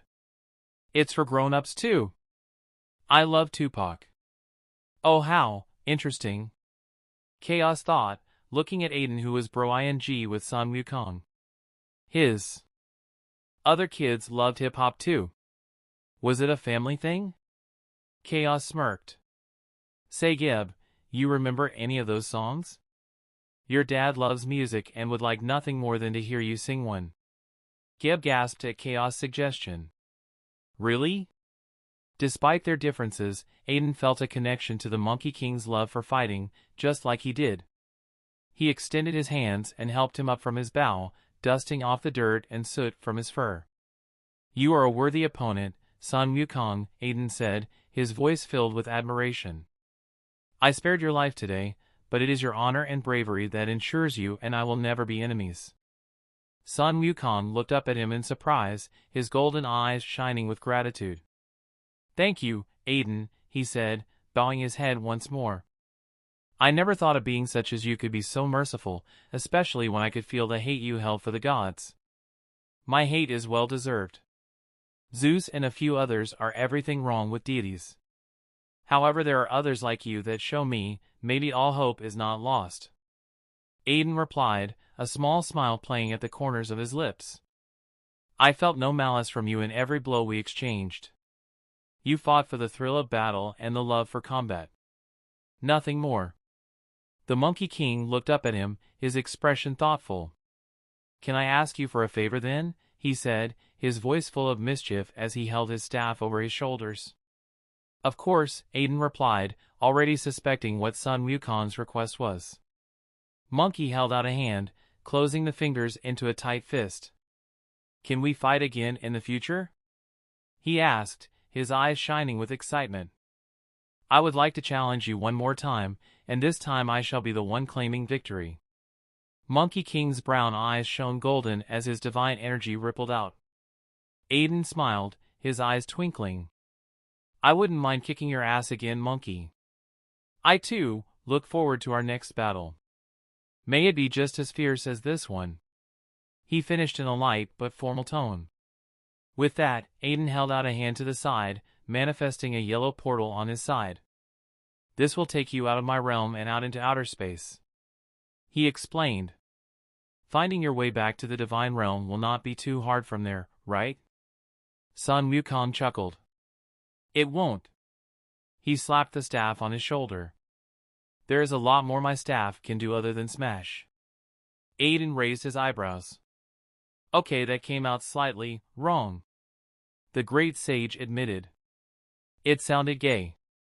Chaos stated from a distance, making sure to cover Geb's ears. Aden rolled his eyes. Ignore him.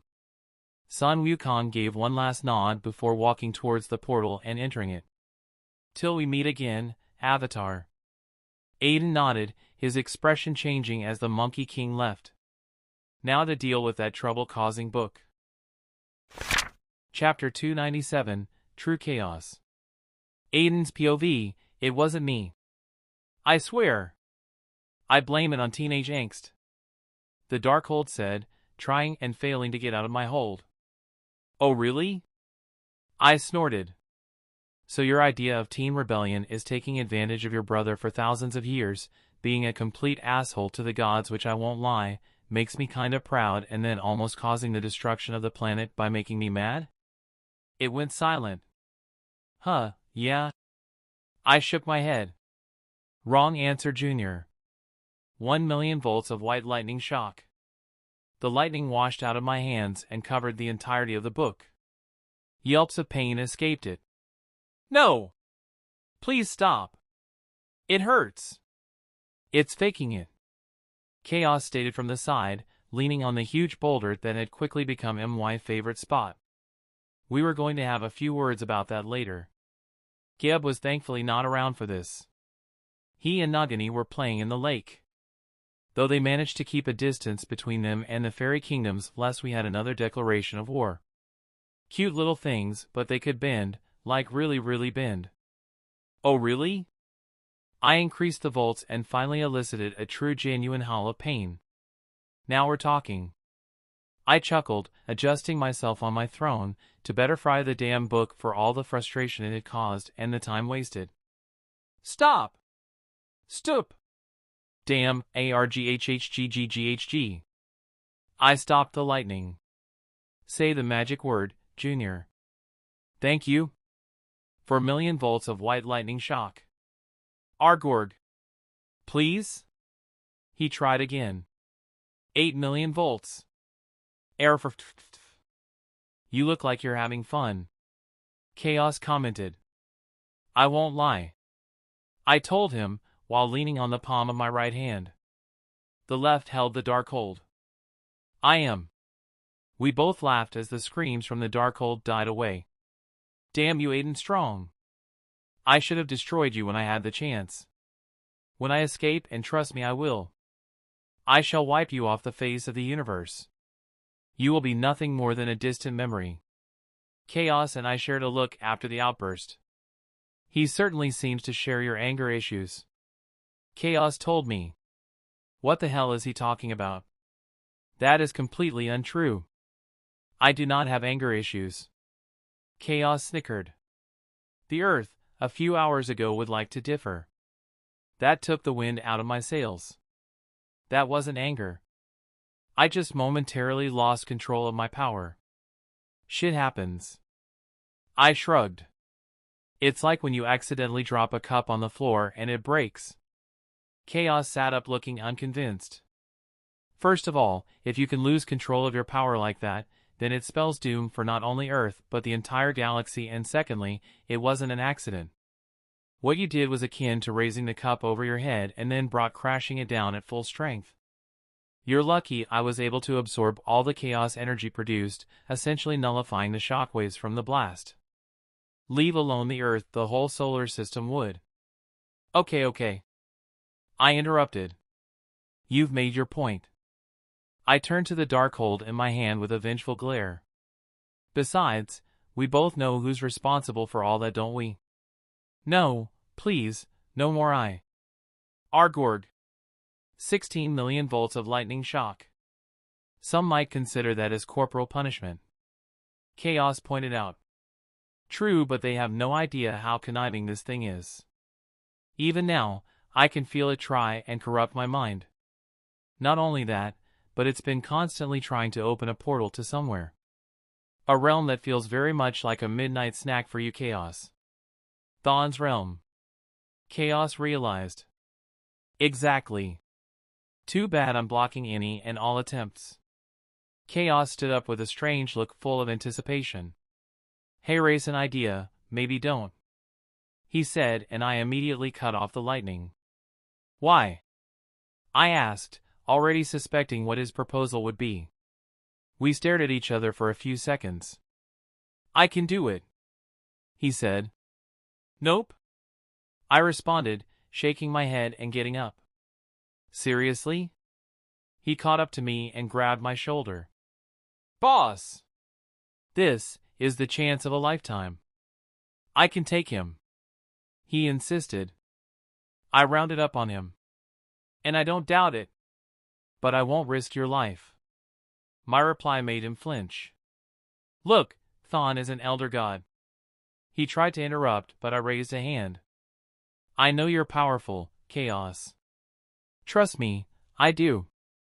I gestured around us. But this is not DC. We know nothing about the power levels of the entities in this multiverse. The gods were more powerful than their DC counterparts. Hell, if it wasn't for soul load, I would be dead because of underestimating the cosmic beings. I can't bring you back if you die. I hoped he would understand. Marvel had surpassed my expectations. What they lacked in power, if they even did, they made up for it with more grounded abilities. Much more straightforward than what I had seen in DC, but no less powerful. Anyone could be dangerous. Which ended up with almost everyone being dangerous.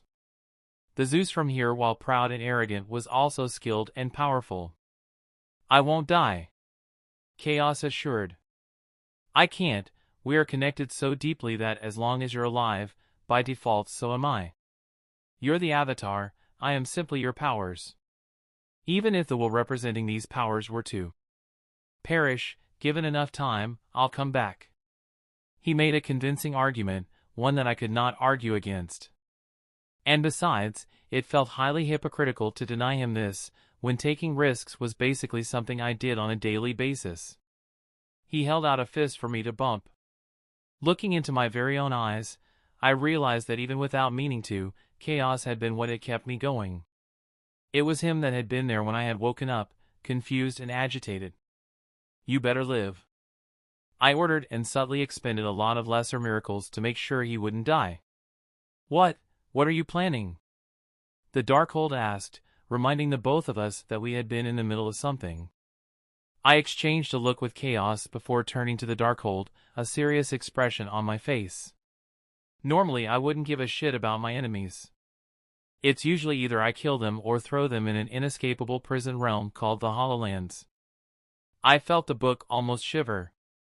But the one thing that defines me is family, I added much softly. The very same thing that made me so mad at you, Junior.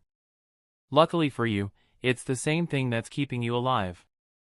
I held out my right hand to the book, palm blazing with electric energy. The energy gathered at my index finger, glowing white with gyrating motion. No! Stay away! Don't kill me! He's not going to kill you. Chaos rolled his eyes. You probably didn't notice it, but the white lightning has not been doing what you think it has. I nodded in affirmation.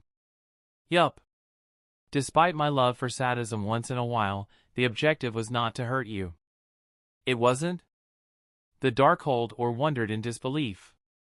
I touched the top of the cover with the tip of the finger, then brought it down, carving a line across it and splitting the hardcover into two. It was like opening a door, or rather a cage. One meant to free the spiritual energy it had stolen from me through Gib. Oh please, if that was my motive, I would have fried your ass with purple lightning. White lightning is not meant for battle, it's meant to cleanse. To heal. A burst of yellow light rose up to the sky from the Darkhold. Or in this case, to separate. Chaos and I both looked up at the light that was forming into a humanoid figure above us. I feel free. A soft voice that sounded eerily familiar, young and female stated. The light quickly imploded upon itself and a slight shockwave blasted out through the surroundings. I teleported right under it just as a young girl, 15 or so, fell from the sky and landed in my outstretched arms. My eyes widened as my heart seized up. Lindy? My sister. I was looking at my aged-up sister. Well, that's unexpected. Chaos made the understatement of the year, but my mind was far away to pay attention to his next words. I fell to my knees in shock, looking her over for injuries. Fortunately, she was fine. How? How was this possible? I mean, I was happy that she was here with me. While I looked like my dad, Lindy had always been the spitting image of our beautiful mother. She had Dad's nose, but every other feature was Mom's. What did this mean? And if Lindy was here, then where was Mom? Boss? I jerked in surprise at the touch, turning around to see the concerned look on Chaos' face. I know this is some heavy stuff, but it's time. He told me, before pointing at the Darkhold that was spinning in the air enclosed in a bubble of darkness. It was trying to open a portal and escape. Just like we thought, Thawne is calling it back to his realm. He informed me, and I was momentarily conflicted. Despite the assurances Chaos had given me, I was still not sure it was smart to let him go face a realm lord on his own. What if his plan to take control of the Chaos realm backfired horribly? I was learning that for all of my intelligence and power, there were things hidden from my gaze. For example, the fact that my sister was here, alive and well.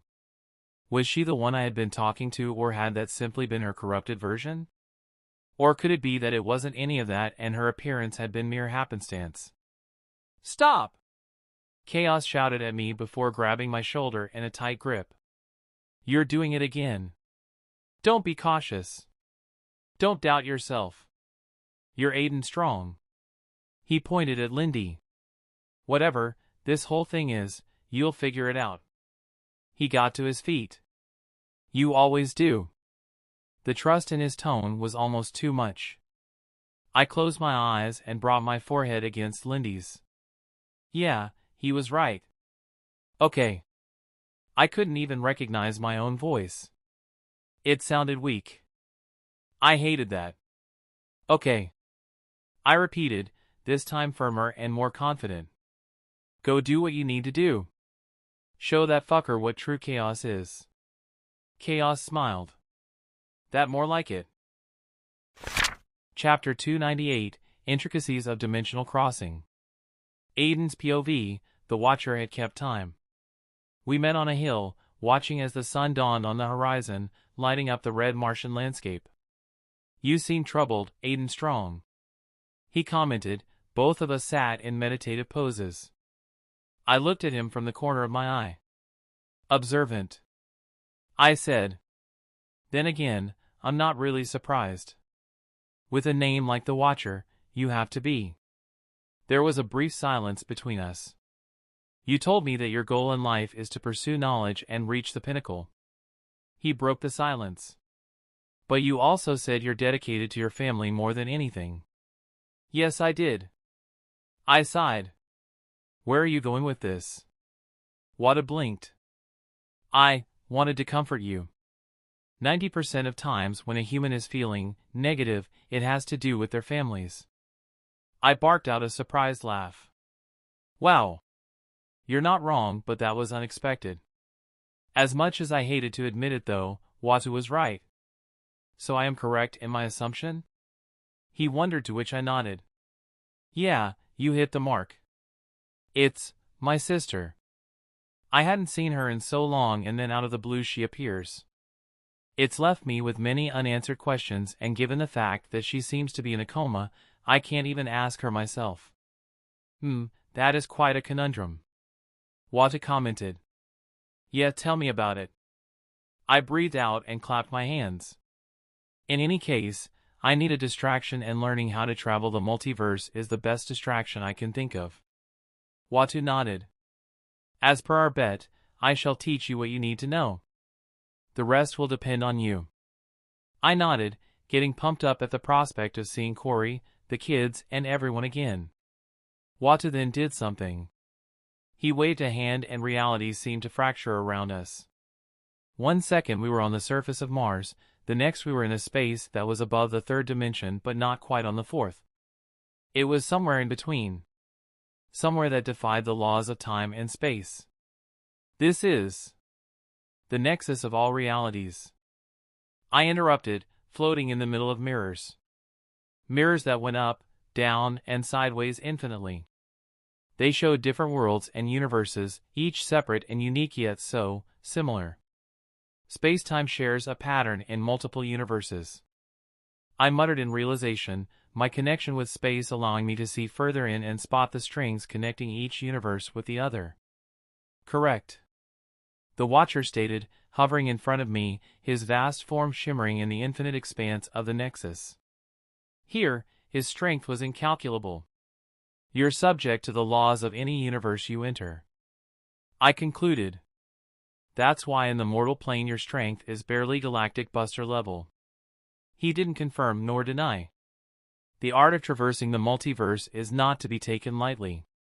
Watu intoned, his entire mood changing into a serious one. Okaway, guess we're getting right into the heart of the matter. It requires immense knowledge and skill, and even then, it is fraught with danger. One false step, and you could unleash a wave of destruction that would ripple through time and space. I swallowed hard, feeling a tingle of worry run down my spine. Flashpoint was an example of this. I steeled myself and nodded, taking the warning but determined to learn what he had to teach me. Anything to get back. Very well, he continued. There are 3 methods to cross the dimensional barriers. The first is through the principles of quantum physics. You must understand the nature of particles and their interactions, and be able to manipulate them on a subatomic level. By altering the spin and position of electrons, you can open a rift in the fabric of reality and slip through it to another universe. I furrowed my brow, trying to wrap my head around the concept. It wasn't hard exactly, just too unreliable. What if I don't end up where I want? That is its biggest shortcoming, the Watcher acknowledged. But it is also the most direct route. With the proper calculations, coordinates and adjustments, you can travel to a specific universe and time without disrupting the flow of events.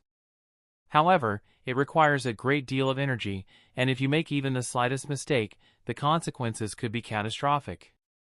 I nodded slowly, already feeling a sense of unease at the thought of tinkering with subatomic particles.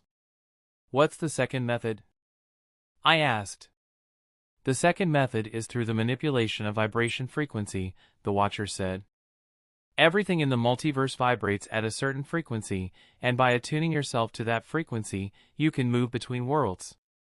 It is less precise than the first method, but it is also less energy-intensive. However, it can be dangerous if you enter a universe where your frequency is incompatible with the environment. I frowned, trying to imagine what that would be like. What would happen?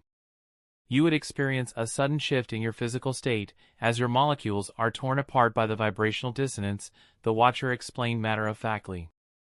I swallowed hard again, feeling a surge of adrenaline at the thought of such a horrific fate, for anyone else that is. With my control over space, that was easily resolvable. Still, if I wanted to travel with Geb or Lindy, then that method was out. And the third method? I asked, moving on. The third method is the most elusive and the most difficult to master. It is a different application of the second method, the Watcher explained. It involves tapping into an innate connection with the multiverse, a kind of sixth sense that allows you to sense the subtle vibrations of the dimensions around you. With practice, you can learn to move between them effortlessly without the need for complex calculations or precise tuning. I felt a spark of curiosity at this. That sounds intriguing. Like you said, a step above the second method, where I'm not exactly changing my vibrational frequency to slip through to another world, but instead using it to sense each world's unique frequency and basing it off that to tell them apart. Naturally. The Watcher confirmed. The next step would be to use your control over space to tug on reality and slingshot my way through. I completed his statement. The Watcher blinked. Not how I would have worded it, but yes. I smiled, crossing my legs together in preparation. Okay, how do I develop this connection? The Watcher floated closer. It is a process of introspection and meditation, he said. You must learn to attune yourself to the natural rhythms of the multiverse and open yourself up to its infinite possibilities. It is not something that can be taught, but only discovered through personal experience. He waved a hand to gesture at our surroundings. I was hoping that meditation in the Nexus will allow you to develop that sense. I nodded in gratitude, feeling a mix of excitement and trepidation. Trepidation because this was a completely new avenue for me.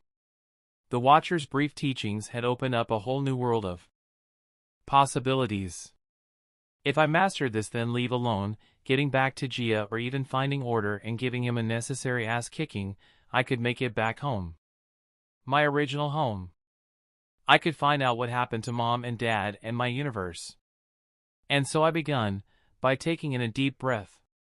In the space above the third dimension where all possibilities and alternate universes intersected, I focused my mind, preparing to attune myself to the unique vibrational frequencies of each world. As I closed my eyes, I felt a surge of energy flowing through my body, expanding my consciousness beyond the boundaries of my physical form. I could sense the multiverse surrounding us, each reality distinct in its own way. I concentrated on the closest universe, feeling for its unique frequency. It was like tuning an instrument, adjusting my own frequency until I could feel the resonance of the universe I was searching for. A process where I was the negative to their positives. You could only share the vibrational frequency of one universe after all.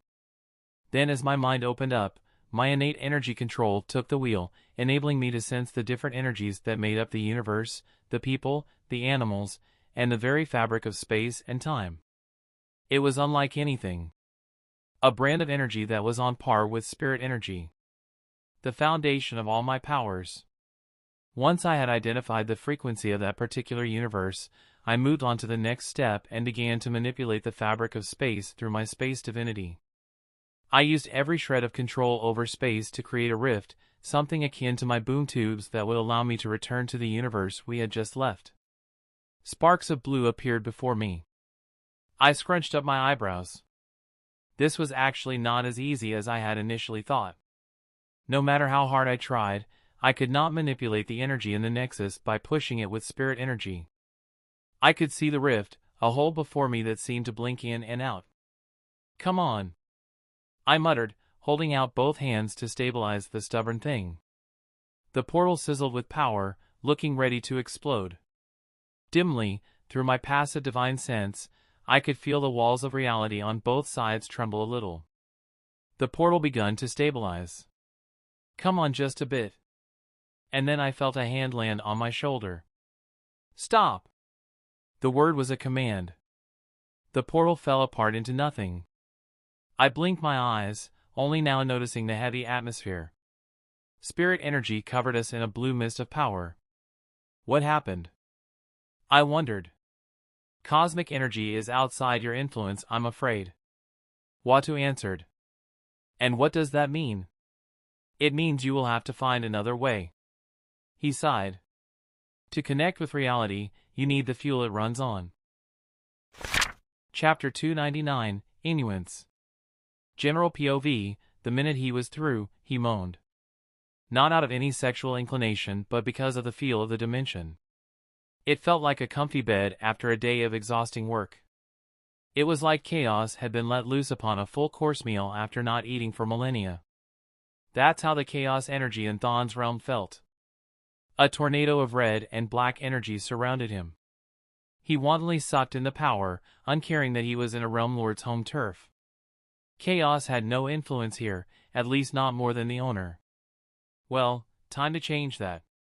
He cut off the power suction and looked out into the surroundings. He stood on a floating piece of ground that was one of many. Physical laws seemed to take a vacation while here. What, no welcoming party? Chaos spoke out into the red, yellow, and black landscape that was Thon's realm. He could immediately feel the difference. The sensation of being watched, where every grain of sand around was like ocular organs, invaded his mind. Chaos smiled, the cloak of darkness covering him swiftly washed off his body, leaving him in a black and green outfit. It was a small leather coat, a green t-shirt and black pants. 2 black swords in the shape of equity completed the set. He pointed them around as he spun with a carefree smile. Chaos cleared his throat and began to narrate. Chaos, the easygoing and friendly cosmic entity, approached Thon, a terrifying cosmic being of incredible power. Yet Thon was at first shy, afraid even. So he decided to simply hide himself. Only content to send sneak attacks. Whoosh! Chaos dodged the first blow, thousands of earth spikes flying right by his chest. Chaos added more power to the dodge, transitioning it into a clean flip. He pulled back his hand and slashed out with a cry, initiating his own first attack. The ground splintered into 2 halves as the slash from one of the katanas became a wave of darker than dark energy. Hot magma rose up from the furrow created. Chaos landed on the left segment of land, his clothes flapping wildly in the wind.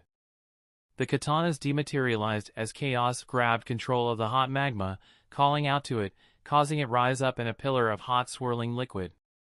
The magma managed to wrap itself around him in a dome, just in time to block the millions of red lightning bolts falling from the sky.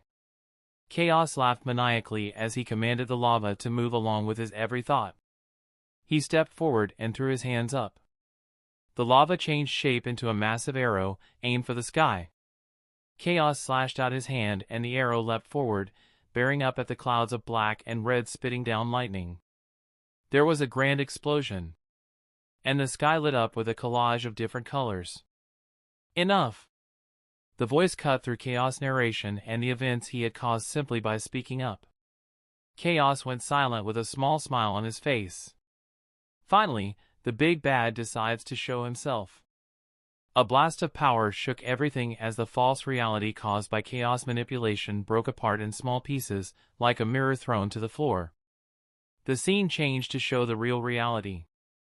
Chaos was still standing on the floating piece of rock, and under him, the rocky terrain was still rocky, the only difference being the lake of lava. The sky above roiled as a massive burning skull emerged. The Chaos energy in the surroundings immediately doubled. The skull looked down at Chaos with a menacing expression.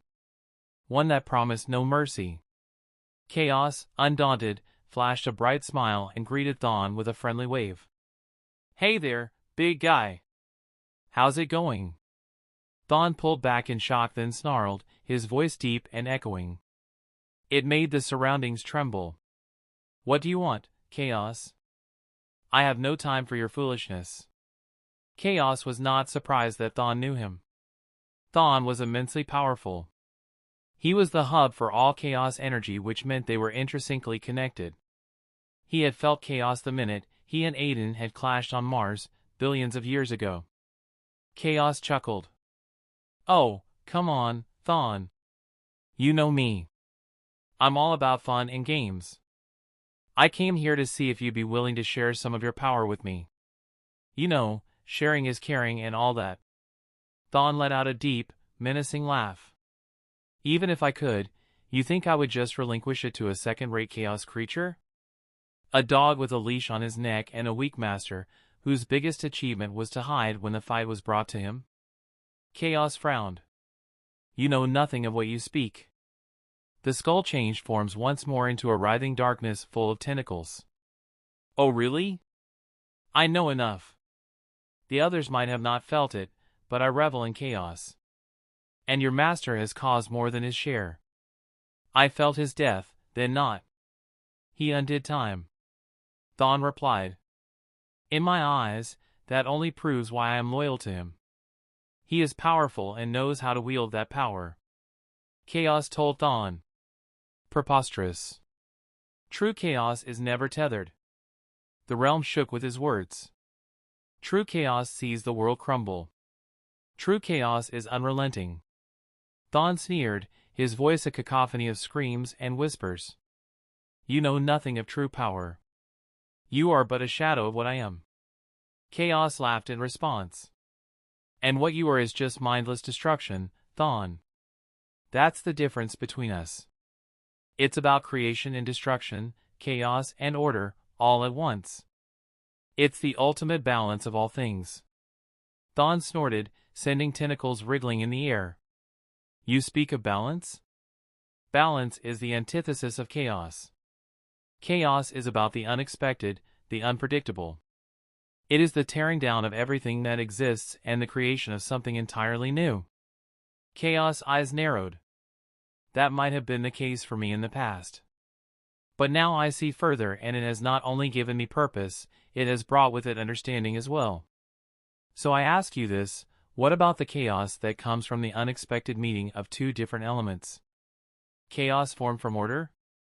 Is that not a kind of chaos as? Well? Thawne hesitated, its mass of tentacles shifting uneasily.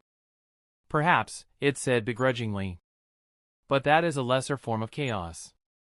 True chaos is the complete annihilation of everything that exists, leaving nothing but the purest form of darkness and destruction in its wake. Chaos shook his head. You are mistaken, Thawne. That is but a blunt way to use the tool. True chaos is necessary for the balance of all things, the perfect mixture of light and dark, creation and destruction.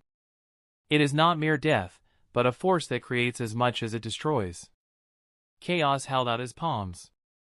In one hand, we have your version of chaos, untethered and unwilling to be changed. Unwilling to adapt. Thawne's own power materialized in Chaos' left palm as a swirling ball of red and black power. On the other, rests my version of chaos. Chaos' own brand of power manifested in his right hand as a black and purple sphere. Deep within it is a spark of order. A touch of what gives chaos meaning. For without order, then what is chaos? Thawne hesitated. Your opposite, how can you coexist? Thawne's opposite was Oster, and they hated each other. She was his antithesis. Balance. Chaos answered. There was a brief silence between them, and then Thawne began to laugh in excitement. Yes. Yes. I see it now. You are exactly what I need to reach new heights of power. If I can devour you, then that would give me a connection with Oster, and I can take all her power away, then nothing will stand in my way. Chaos narrowed his eyes. Hey! That's my plan. Don't fucking think I'll let you plagiarize my shit, you walking B-movie monster reject. He felt his own power buzz underneath his skin, ready for the fight about to begin. Thawne's tentacle form wriggled around in anticipation. I hold dominion over true chaos. Dormammu, Mephisto, even they invoke my name, you are nothing. A mere shadow to your master, chained like a dog. Your purpose is to join me. To serve my whims. A wave of red energy burst out of Thawne, culminating in a biting wind with millions of screaming faces that pushed everything away. Chaos burst apart into a jagged wave of lightning and escaped to the skies, jumping over the red blast of power. The landscape under changed forms, from a rough black, rocky terrain to a few pieces of land in the molten lake caused by chaos. Chaos spread out his hands, behind him numerous swirling shadow portals manifesting at his back. Dark gates of Babylon. Sharp weapons emerged out of the portals. Chaos waved his left hand. They shot at almost the speed of light and fell upon Thon's position, destroying his tentacle body under the onslaught of attacks. In the sky, Chaos pushed out his right hand towards the side. The rest of the portals behind him changed to face that new direction. The weapons inside flew out like a gale, just in time to slam into a massive hand made out of the red and black clouds in the sky. Chaos snapped a finger and smiled. Explode. The weapon constructs on the clouds and on the ground exploded in waves of black energy. The shockwaves produced pushed everything away in the distance of 500 light years. The land they were on was swallowed by the blaze of power. In the middle of the zone of nothingness, Chaos floated about happily. He had his hooks in. Finally, around the boundaries of the empty section that Chaos had devoured into himself, Thon's presence showed itself. I understand now. Your attack pushed away my influence so that you could gain a footing in my dimension. Commendable efforts, but you will ultimately fail. Thon informed him, changing his body into a form more combat proficient. Oh, this is gonna be fun. Chaos muttered. Chapter 300, Family Reunion. General POV, the dark portal behind her disappeared as she stepped onto the infertile and dead soil of the Hollowlands. What was even more concerning was the fact that she couldn't see past the mist on the ground. It all gathered together to obscure the surroundings. Dark and created sides of darkness as misshapen shapes began forming around her in the mist. Then the moaning begun. A sound that sent shivers down her spine. Numerous steps sounded, all headed her way. She crouched low in preparation, her attack sequence already going through her mind. The first of the shapes appeared and Paige blinked her eyes in confusion. Howdy Missy, the name is Buckwild Thon, the master sent me. Is you Miss Darkin? A zombie? She murmured. Well I'll be, how dare you? Zombie! I'm a ghoul thanks you very much. Not one for manners, I reckon. The other shapes turned out to be ghouls as well. And they were all chattering amongst themselves about how she had no manners.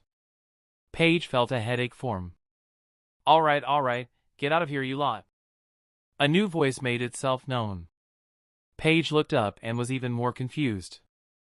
A stone statue of a hydra with different heads was hovering above her, flapping its stone wings. There was someone on its back as well. She tensed. She knew the man on it. Savannah. Darkin spat out, pointing at the supervillain. Are these things your creation? The stone hydra touched down onto the ground and Savannah jumped off. No. More of a joint effort really. He watched her with a surgical interest. How do your powers work exactly? Savannah inquired. Then before she could answer he stiffened, looking away. Yes, Warden.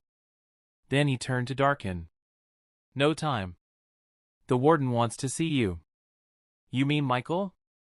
Darkin asked, walking towards Savannah and the Hydra. The man gave no response. Once he was on top he lightly smacked the Hydra and it rose up with a cry from some of the heads. Paige looked down at her hand and saw it trembling. She was about to meet her father, that son of a bitch, sorry Grandma, but she was ready now. It's one of the Warden's new initiative. Savannah spoke up. What? Darkin unsurprisingly had no idea what he was talking about. Her mind was too preoccupied with the family reunion about to happen. Michael had promised to hand over Felix Faust. You wanted to know about the ghouls. Basically, he lets all of us carry out our mad science experiments as much as we want. He even provides the resources. The Hydra suddenly strafed to the right, escaping a collision with a large human bat. Watch where you're going, Man-Bat. Use your senses. I'm flying here. Savannah angrily yelled, showing a middle finger. Man-Bat screeched right back before disappearing into the mist. Can't really blame him though, this entire world is strange. Even his echolocation is useless in the mist. Savannah commented. So wait, Michael allowed you all free reign? Why? Savannah shifted to look back at her. Did you just forget the realm was in the blink of destruction a few months back? Realization dawned on Paige. He's preparing.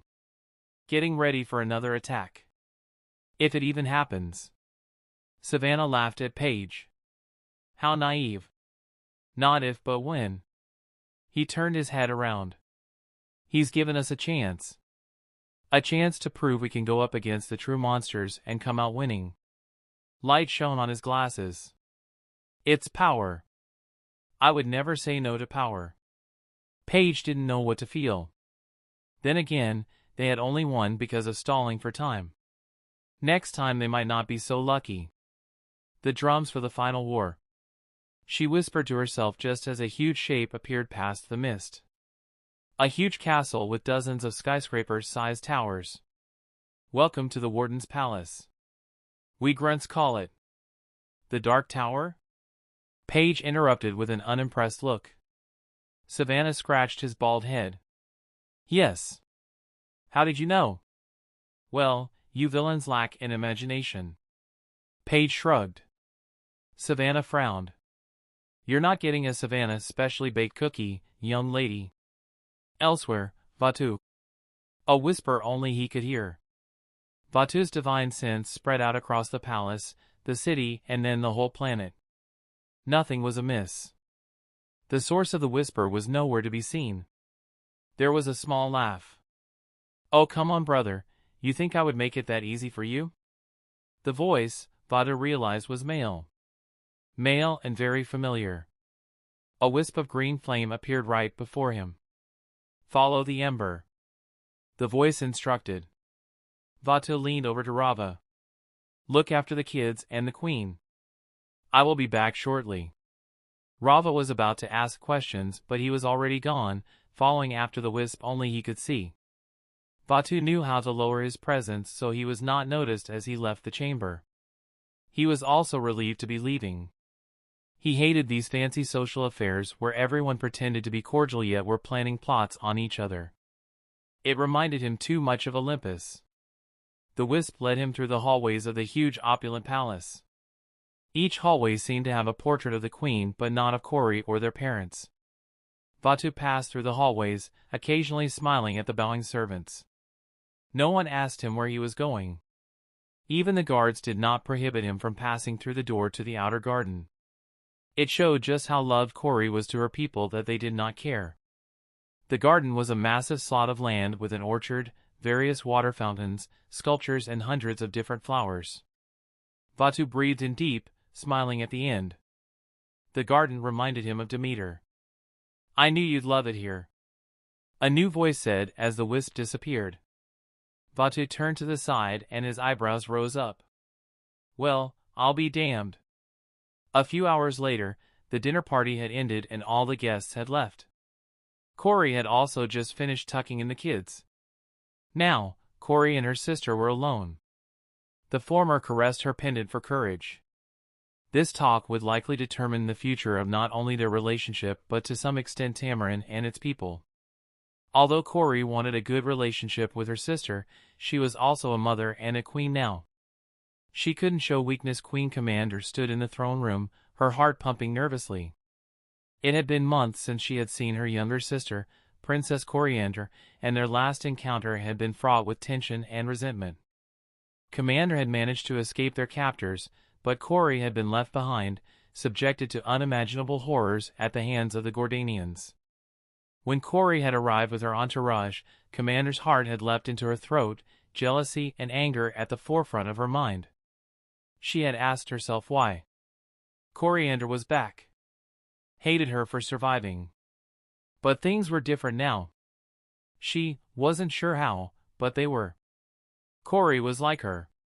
She couldn't see the physical toll that her sister's ordeal had taken on her, but her eyes told a different story. She saw the pain of the same memories that kept Commander awake at night. However, she also saw a fierce determination in them that hadn't been there before. Coriander was different. She was not the same girl Commander used to hate and let her frustrations on. "Cori," Commander said, her voice soft and hesitant. "It's good to see you." Cori's face remained impassive as she approached the throne, her eyes locked onto Commander's. Inside, however, she was shell-shocked. What was going on? Was this really Commander? "It's good to be back, sister," Cori said, her voice tentative and unsure. She had to be careful and distant. The cordiality could be a trick from her sister. A trick to make her let down her guard. Commander walked closer to her, rubbing her hands. "Cori, please," she said, her voice pleading. "I know that I made a mistake by leaving you, but I did what I had to do to survive. I never stopped thinking about you, and I should have tried to find a way to rescue you." Cori could see the remorse in Commander's eyes. It was too much. "What is this?" she finally asked, taking a few steps back while looking around, her eyes lighting up with power. "You have never been this nice to me. The Commander I know used to be someone vile. Someone who could not let go of her hate." Commander interrupted. "I'm not her. Not anymore. I see everything so clearly now." Tears welled up in her eyes. "I know what I've done and I feel terrible for it." Cori was confused. This conversation was not going how she was expecting. It felt like a dream. Her sister was genuinely asking for another chance. How could she say no? How could she say yes either? A small part of her, the vindictive side, wanted Commander to go through what she had. Luckily, Cori's heart won out. Her eyes softened slightly as she floated down to the ground. "I know," she said, and the surge of hope in Commander's eyes made Cori sure of her next words. "I forgive you, Commander." Commander felt a weight leave her shoulders at Cori's words, but it was short-lived. Cori's next words cut like a knife. "However, we have a lot to fix and some things need to be said." Her face went granite hard. "You've always resented me for being the one with the closer relationship to our parents. I'm not here for the throne, but if you can't put your jealousy and hate aside, then maybe I should be." Commander felt her face flush with anger and shame. She knew that Cori was right, but it was a bitter pill to swallow. Cori, on the other hand, was not dumb. She couldn't mess this up because she also had her kids to think of. Words could be said, but at the end of the day, actions mattered more. I'm sorry," Commander said, her voice barely above a whisper. "It's true I have always been jealous of you, and I've never been able to admit it. But I'm willing to try. I'm willing to work on this, Coriander." Cori's face softened slightly, and she took a step closer to her sister. "I know that you are, sister," she said, holding out her hand. "A new start, then. For both of us. Let's put our differences aside." Commander nodded, sighing in relief.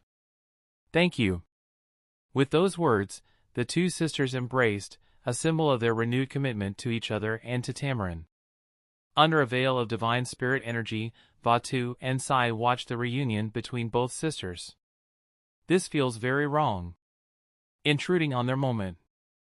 However, it's better than having a dead aunt and a heartbroken mother, Sai told Vatu. Vatu was still in disbelief at how things were going.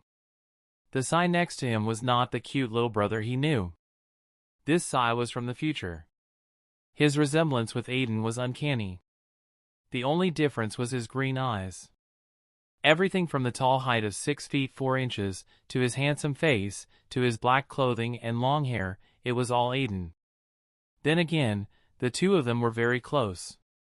Still, it felt good to Vatu that his younger brother had basically modeled himself into his dad. "So your idea to solve their personal family issues is to mind control your aunt and make her less of a bitch?" Vatu asked. "It's not mind control." Sai rolled his eyes. "I just showed her things from a different perspective. Mind control makes it sound as if I messed with her personality. I didn't. She's still the same insufferable aunt who refused to send a single Christmas card despite Mom always sending her a present each year. For 95 years no less. Vatu raised his eyebrows. This is a lot. He shook his head. I know. I wasn't planning to actually intervene, Sai admitted before his face grew dark. However, this night changes everything. You think she was jealous before? You should have seen how she got once she knew that Mom was the queen of basically an entire universe. She attacks her and Mom is forced to defend herself and Commander gets hurt pretty bad, loses an eye. The fight between them causes a death toll of hundreds before you and Rava intervene. Vatu watched both sisters who were still embracing. Maybe you're... He turned to Sai and found out that he had disappeared. Rude brat. He cursed in a low voice. I heard that. Came the whisper. Vatu smiled. Chapter 301, Mutant Kind. General POV, we died, didn't we? Charles asked the Ancient One. Both were in the former's mindscape, the beautiful field of land behind the Xavier mansion. The Ancient One said nothing. Her silence was apparently all the answer Charles needed. He nodded and turned his gaze towards the forest a bit further from the mansion, past the field. Raven and I used to play on those woods over there. He told her. She would change forms to our groundskeeper, trying to scare me away. There were wolf packs up until the 40s, you see. Before my grandfather killed most of them. Charles smiled. My parents would worry endlessly, so I was prohibited from ever going there. She certainly brought out the teen rebellion phase out of you, huh? The Ancient One joked, making Charles chuckle and shake his head. That she did. Shape-shifting into the groundskeeper was one of the many pranks she tried to pull on me. Didn't work. He tapped his temple. Ah, the telepathy. The Ancient One said. Yes. But also the lazy eye. She could never get that small detail right. Both of them shared another laugh. Then they quieted down as they walked. Charles, the world is at a precipice of change. Xavier sighed. You don't think we should keep on hiding? He realized. The Ancient One shook her head. I can't tell you what comes next. I used to see it all so clearly, but ever since he arrived, my gaze has been clouded. What I do know is that he is the most powerful thing I have ever known. She stopped, forcing Charles to turn and face her. This might be the salvation the mutant race needs. She informed him. You think I should ask for his help? Charles wondered, but strangely the Ancient One shook her head. No. Just accept it. It's already begun. Whether we like it or not, everything is different now. Charles frowned. Those are not the words I would expect from you. I know. The Ancient One nodded. The notion of morality is intricately interwoven with pride. We pride ourselves on self-worthiness and belief in our strength. Readily do we stand in opposition to someone trying to force their way of thinking onto us. But that's where things get confusing. It's not immoral to look at a higher being for guidance or authority. We have been doing it for millennia. Charles shook his head. You're preaching to me. Nothing is worth freedom. Not even peace? Or life? The Ancient One walked closer to him. Do you know what I saw for the mutant race? She closed her eyes and their environment changed. They stood in the midst of a burning city. Charles could hear the cries of thousands of people as huge, red and purple robots with a yellow core on their breastplate descended. Then he could see the devastation they wrought. He saw Magneto and his Brotherhood, his own X-Men, Storm, Cyclops, Nightcrawler and many others, dead or dying. None of them survived the robots. The scene changed back to the peaceful plains of the Xavier compound. Charles lost strength and fell to his knees, his hands held him up as he took in shaky breaths. What was that? One of the many tribulations the mutant race goes through. It's not even the worst. She answered, helping him up to his feet with telekinesis. Thank you. Xavier nodded her way before closing his eyes and pinching his forehead. I don't know a lot about him. He gave me my legs back and was amiable to our intrusion. Not to mention, that was the most traumatizing thing I have ever seen. To keep my students safe. I will do it. He murmured to himself. What does he offer? He directed the question to the Ancient One, who smiled. Simple, he's offering to create an entirely new dimension for all mutant kind if you allow him to study your mutant physiology and powers. Xavier was shocked to his core. Create a dimension? Elsewhere, the Ancient One opened her eyes. He accepted the terms. She told Aden, who was tinkering with the time stone. The white shadow, Aiden's homunculi puppet, nodded, getting up from his seat. He threw the time stone at the Ancient One, who simply watched it land in her palms. Get everything ready. Once I come back, we shall begin. He told her. Off to see Charles then? The Ancient One wondered. Aden hummed, a yellow portal forming before him. A frown marred his features. I suspect you still have questions. The Ancient One spoke up, noticing his hesitance to leave. The white shadow turned to face her. The Infinity Stones, they're not really power incarnate, are they? At least not in the traditional sense. It's all about control. The Ancient One had a thoughtful expression on her face. I don't completely understand. The white shadow sat down on his previous position, palms held together in a contemplative gesture. I can't harness the energy of the time stone. I can create a time stone, but it wouldn't be power, it would be a key to one of the pillars of reality, time. A key bound to one dimension or universe or realm. It's all control, tapping into what is already there, just unrefined. He leaned in. That's why you sorcerers cannot manipulate time without the time stone. Were it any other source of power, you could study it, replicate its effects like you do with normal spells, like you did with my power. Hundreds of you could tap into it and harness its energy, but it's only a key meant to be used in the hands of the one holding it. Which means it's useless to me. A piece of junk. I can't use it. Enlightening, for sure. The Ancient One replied, not knowing what else to say. Tell me something, Ancient One. The homunculi puppet said out of the blue. What do you know about Celestials, the Eternals and Deviants? The Ancient One blinked. I have no doubt that you have come across some references, and I'm fascinated by what you think is the connection between them all, apart from the Eternals and Deviants sharing the same heritage. Aden explained. The Ancient One smiled warmly, pouring both of them tea from a steaming kettle. Ah, a question I can answer. You really know how to treat a lady. How can I say no to a foray into understanding the cosmic forces that shape our reality? She took a sip as the white shadow snorted. To start us off, Celestials are beings of immense power who travel the universe, creating and shaping worlds according to their own inscrutable designs. They are the architects of the cosmic order, and their influence is felt across countless galaxies. Aden nodded, already aware of that. And what about the Eternals and the Deviants? How do they fit into this grand design? The Ancient One took a sip of her tea, sighing in the process. That brings us to the connection between all three. Cosmic energy. Aiden's eyes blazed with interest. The Eternals and the Deviants were created by the Celestials as part of their grand experiment in life. Both were imbued with cosmic energy, which granted them incredible powers and longevity. They were meant to be the guardians of the Celestials' creations, ensuring that life on each world would flourish according to the Celestials' plans. Aden leaned in, fascinated as well as impatient. The Deviants were a different story, the Ancient One said, her tone growing darker.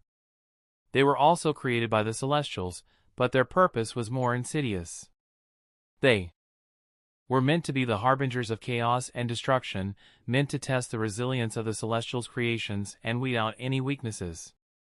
Aden frowned, musing. Cruelty seems to be a common theme with most cosmic entities. And what about cosmic energy? How does that fit into all of this? The Ancient One smiled again, falling into the role of instructor seamlessly. Cosmic energy is the life force that permeates the universe. It is the source of all power, and it flows through all living things. The Celestials harness this energy to create and shape worlds, and the Eternals draw upon it to wield their incredible abilities. The Deviants, too, are infused with cosmic energy, but they twist and corrupt it to their own destructive ends. The explanation felt lacking. He frowned, asking what he should have started with from the beginning. Can a normal human tap into it? The Ancient One blinked before her eyes widened in realization. That's why you wanted to study mutants. You were already aware of everything I just explained, weren't you? Aden said nothing, causing the Ancient One to shake her head at how she had been duped.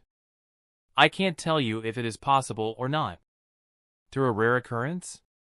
Maybe. It is. Aden informed her with confidence. Though only a select few species with genetic advantages. You said normal humans, correct? The Ancient One prompted. Yes, I believe it's possible. One might say mutantkind is a distant cousin to both the Eternals and Deviants.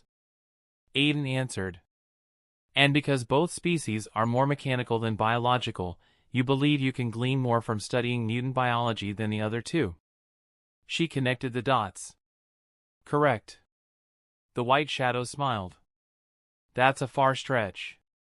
The Ancient One shook her head, pouring cold water over his logic. I'm aware. But I have a long history of always finding a way to do the impossible. Aden told her, getting up.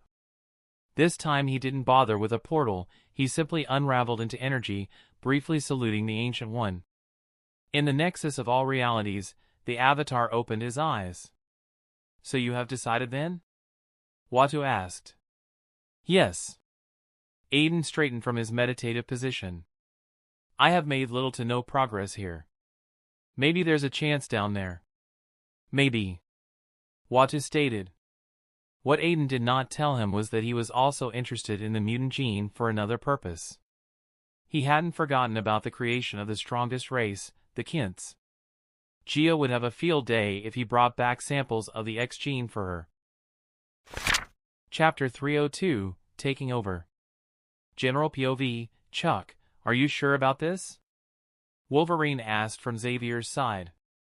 The X-Men stood in a line on the lush green lawn of the Xavier Institute, staring up at the sky. They were waiting for a special guest. Storm felt at first a heaviness that had her nervously fidgeting, her palms shaking slightly as she waited like the others. Cyclops noticed her nervousness but chose to not comment on it. Whoever this Avatar was, he had him curious, eager to see what kind of power he possessed. Power that made even Storm wary. Wolverine, on the other hand, was cautious.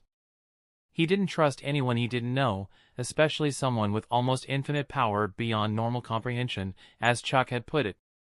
Chuck, who wouldn't be simply exaggerating based on the fact that he could walk again. Suddenly, a bright yellow light appeared above the Institute, and the Avatar came from within a portal. Snicked! Wolverine's claws came out. Put those away, Logan. The professor instructed. Their guest swept his eyes out across the Institute and sighed in appreciation. Aden could admit that the school and safe haven for mutants was something he had been looking forward to seeing. And it didn't disappoint. He's not what I was expecting. Cyclops commented as Aden floated towards them, noticing them from above. Storm had to agree. He was definitely not what she was expecting. The Avatar was a tall, handsome black man, dressed in a flowing black coat and blazing with undercurrents of divinity. Storm felt stronger than she had ever. She would usually have to lose control over her emotions to access the kind of power coursing through her body at that moment. It was unimaginable. Aden looked down at the X-Men and gave a sly wink to Storm, causing her to blush. Hello, Xavier, the Avatar said, landing before them and greeting the professor with a warm smile. It's been a while since we last spoke. Xavier smiled back, walking forward. Yes, I remember. I reached out to you with my telepathy. Almost got swept away by your immense power. The Avatar chuckled. I'm flattered, Xavier. It's not often that I encounter someone with your level of psychic ability either. For a human, you are very exceptional, Wolverine snorted. Human? You don't look any different from us, bub. Maybe check the ego. Cyclops felt like facepalming. Xavier sighed. Logan was a hard man. Aden merely smiled, walking forwards to stop before the shorter man. And what are your senses telling you? Do I smell like a human? You look like the type to trust your instincts. So what do they tell you, James? James? Logan muttered. The other three looked at each other in confusion. James Jimmy Howlett, born 1832 circa, Canada. Aden recited to their shock. Come see me later if you want the rest of your memory back. He patted his shoulder. However, next time maybe try to leave a better impression on someone who can unravel your whole existence with a thought. Wolverine seemed lost in thought at the words. Slowly, the claws retracted. H. He hummed. I'll take that as an apology. Aden shrugged in an easygoing manner. Xavier took the chance to intervene. He gestured to the X-Men. Allow me to introduce you to my team. This is Storm, our resident weather goddess. Cyclops, our leader in the field. And Wolverine, well, let's just say he's our resident skeptic. Wolverine snorted, eyeing the Avatar warily. I just don't trust anyone I don't know. The Avatar grinned. I can respect that. It's always good to be cautious. But I assure you, Wolverine, I'm not here to cause trouble. Aden stretched out his hands to the sides. I'm actually here to help. Cyclops raised an eyebrow. Help with what? The Avatar's smile faded slightly. With whatever I can. He turned to face the northern section of the mansion. The edge of it was the woods that cut off into a dry road that connected with the main one past the Xavier compound. We can start by flushing out a few eyes. Aden raised his hand, and above the tree line a few agents and a black featureless van floated up, held suspended through telekinesis. Shield. Xavier sighed in realization. How come we didn't know they were spying? We have cameras and motion detectors on that side of the compound. Cyclops wondered, removing his glasses and exchanging them for his visors. They have a mutant with them. He can basically cast a highly effective concealment field. Aden answered. That's why I couldn't detect them. Wolverine bit out, his claws coming out. Excuse me, Professor. I should go and meet up with Hank. We'll organize a party with a few of the others and do a perimeter check around the compound. Cyclops informed Professor X, of course. Charles agreed, and Cyclops left with a nod aimed at Aden's way. Well, that was unexpected, huh?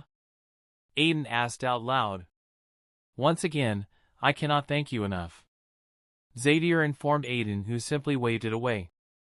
You can thank me by continuing what you're doing here. He smiled. Wolverine retracted his claws without a word. Aden looked his way. I know you still don't trust me. Most times, beings like I are selfish, arrogant, and quite literally think themselves better than others. While I might possess great power, I believe it's my duty to use that power for the greater good. I know a lot about the X-Men and the work you do. I'd like to have a good relationship with you. Storm stepped forward, her eyes bright with excitement. Don't mind Logan, Avatar. Like Charles said, we cannot thank you enough. And if you don't mind me asking, what exactly can you do? She had yet to meet someone so connected to the Earth and its elements. The Avatar's eyes sparkled with an inner light. First of all, please call me Aden. Secondly, I can do many things, Storm. I can control the elements, heal the sick, and even bring the dead back to life. But most importantly, I can see into the future. I have a vision for this world, and I believe that together, we can make that vision a reality. The X-Men exchanged looks, unsure of what to make of this mysterious individual. But there was something about him, something compelling and intriguing, that made them want to learn more. Let's discuss this further while having a cup of tea. Charles offered. After you. Aden gestured, and the group left for the mansion. Elsewhere, time was irrelevant here. They had been fighting for years or minutes. Which was it? Chaos had no concrete idea. All he knew was that they had been fighting for a long time.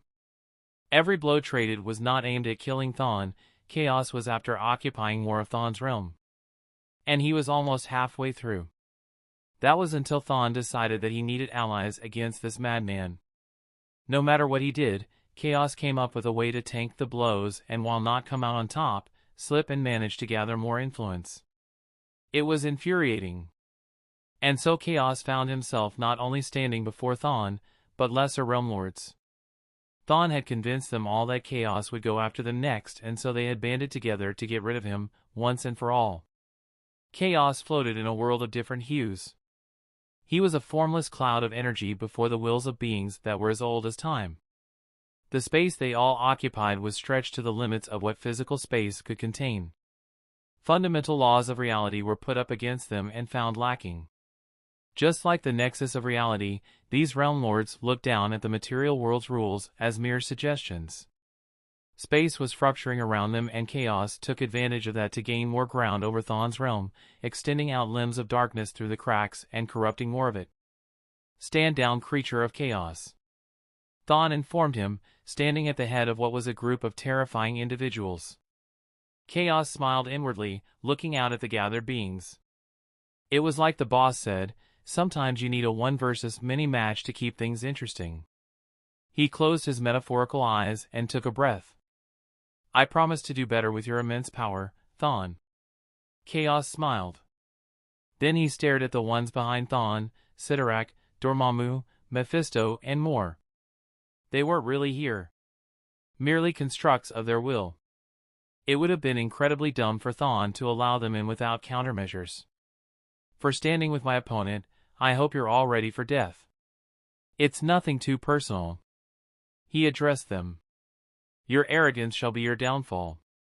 Dormammu spoke up. They were formless, just clouds of energy that manifested with the power to break universes. The skies around them were red and filled with sections of Thawne's realm floating about like space debris. A thin, almost undetectable film of energy separated half of the realm from the other. "I can't keep fighting this battle too long. The boss might need me. Time to bring out the big guns." Chaos thought, his body changing into a humanoid one. On his right arm, Equity appeared. Instantly the whole realm shook in fear. "Equity," Chaos started, caressing the blade's sharp edge, right in front of their eyes. "We always keep you suppressed so as to not devour the world. Whatever that thing is, we need to get rid of it." Sidorak said, his red energy form roiling around restlessly in the skies.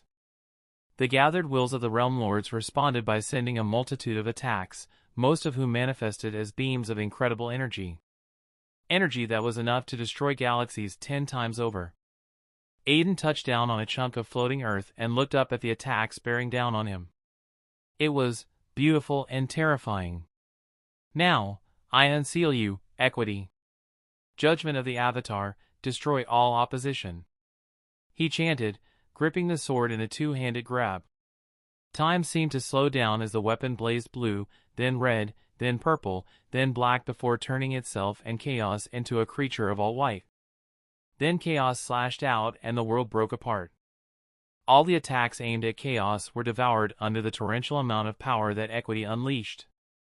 After it was all over, the effect of Equity as a weapon that cut off any being from their power worked well with the Realm Lord's connection with their realms. Chaos instantly felt connection with multiple realms. "The boss will be impressed," he said to himself. Chapter 303, Welcome.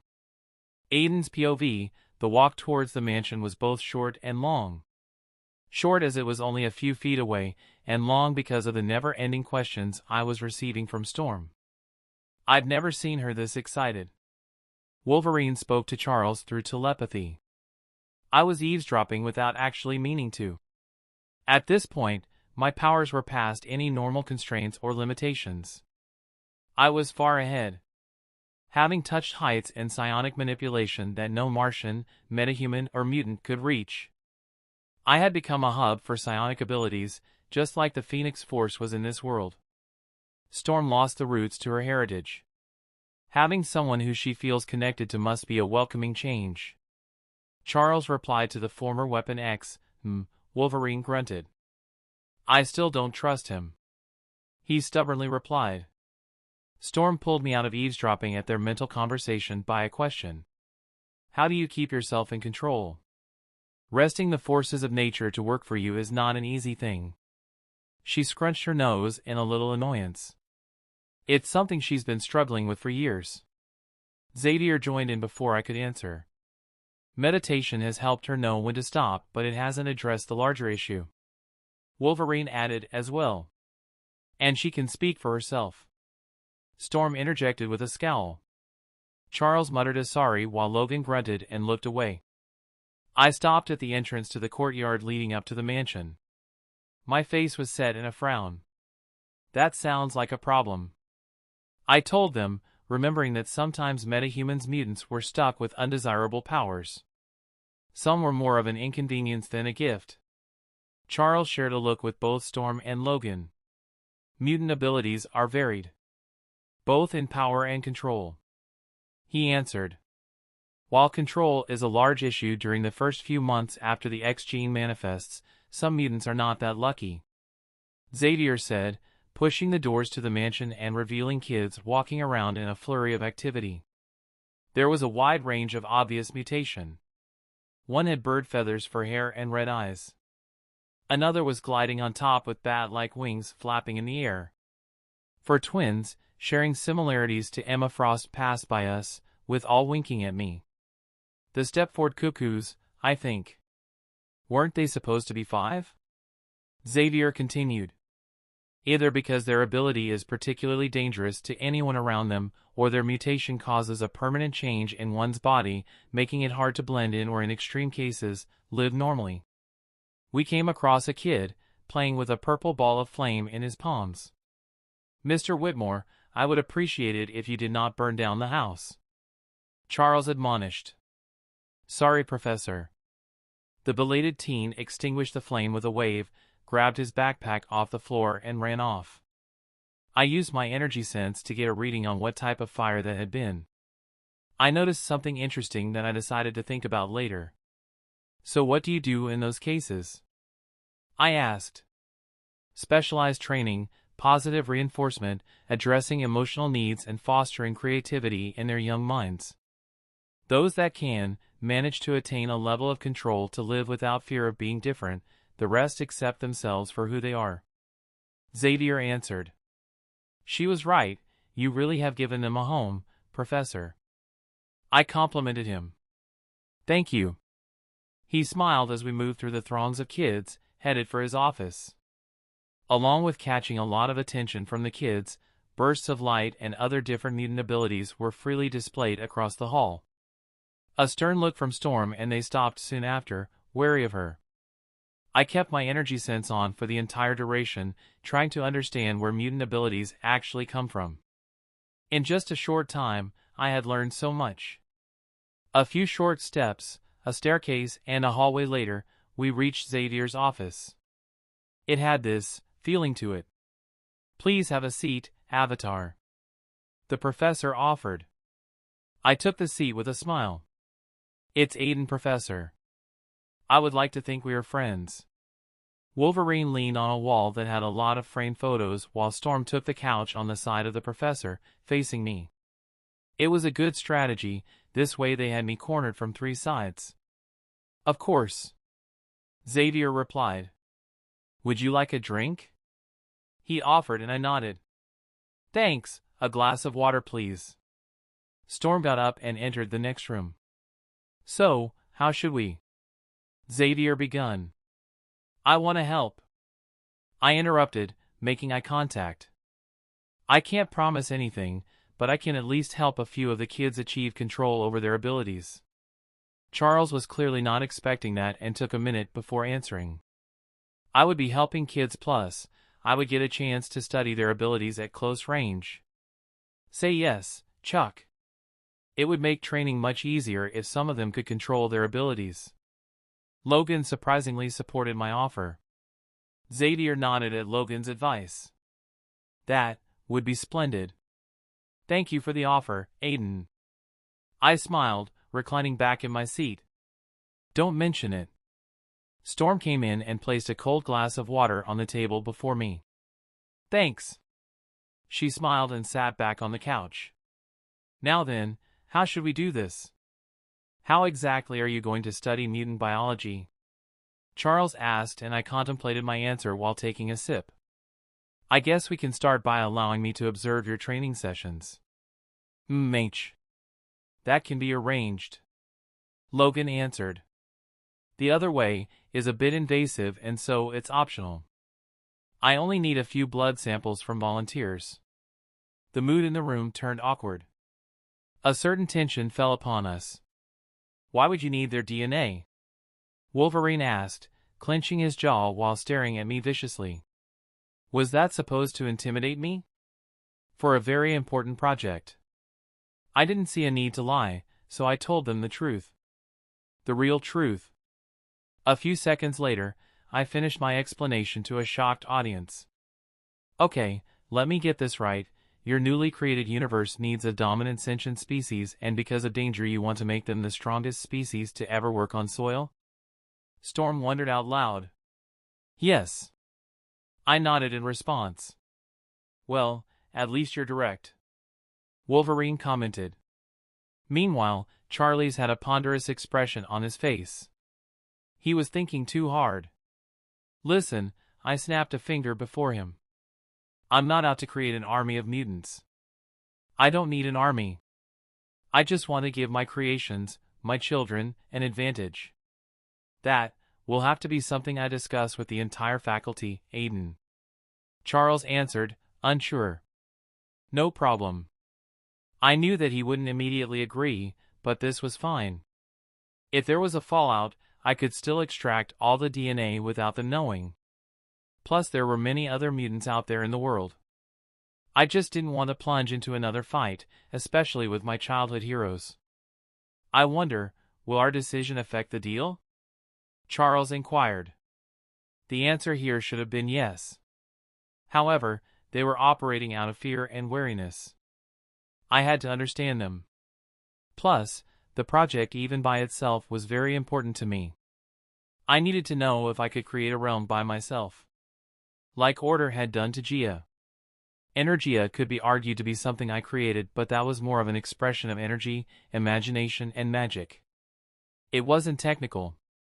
No. The deal stands. I'll still create a safe haven for mutants. Curious. Before Logan could explain what he meant, someone knocked on the door. Come in. Xavier said out loud, and a blue-furred humanoid creature entered. I immediately recognized him as Beast. He had a tablet in his left palm. A clunky type. Professor, Beast greeted, looking around before his interested gaze fell on me. Hank, I would like to introduce you to Aden Strong. Otherwise known as the Avatar. We shook hands. Nice grip. I commented. Oh, thanks. You're the first to not act as if I'm going to rip out your head. Hank smiled. I see the man inside. Hank McCoy, your reputation precedes you. Even to an alien like me. Alien? He looked at the professor for confirmation. It's a long story. The short version is, I am an extra-dimension being. I arrived at your world through an accident. So you're from another universe. A parallel Earth to be precise. I rose an eyebrow. Your accent, it's highly recognizable as El Lingo. Beast answered. I'm impressed. I said nothing about the Earth, yet you deduced my roots so quickly. Hank is more brain than brawn. Charles had a note of pride in his words. It would benefit him more if he applied himself into learning how to be dangerous with his hands. Wolverine pointed out. Hank shook his head. And as I have told you before, I left that life, Logan. Come on, bub. You can't tell me you don't miss the action. Wolverine smirked, removing his claws. No. And put those away before you hurt yourself. Hank growled out. This seemed to be an old argument between them. Don't worry about them. Hank is retired from the X-Men. He only joins in when the mission is important. These days, he's our resident tech expert. Xavier explained. Welcome to the X-Mansion, Mr. Strong. Hank officially greeted, then walked over to Xavier and showed him the tablet in his hands. Thought you might want to see this. Scott and the others were patrolling the grounds just in case we missed something when they saw it. From my position, I could see different video feeds displaying real-time footage of the Xavier grounds. What? Storm asked.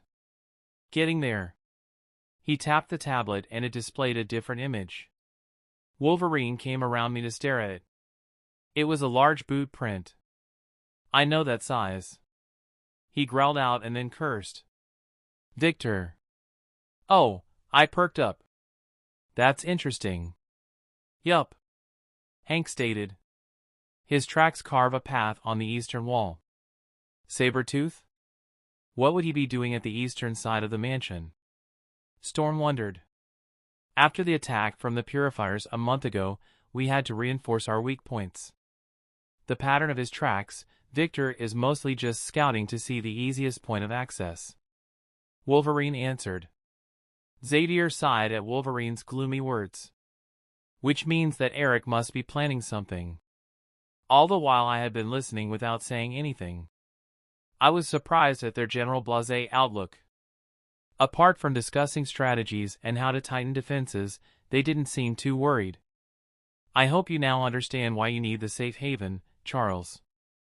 I told him. He stapled his hands together. I'll try to convince the teachers. However, it will be optional, just like we discussed. Hank will make a list of volunteers. Fair enough. I nodded. Storm here shall escort you to our guest quarters, if you don't mind. Xavier told me, then realized that he was jumping the gun. I suppose you will be staying with us for an extended period of time?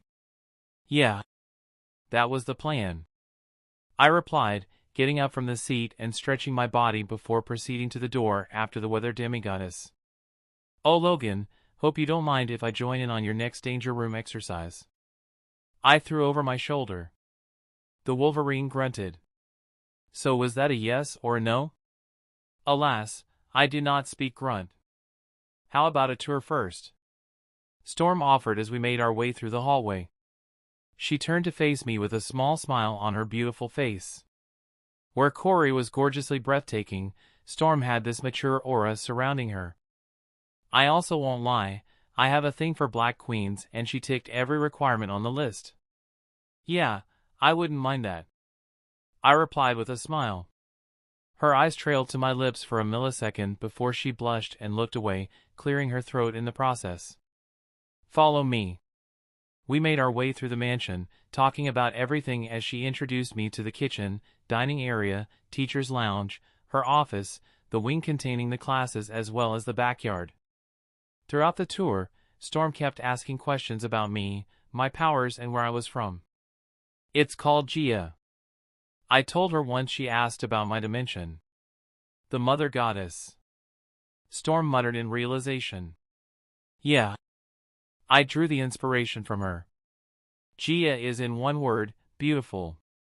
Sprawling mountains, blue oceans, the animals and the air and the plants. I breathed in as we stared at the sunset from the balcony of the third floor. It sounds magical. Storm breathed out. It is. Imagine the most beautiful place in the world, it wouldn't hold a candle to Gia. It feels like I created her with all the inspiration I had to spare. Wait, you created Gia? She asked in disbelief.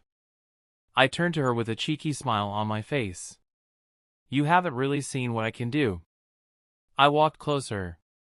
In fact, how about a tour of my own, to show my thanks for spending the afternoon with me? Storm blinked.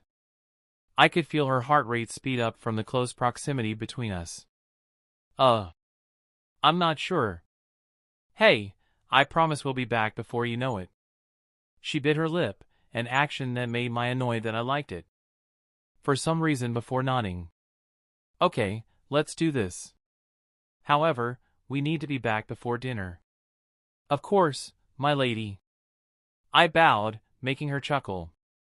Straightening up, I offered Storm my hand, which she graciously accepted. Then I snapped my fingers, and in a burst of blue light, we found ourselves in the middle of space, looking down at the earth. Storm widened her eyes, hands instinctually going for her throat, only to find out that she wasn't suffocating. She turned to me. How? You want the long answer or the short one? I asked.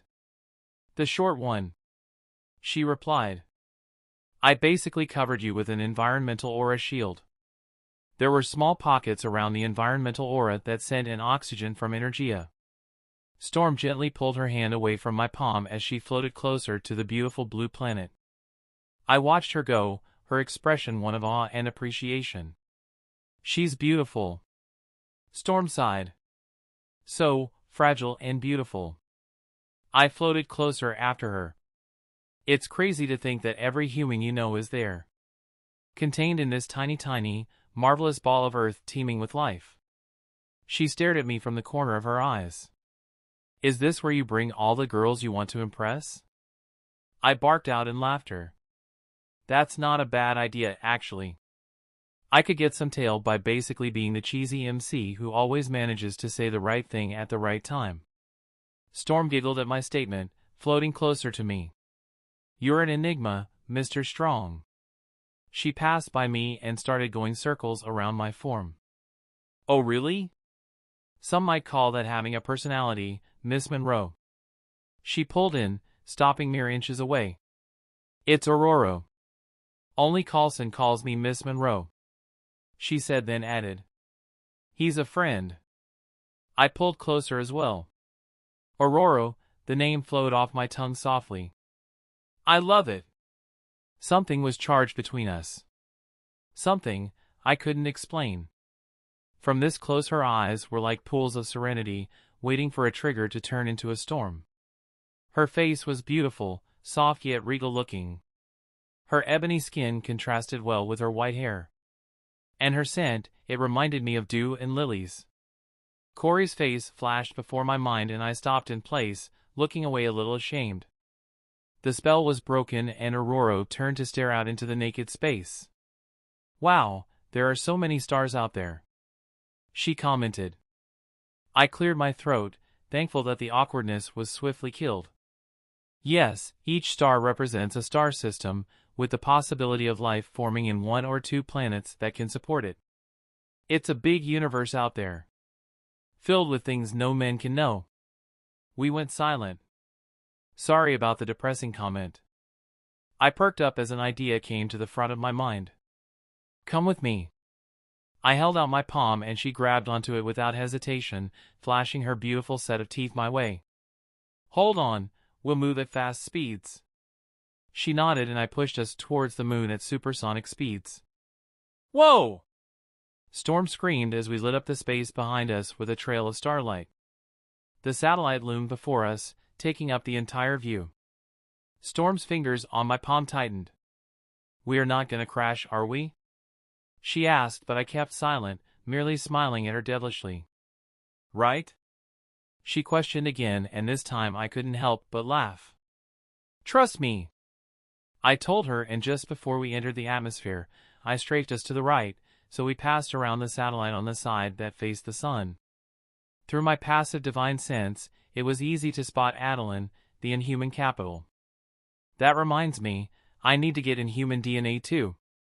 It's, wow, Storm commented. I gave a small nod to Wadu, who was sitting on a rock on the surface of the moon, watching the earth, invisible to Storm's eye. I know, I told her, doing another cycle around the moon. Then we were off on the opposite direction to the earth. Huh, where are you taking us? Storm inquired, looking back at Earth. One final stop, I assured, and then increased our speed. Mars very quickly appeared in our eyes. The light reflected off the surface of the red planet, lit up the craters and furrows on its surface. From this height, it looked incredible. Storm was instantly captivated. So, how does it feel to be the first human, with the exception of one Peter Quill and Carol Danvers, to make it all this way? Who are they? She seemed more interested in the two. One of them is a kid from St. Charles, Missouri who was abducted by aliens, and the other is a fighter pilot who was caught up in an incident involving an alien species known as the Kree. The incident gave her powers, and these days both of them are lauded as galactic heroes. Well, one at least. Quill is still young. Oh!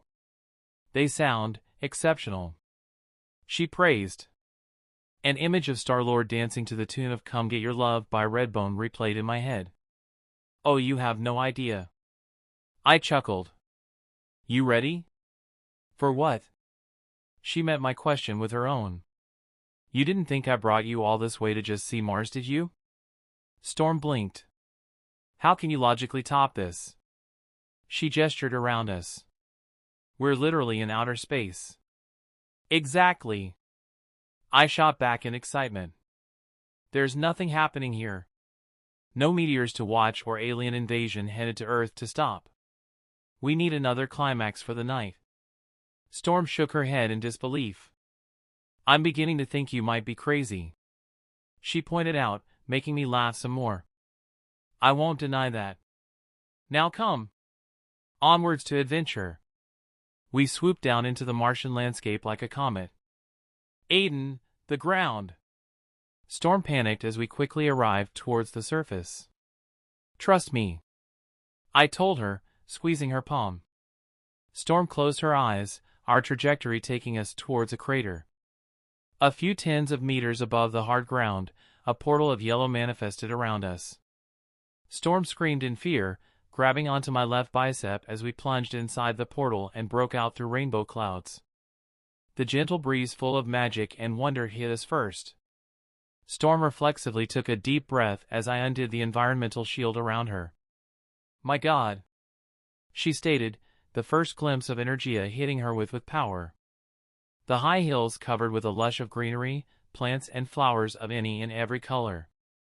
Then the butterflies buzzing about in plains of roses, a river that snaked around the valley, shining like diamonds under the sky of Energia. The river fed into the lake where the kingdom of fairies was. So beautiful, Storm said, and I quickly stomped down on the feeling of pride. We reached the shore of the lake and floated down. I turned to Storm, spreading out my hands. I can't show you Gia, but I can show you Energia. Chapter 304, Wake Up Call. General POV, a black portal, dark as unlight, opened up in the middle of the hall. A massive magical circle was intricately drawn on the floor. On the 6 corners of the pentagram were the bodies of young women. The 6 women were dressed in white robes and had slit throats, dead eyes looking up at the sky, unfocused on anything while they lied in pools of blood. Around the room, figures dressed in red robes with hoods hiding their faces away, chanted. And as the chant increased in crescendo, the portal got larger and larger until a gasp rang out as something fell out of the portal. A humanoid figure with long wavy black hair and a purple symbol shining on his head. He was tall, his body muscular underneath the light from the lanterns on the wall. And handsome as well. His most notable feature were the completely black eyes. Chaos landed on the opulent hall, a pulsing gray heart on his left hand and equity on his right. Hey boss. He went silent as a dumbfounded look crossed his face. He looked around and blinked. Clearly, I took a wrong turn somewhere. Then his gaze shifted to the bodies lying around him. Chaos narrowed his eyes. Master Satan, finally. You have answered our call. One of the robed figures walked closer to Chaos, removing the hood to reveal an elderly man with a well-trimmed white beard. We have been tirelessly toiling to bring you to the material world, all so that you can unleash your full might on these peasants. The robed figure raved, spittle flying from his mouth. Chaos raised equity. Quiet. The word was silent yet carried with it an unbearable weight. Chaos tore his eyes away from the sacrifices and turned to look at the gathered robed figures. What is this? A cult? He walked around the elderly man. An air of nervousness gripped everyone gathered. The elderly man's heart began pumping fast. Settle down, old boy. We don't want you to die just yet. Chaos told him, turning around, fully taking in the building's layout. He was in the middle of a stage surrounded by the aforementioned red robe figures. Past that were even more robe figures, the only difference being that these ones had on blue robes. Chaos facepalmed. It was clear. He knew without even being told, this was in fact a misguided group of fools who had no idea the kind of powers they were calling upon. And from their leader's words, it wasn't the first time that they had done this. Chaos exhaled forcefully. The cheer he had from earlier after going up against Thawne, Dormammu, Mephisto and other realm lords dying away. Hear me, he spoke out into the chamber, sending Equity and the Grey Heart into the hammer space. You will all die. Terror gripped everyone present. Wait. The elderly man begun before black flames consumed him. Commotion rose as the agonizing cries from the leader rang out across the chamber. You're right to be afraid of the dark. Chaos' eyes flashed purple. Then his body broke into shadows. Shadows that consumed almost everything in the room.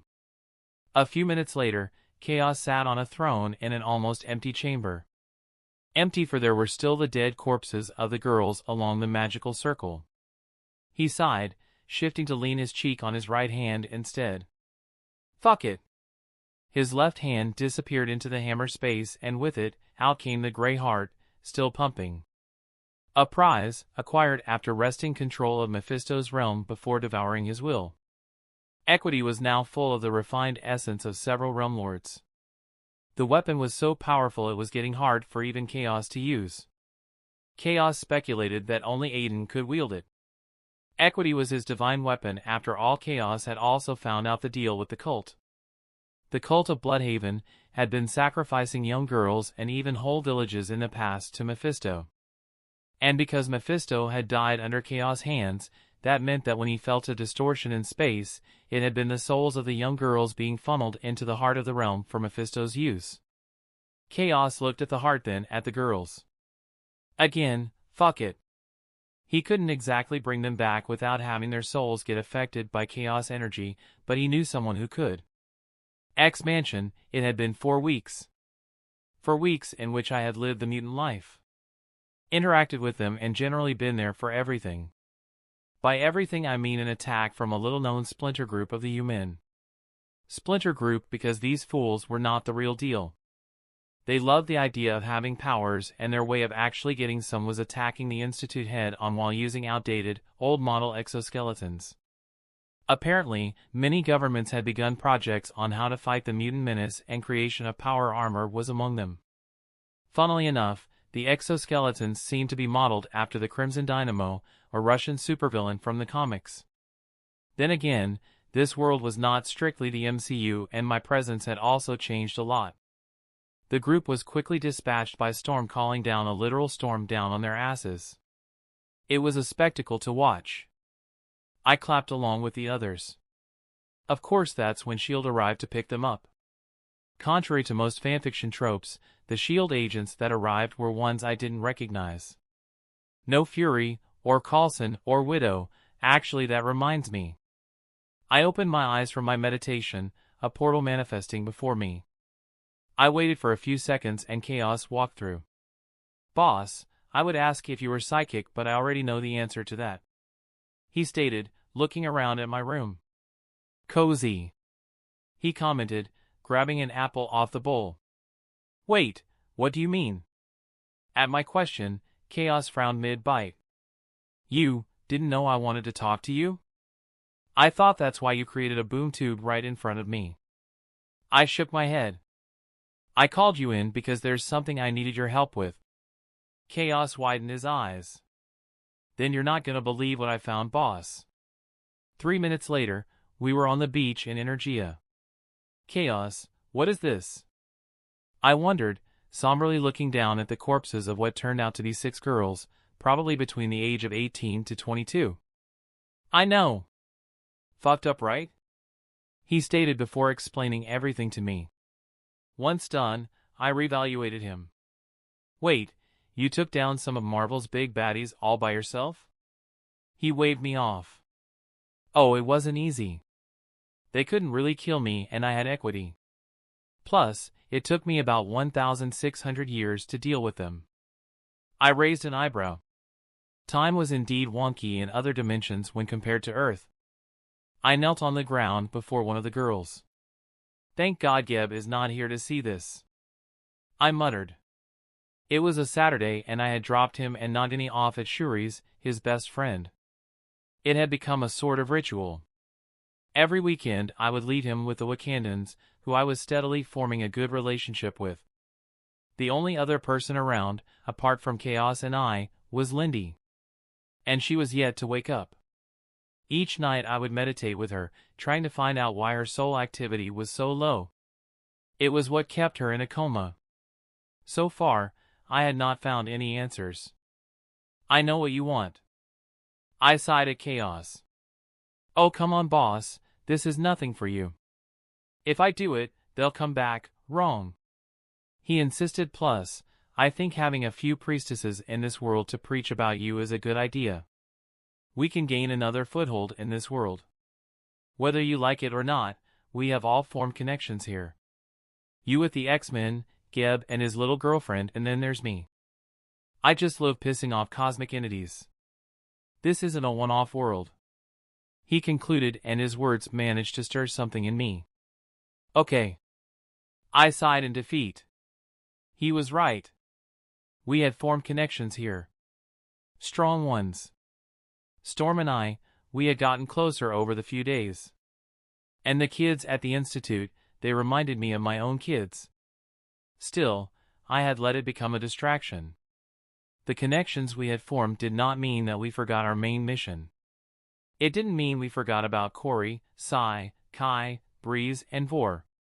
Knowing Gia and the rest, they were trying their best to find a way to bring me back. I have been too content. Too slow, I told Chaos, looking up. He lost the wide smile on his face upon seeing my expression. Boss? He said, unsure. I merely grunted, getting up.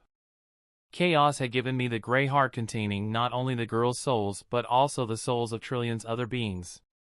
The thing reeked of hatred and despair as they were made to suffer unending pain. I focused on the gray heart, drawing out the most recent dead, the girls' souls. 6 pale blue silhouettes appeared in the sky, gently, almost as if pulled by gravity. They flew down to each of their individual bodies.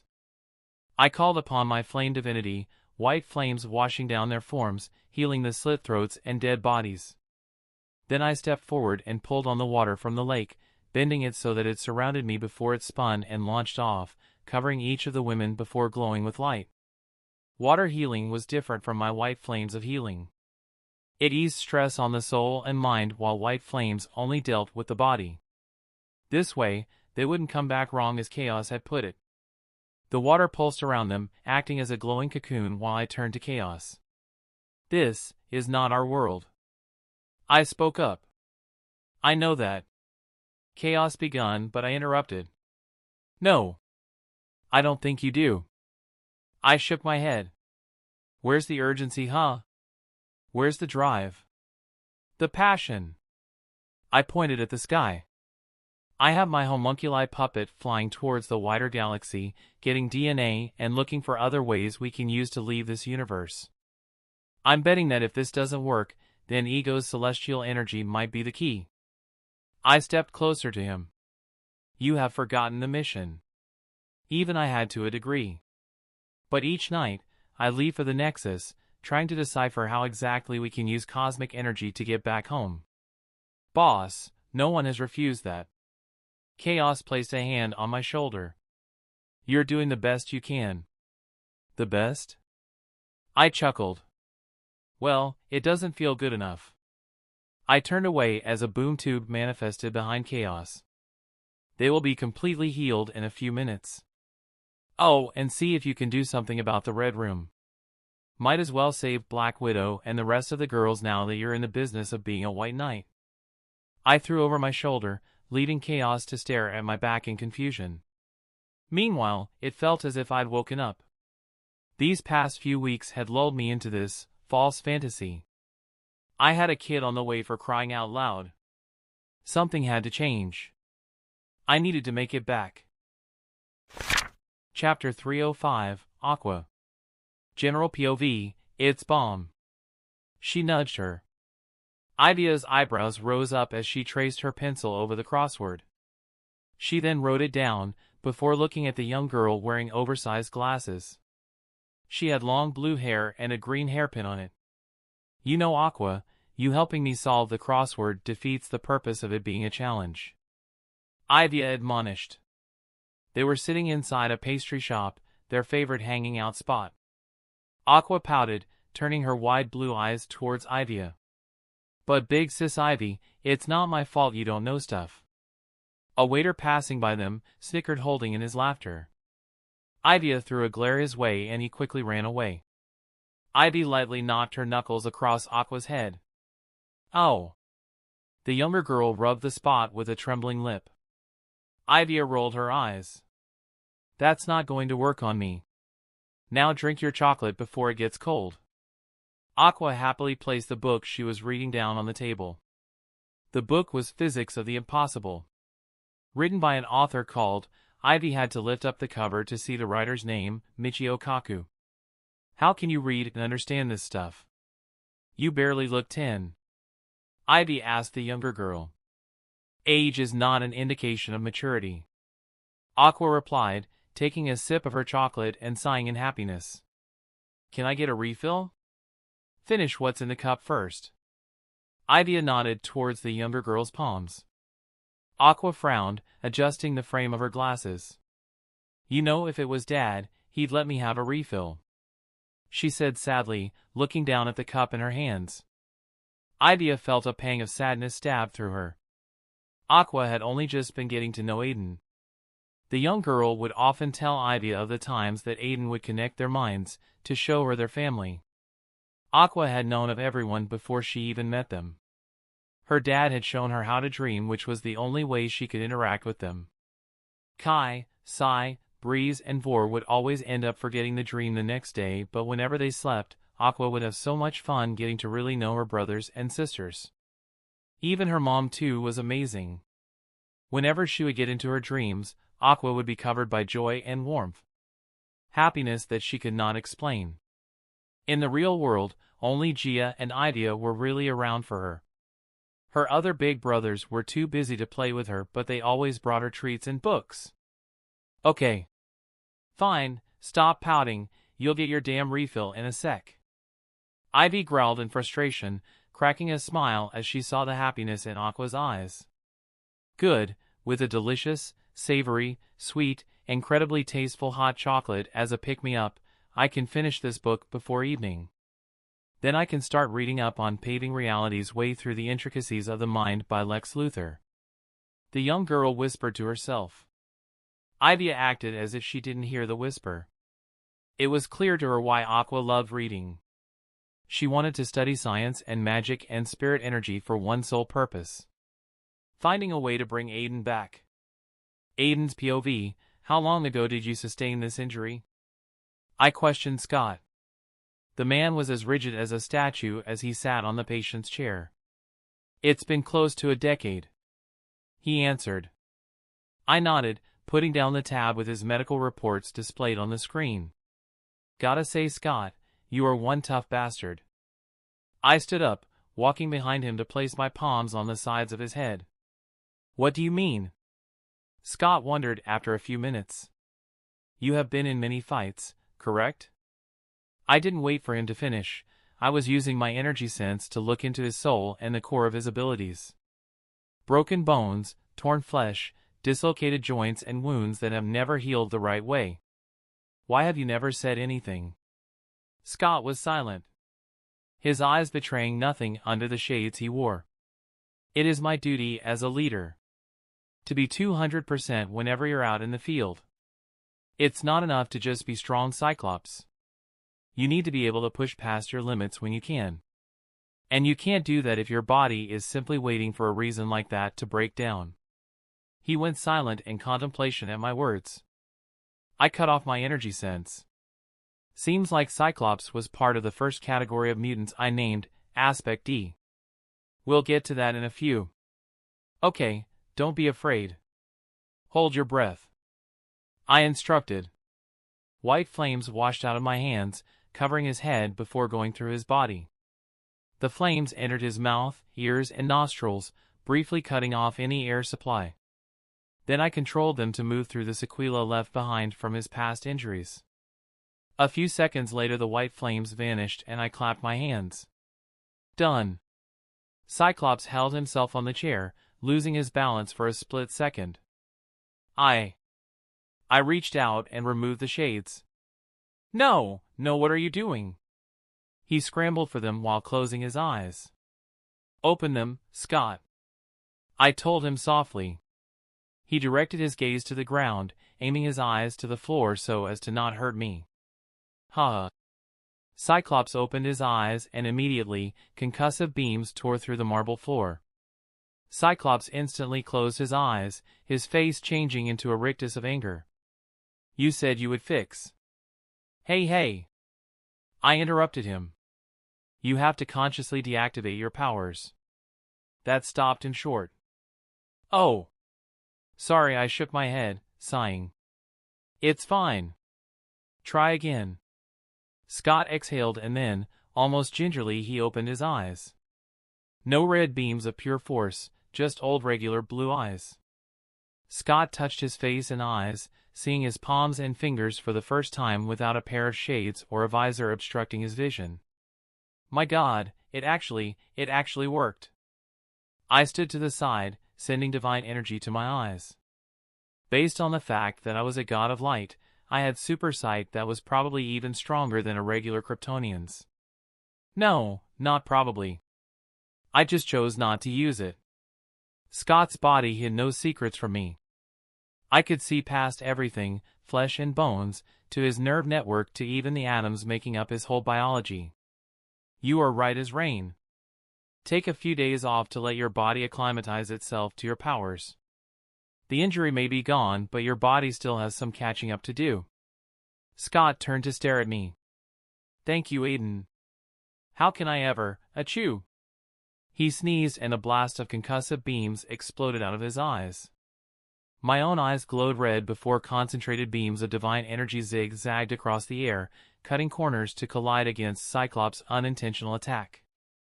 The blast brought with it a pressure blast so strong that had I not unraveled the wind currents, the shockwaves would have seriously hurt Scott. As it was, I managed to save Charles from using his considerable wealth to fix the floor of the medical room. Hey, what happened? Beast ducked his head through the open doorway to the side. He was handling the blood samples I had gotten from some of the kids and teachers. I turned to him with my eyes still glowing. Carry on. He cleared his throat and disappeared back into the room. Anyway. I turned to Scott. Rest if you want to avoid accidents like what just happened. Doctor's orders. I patted his shoulder. While I was finishing up with the X-Men, my homunculi puppet was up to something. You see, when Storm and I had gone on that trip I had discovered something. My homunculi puppet made it to the blue area of the moon, where a domed massive structure stood tall. It was nestled in the ruins of an ancient Kree city. Atlan, the city of the Inhumans. Time to get me some DNA. Truth be told, the puppet was supposed to already be a few galaxies away from Earth, but Chaos had decided to ask for my help. How could I say no? The ground underneath my puppet's feet was strangely sponge-like, or rather, the gravity made it seem so. I stepped forward and just knocked on the dome. Chaos, General POV, the Dora Milaje are the fiercest warrior group in the world. Prince Chala told Chaos. Both were in the training grounds behind the newly constructed palace grounds, complete with arches and large hallways for Nagini's large size to pass through. In fact, right now, Chaos could sense her terrorizing a group of wild rhinos with Geb and Shuri behind her back just a few miles away from the city. Wait until Queen Ramonda catches them. Even Chaos lost some of his bluster when fixed with that stern motherly glare.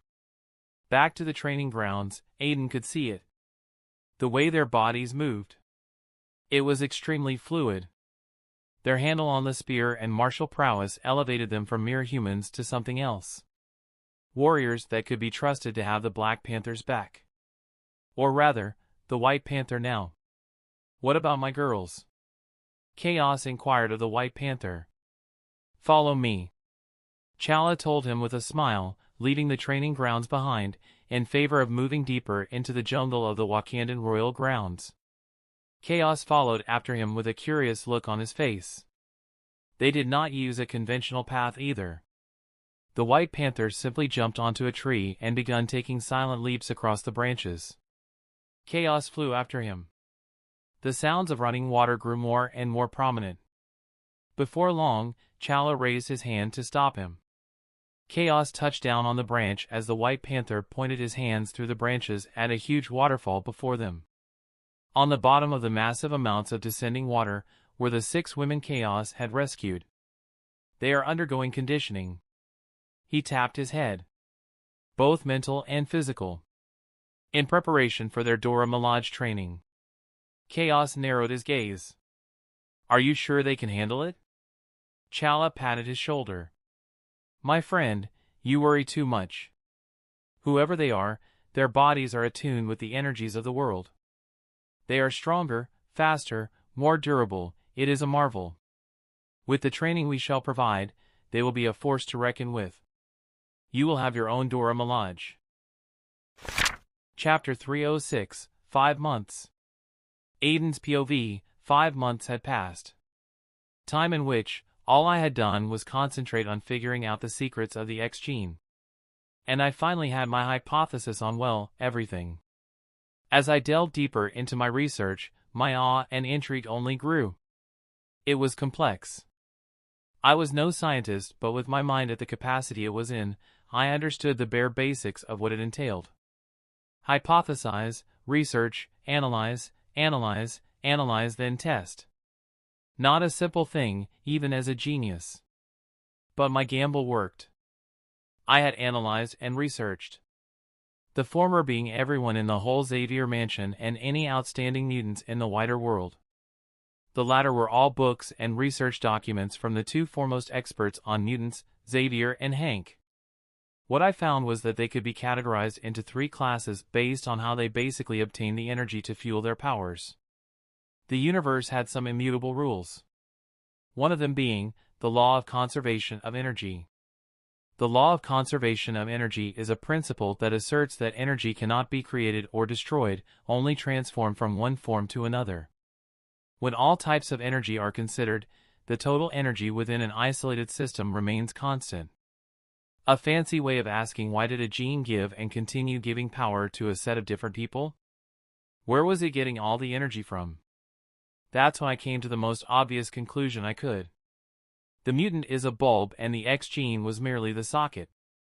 It was to my belief that this was the way leading to understanding the whole X gene system and its relationship to cosmic energy.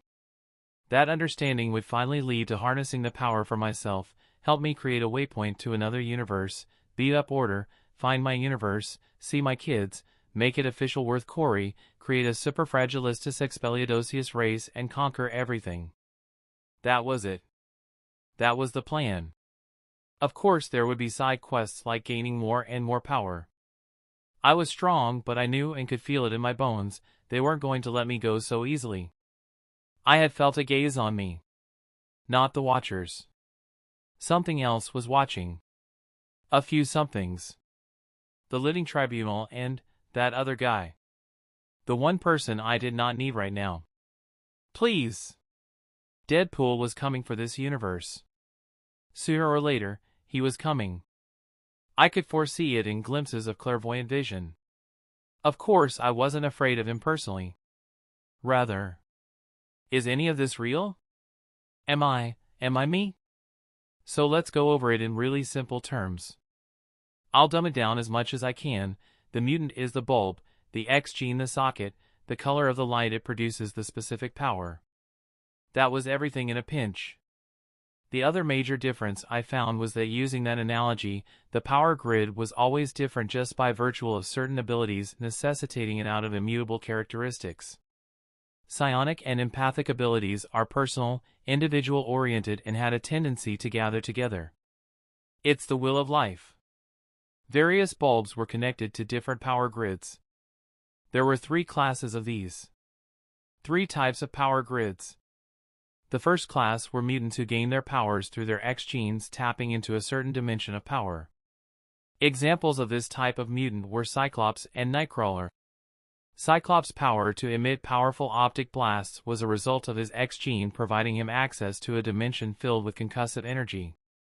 Nightcrawler's ability to teleport was a result of his gene providing him access to a dimension filled with brimstone. I called them Aspect D.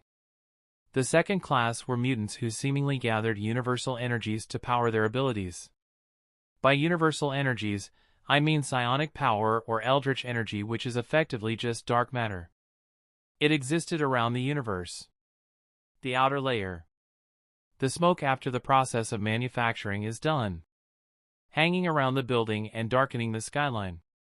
Examples of this type of mutant were Jean Grey and Professor X. Their telekinesis and telepathy were powered by the ability to gather and manipulate psychic energies from the universe. I called them Aspect U. The last category were the mutants who had personal reserves of power. Examples of this type of mutant were Storm and Rogue. Storm's ability to control the weather was a result of her own power receives, which were augmented by her heritage as a descendant of African royalty and godhood. Rogue's power to absorb the abilities and memories of others was the same. It was a cycle of really incredible energy conservation. It could neither be destroyed nor created. I called this class Aspect P. Not really imaginative, sure, but incredibly easy to remember. Don't forget I had decided to stop being passive. So everything I did was geared towards efficiency to make as much of my time matter. Categorizing these mutants brought with it the realization that the X gene was a complex and mysterious thing. While mutants shared a common genetic marker, their powers were diverse and unique. It was clear that the X gene was not just a genetic quirk but a manifestation of something much more powerful and cosmic. With this knowledge in hand, I knew I was one step closer to cosmic energy. I only needed to carry out the next step. Test. I was ready to create my own mutant. To do this, I decided to take advantage of two of the strongest divinities under my disposal. I had never fully delved into understanding the complexities of my god of life and light divinities. My application had always been crude. It was always either destroy something by sending out beams of light or healing by reconnecting flesh. I could bring back fucking dead people for Christ's sake. Just imagine that. I could do that shit. My knowledge on the soul that I had gained from the demons was also the perfect foil for my life divinity. It had been a disservice to the divinity not to use it. My first stop was Wakanda. I was soon very disappointed to learn that they buried their dead. I had wanted to bring back everyone that had been initially heard in the very first clash. Soul load had not gone that far back. Increasing the time strained the activation. So I left Wakanda for weeks after moving to the X-Mansion to try and see if I could apply my divinity to work in the benefit of people. Storm took me to Africa. One of our first destinations was a refuge camp in Sudan. It was heartbreaking. I quickly realized that though I knew the streets, I didn't walk on them. Of course my family had never slept hungry, but sometimes it almost came close to that. The camp was worse off. Way worse off. Food was a problem. Water was a problem, civil war. I healed people and really tried to make a difference, going far as to change the terrain to provide a stable source of water with my earthbending and waterbending. Each of the encampments she took me to over the course of the months, numbering on the 20s, had this problem. So I always made sure that I trapped in water for them. A problem steadfastly made its way clear. I didn't have time for this. It was a good endeavor, but there were better ways to help. So came in the second idea, asteroid mining. I could bring in huge amounts of asteroids, mine them by expending a few simple lesser miracles, and then have the professor take over the creation of a company whose sole purpose was to help the people in need. That was all it would do. So for the second month, I focused on that. Asteroid mining for valuable mineral had a few other effects on my life. I was quickly a billionaire. Yeah, I know. Secondly, there had been a fair amount of earthbending involved, which had led to my sub-skills growing. It was enough practice to push me into unlocking another sub-skill. Crystal bending. That had been the second month. Hopeful. It felt like I was actually a real hero. With Xavier's own crazy funds and enthusiasm due to the project being humanitarian in nature, Aden Solutions was quickly founded after another month of establishing a foundation. Turns out when you have money to smooth things out, doors really do open. It was unsavory but necessary.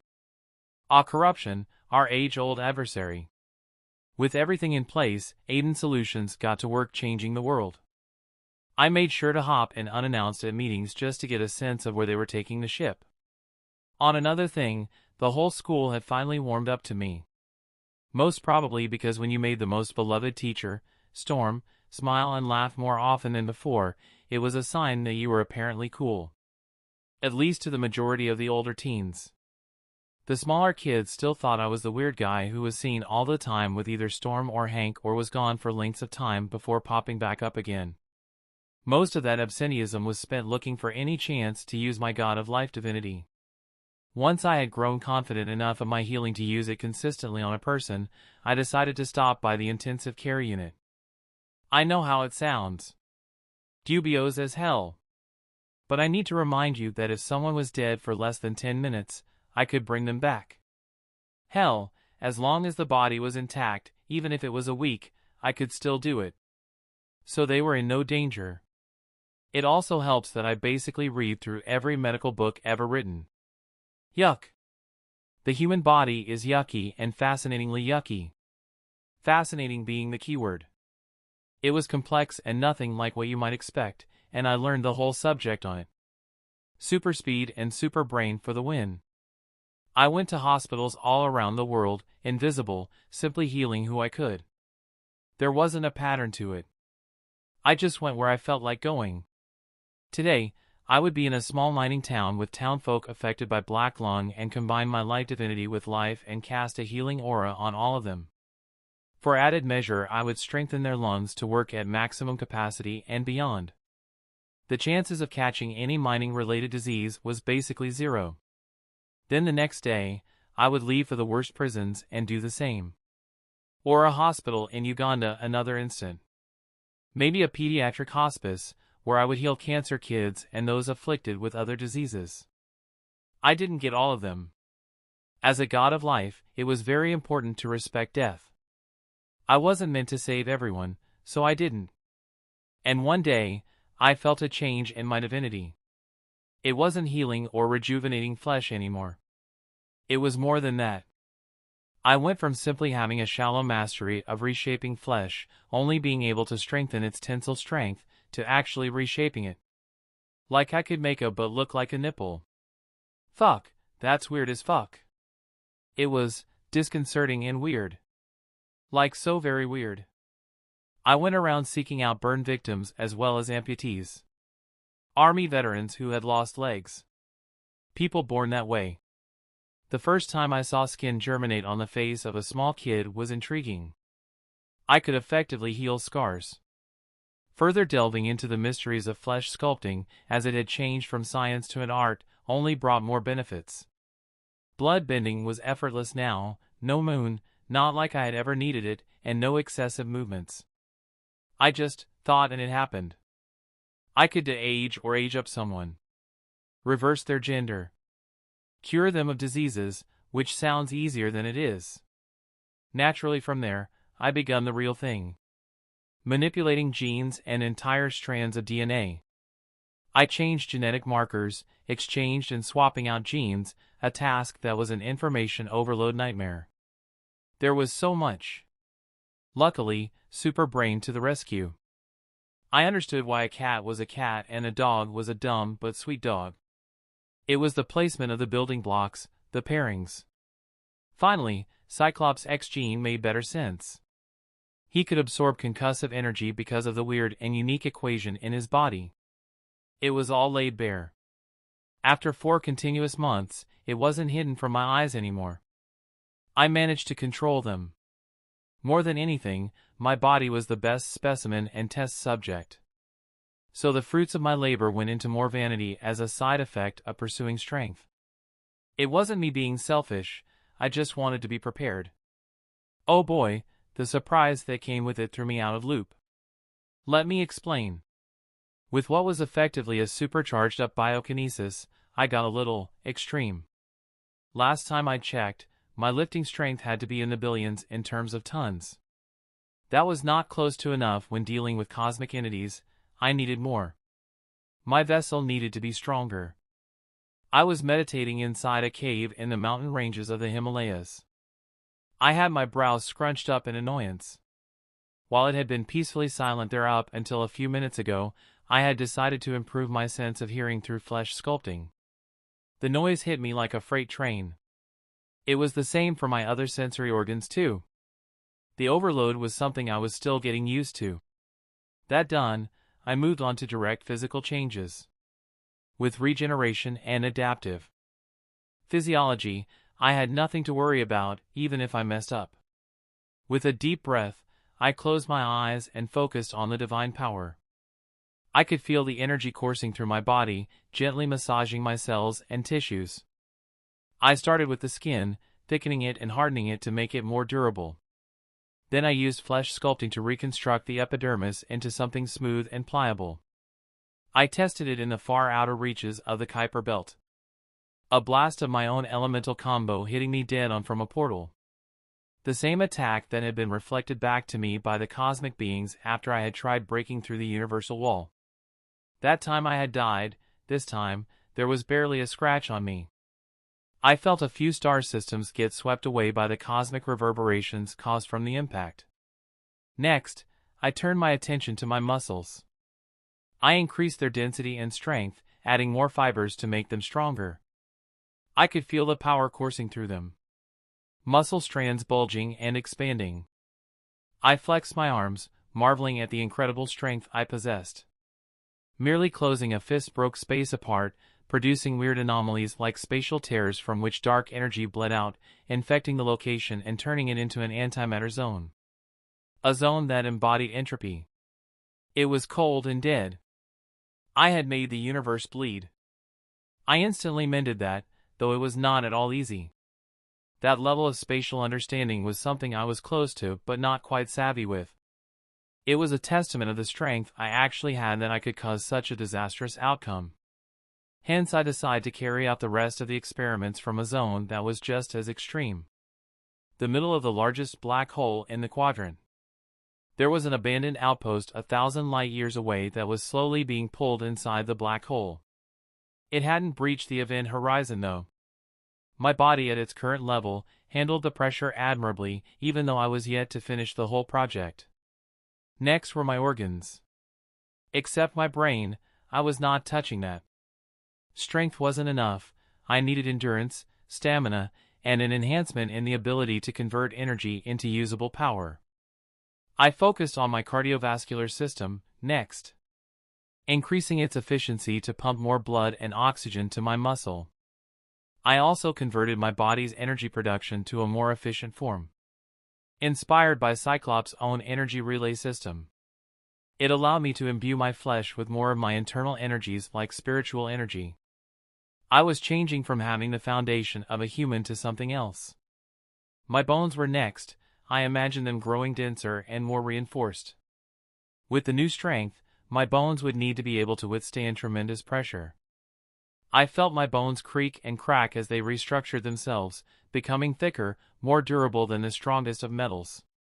Finally, science caught up with my defying actions. With the increased strength and durability, I would need a body that could support it.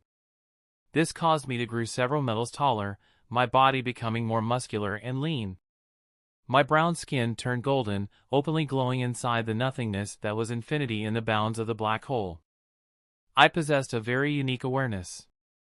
Each individual cell, working towards a common goal. I realized I wasn't the force driving the car, I was every cell's wish, I was every cell's failure and success. It was an intimacy with oneself that went past pain, pleasure, or pressure. It was almost too intimate. The feeling of being the result of billions of efforts. And so I accepted myself. For what must have been the very first time, I loved every nook and crack about me. The imperfections, especially the imperfections. With the acceptance came the final ascension of my fleshly body. The black hole was torn from within as it failed to carry my weight. My vision changed. I was now a collection of different bundles of power, unraveling and hurtling towards the veil of dimensions, the silk cloth that curtained off entire segments of reality, separating each by the nature of the life found in them. I stood before it. But I wasn't afraid, I was in another form entirely.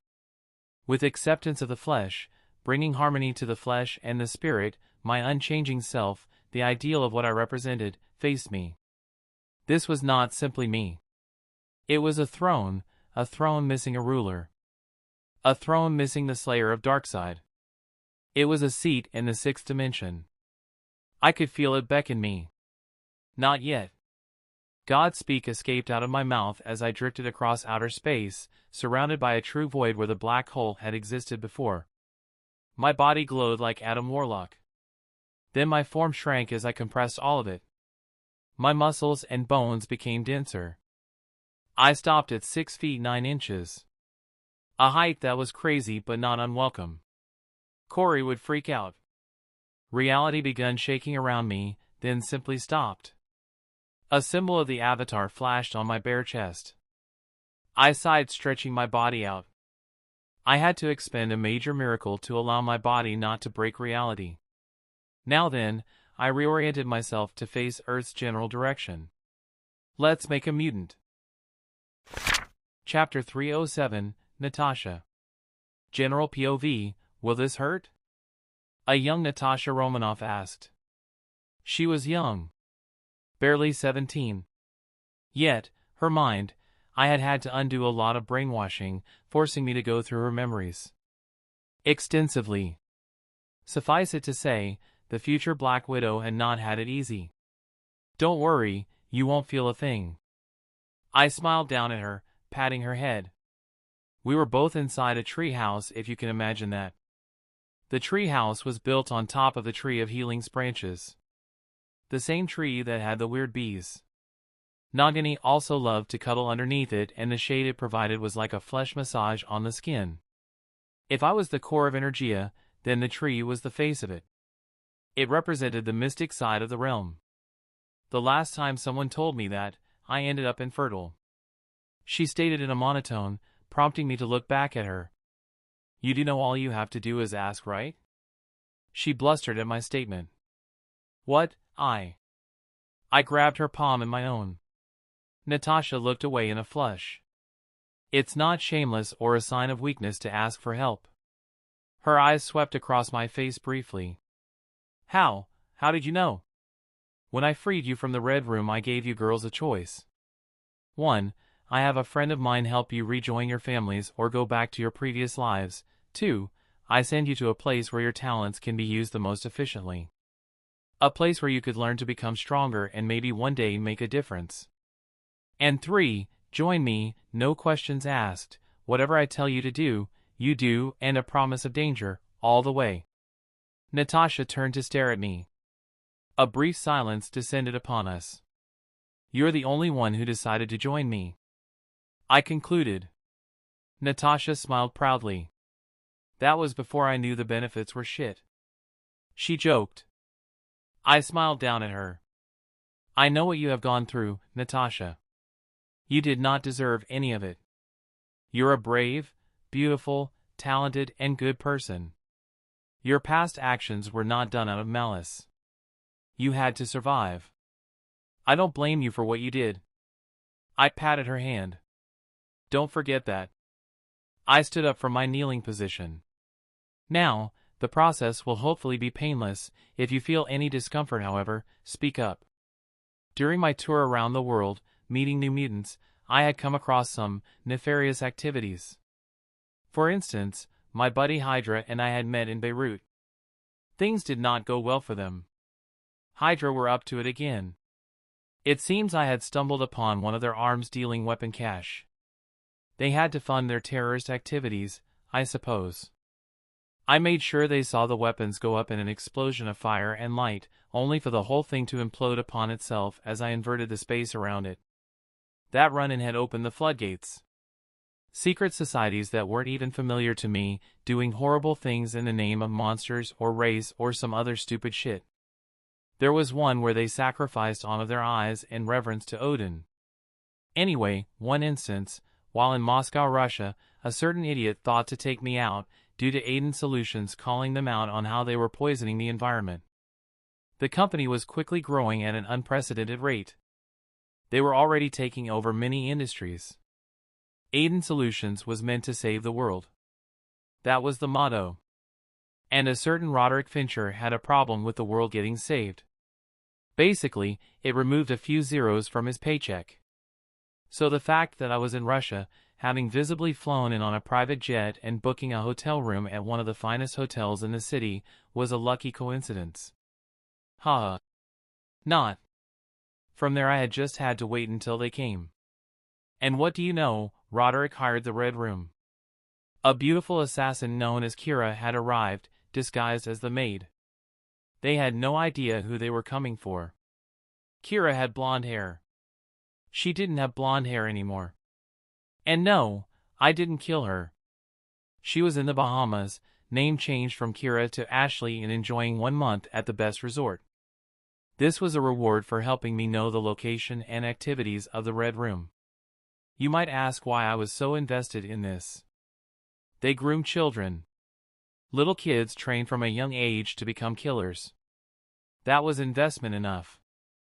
As a dad, it made me sick to my stomach, much more than even Hydra's whole "let's take over the world" bullcrap. I had quickly organized a raid on all of their training facilities, safe houses and branches across the world. It was a simple matter of asking for a few favors. I got the Ancient One to lend me a few sorcerers who could open portals. In return, she reserved the right to ask for anything in the future. It was a risky deal, but I accepted nonetheless. After that, raiding the Red Room was only a matter of pairing up the sorcerers with Chaos Team, the women he had saved. The mission had been fairly simple, and at the end of it, I found my mutant candidate. I brought Natasha to Energia after telling her what it is I wanted. The only thing she asked for? I had to ensure her sister lived a normal and good life. Chaos was taking care of that. My eyes lost their glow as I finished examining Natasha's physique for anything that might interfere with the process. A process that was in itself very easy. You see, armed with my new control over biology, all I had to do was just tweak a few things and voila, I would have my own superpowered individual. A camera floated around us. I needed to film the entire process for Gia. Let's begin. I told her, letting out a small breath of air. Geb and Nagini were on Earth with Shuri and Chaos. Lindy was deep within the confines of the realm, her body suspended in a rejuvenation chamber, a sort of cocoon that would promote good health and nourish the mind. She had yet to show any signs of waking up, and it was worrying me. I needed to do something about it soon. I could feel my time here was coming to an end. If this thing worked out like I wanted, then I was one step closer to leaving. The point is, there were no distractions as we begun. My hands hovered above Natasha's body, streams of energy rising up from the branches of the tree, entering her back and then covering her in a wash of golden color. The properties of the Tree of Healing will ensure that even if I miss anything, you will not be in any sort of danger. I assured her softly, eyes penetrating past the thin veneer of mortality to inspect the building blocks of a normal human. Her musculature was efficiently built up from hours on a gymnast bar and mat. It emphasized quick and fast reflexes. Overpower, yet her strength would easily be above an average middle-aged man. Her body showed signs of healing from recent breaks too. Cracks on the ribs and sprains at the joints. The Red Room had brutal training programs. I got rid of all of that. Then my eyes trailed to her belly and I barely hid my wince. They were animals for what they did to her. I had thought she was joking when she said, they went in and pulled everything out, but that's exactly what they did. Natasha was missing her inner reproductive organs. There was scar tissue and the damage was fresh enough to know the whole process had happened within the past year. I looked at Natasha, making eye contact with her. My anger was getting the better of me. Now I wanted to skin Dreykov instead of handing him over to Charles's friends like the professor had called S.H.I.E.L.D. Speaking of which, while it wasn't my problem, something had to be done about Hydra. Maybe I could send Geb and Nagini to destroy some of their bases, just to fuck with them. I was really hating the whole secret group cabal's bullshit. Please, Natasha whispered, placing a gentle palm on my hand that was above her belly. I blinked, realizing my anger had gotten the better of me. I exhaled, prompting the process of growing flesh and organs. It's done, I told her, withdrawing the hand. In response, tears began running down her cheeks. She opened her lips, blinking rapidly. I can feel it. I can feel it. The emptiness, it's gone. She whispered, her eyes betraying joy. Thank you. I smiled at the heartfelt gratitude. Don't mention it. Done with healing her body, we moved on to the next step. Flesh sculpting. Now you might ask what's left? All I needed to do was add an X gene, right? Or maybe just activate a dormant one. Natasha was a normal human from what I could tell, and simply adding an X gene was not going to work. The body needed to be strong enough to handle that power. I repeated the same process I had gone through with her. First, her sensory organs got an upgrade. Her eyes could see better and her ears hear sounds that were of a low frequency. Her skin, flesh, and organs went through the same. It was exhilarating, improving things. It was a high I had never felt before. A sort of mental stimulation as I accounted for everything. I wasn't simply the avatar anymore. These past few months had changed a lot for me. Finally, I completed the process by enhancing the bones. The Natasha that lay before me looked nothing like the girl from earlier. She was taller, her skin seemed to glow, and her slim but full figure exuded an aura of power.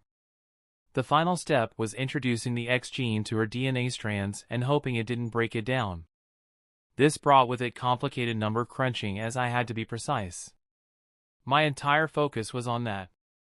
And a few minutes later, there was a mental click as it slotted itself perfectly inside her body. Immediately the change was apparent. Under my gaze, metaphysical connections, one that blurred the lines between the physical and mental aspect, fused with Natasha's body. I had no idea the kind of ability she would get, but just witnessing how the X gene connected with a dimension of power was more than enough to understand how I could capitalize on the process and gain control over any energy. Any energy. It was enlightening and pushed my knowledge of mutant abilities to the forefront. I knew how to do it now. I knew how to channel cosmic energy.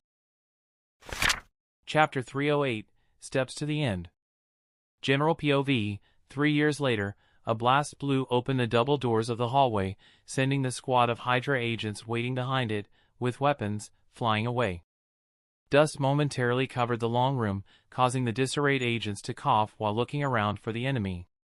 Then a scream sounded out, following the unmistakable sound of breaking bones. They turned as one to the source, letting loose bullets as a fleeting shadow, jumping from the ground to the ceiling before disappearing. An agent at the back felt a blow connect to her head and fell like a puppet without strings.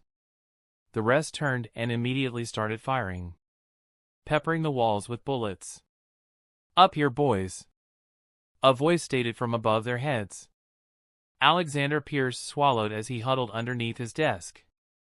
He pressed a button on his desk and cursed. "Fuck! They cut off all our power outlets, even the backups. I can't leave," he muttered as he cocked his handgun. Pierce was a proud man. If he was going to go down, he was doing so on his feet.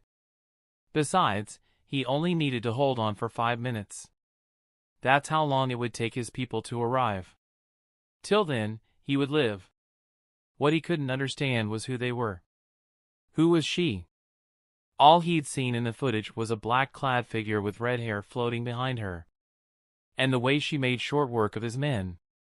Get ready. The enemy is likely enhanced or a mutant. No mercy, but don't kill her unless you have to. He addressed a shadow in the corner of the room. Someone wearing a mask and a robotic arm. The Winter Soldier stepped forward. Pop. The figure landed on the desk between them. The Winter Soldier was already moving, bullets missing the assassin as she flipped right into his personal space. She slipped past his swipe and connected a heel kick that was caught by the metal arm. Alexander aimed his gun at the two expert combatants caught in a deadly tango. Then the Winter Soldier found himself suspended in midair. With a pop, the assassin appeared on the ground and spun, throwing a round kick that connected with the Winter Soldier's head, forcibly removing the mask. The latter's body jerked as another blow connected to his cheek. The assassin popped away, only to appear above the Winter Soldier, letting gravity do its job and taking both of them to the ground. Pierce went to pull the trigger only for the gun to be grabbed out of his fingers and smacked onto the side of his head. The attack threw him on top of his desk, blood pouring out of the split on his temple. You can teleport," he muttered, groaning in pain as the gun dug onto the back of his head. Are you going to kill?" Blam! The figure pulled the trigger, splattering Alexander Pierce's brains onto the walls of his underground bunker. The assassin reached to her head and pulled off the mask, revealing a 19-year-old Natasha, alias the Black Widow. She reached for her earpiece. "Protocol 1, this is Black Widow. Sloth is down. I repeat, mission complete. Covering tracks and uploading evidence now. Black Widow, confirm kill ID." The order came in. She walked over to Pierce and grabbed his wrist with her thumb and index finger. A data pod flashed on her thumb. I.D confirmed. Carry on. Evacuate by 10. Black Widow walked over to the computer screen behind Pierce's desk and started rapidly typing. Stay down, she stated into the open air. The Winter Soldier's body strained as he tried to get up. I tagged you with a paralyzing agent, she added. You're not going anywhere for the next 1 hour. And yes, I accounted for your unique physique. The light of a boom tube manifested in the middle of the room. Natasha already had a gun trained on it. I thought he said 10 minutes. She said. It's not Cypher's fault. I simply missed you and wanted to see how my favorite agent was doing, Aden told her, walking inside. He was dressed in a t-shirt and jeans, holding 2 ice creams. I got you your favorite, raspberry. Boss! What are you doing here? Black Widow asked, hands lowering as she fell into a stiff posture. Relax, Natasha. He waved her off, stepping over Pierce's body to give her the ice cream. Natasha accepted it with a flush. Thanks. You should be getting ready for the press. Storm will be mad if you're late, Black Widow told him. Aden shivered. She wants me to wear this garish tux. Corey would probably laugh her ass off if she saw me in it. His laughter slowly died out, a brief silence falling in between them. Boss, are you okay? Natasha asked, concerned. Aden shook his head before turning to face her. Sorry about that. I actually came for another reason. Your abilities? Anything new? He questioned, walking closer while casting analysis spells. Magic symbols flashed around Black Widow's form. Nothing's changed. I can teleport 500 miles to any place I've been or can see. And I can do it about 100 times before I feel the strain. She explained with a lot of familiarity. Then again, it wasn't the first time she had answered. Yes, yes. Aden nodded, scanning her mind. I see. No outstanding changes. He frowned. However, I sense that you're a little bit stronger. Your X gene is not only pulling on the energy to power your spatial dislocation but is also enhancing your body. That's a good thing, right? Black Widow asked, bringing her hands to her hips. MHH. Of course Aden nodded, turning away. I'll be bringing our friend over here to Wakanda, now, he said over his shoulder, grabbing the Winter Soldier. Bye. Then they disappeared. Wait. Black Widow was left holding out her hand with a confused expression on her face. Elsewhere, the camera panned to a bustling street in downtown Manhattan as a reporter, standing amidst a throng of people, spoke into her microphone. Good evening, I'm here in front of Aden Solutions, a humanitarian science and technological innovations company that has been making waves across the world. This company, which has been active for only 3 years, has already impacted so many places around the globe. As she spoke, footage of Aden Solutions projects from different parts of the world flashed on the screen. Children in remote villages receiving vaccines, farmers using advanced irrigation systems, and women learning to read and write were just some of the scenes showcased. But it's not just their work in humanitarian aid that has caught the attention of the world. Aden Solutions has also been making strides in sustainable energy and waste management. The camera cut to an interview with a local environmental activist who praised Aden Solutions' efforts to reduce carbon emissions and promote clean energy. And now, the CEO of Aden Solutions, Aurora Monroe, has called a press meeting today to announce some exciting developments. The reporter's tone grew more animated as she spoke, and the camera zoomed in on her face. Miss Aurora Monroe has always been a visionary leader, and under her guidance, Aden Solutions has accomplished more in 3 years than most companies do in a decade. I can't wait to see what she has in store for us today. The camera shifted back to the Aden Solutions building, where a crowd of reporters has gathered outside. The door opened and a devastatingly beautiful figure stepped out, flanked by her team. "Good afternoon, everyone," she began as soon as she got to the podium, her voice projecting over the din of the crowd. "I'm thrilled to announce that Aden Solutions is expanding its operations to new regions, including Southeast Asia and Sub-Saharan Africa." The reporters erupted into a frenzy of questions, but Storm raised her hand to silence them, a cool breeze spreading out across the crowd, making them shiver. It took a lot of effort to be recognized as not a force of political power, but an organization that aims to better people's lives. But that's not all. We're also launching a new initiative to provide education and training to underprivileged youth so that they can learn the skills they need to thrive in the modern workforce. As she continued, the cameras captured the expressions of awe and admiration on the faces of the reporters. Aden Solutions is committed to using science and technology to make the world a better place, and we're just getting started, Monroe concludes, before falling silent and turning her head to the sky.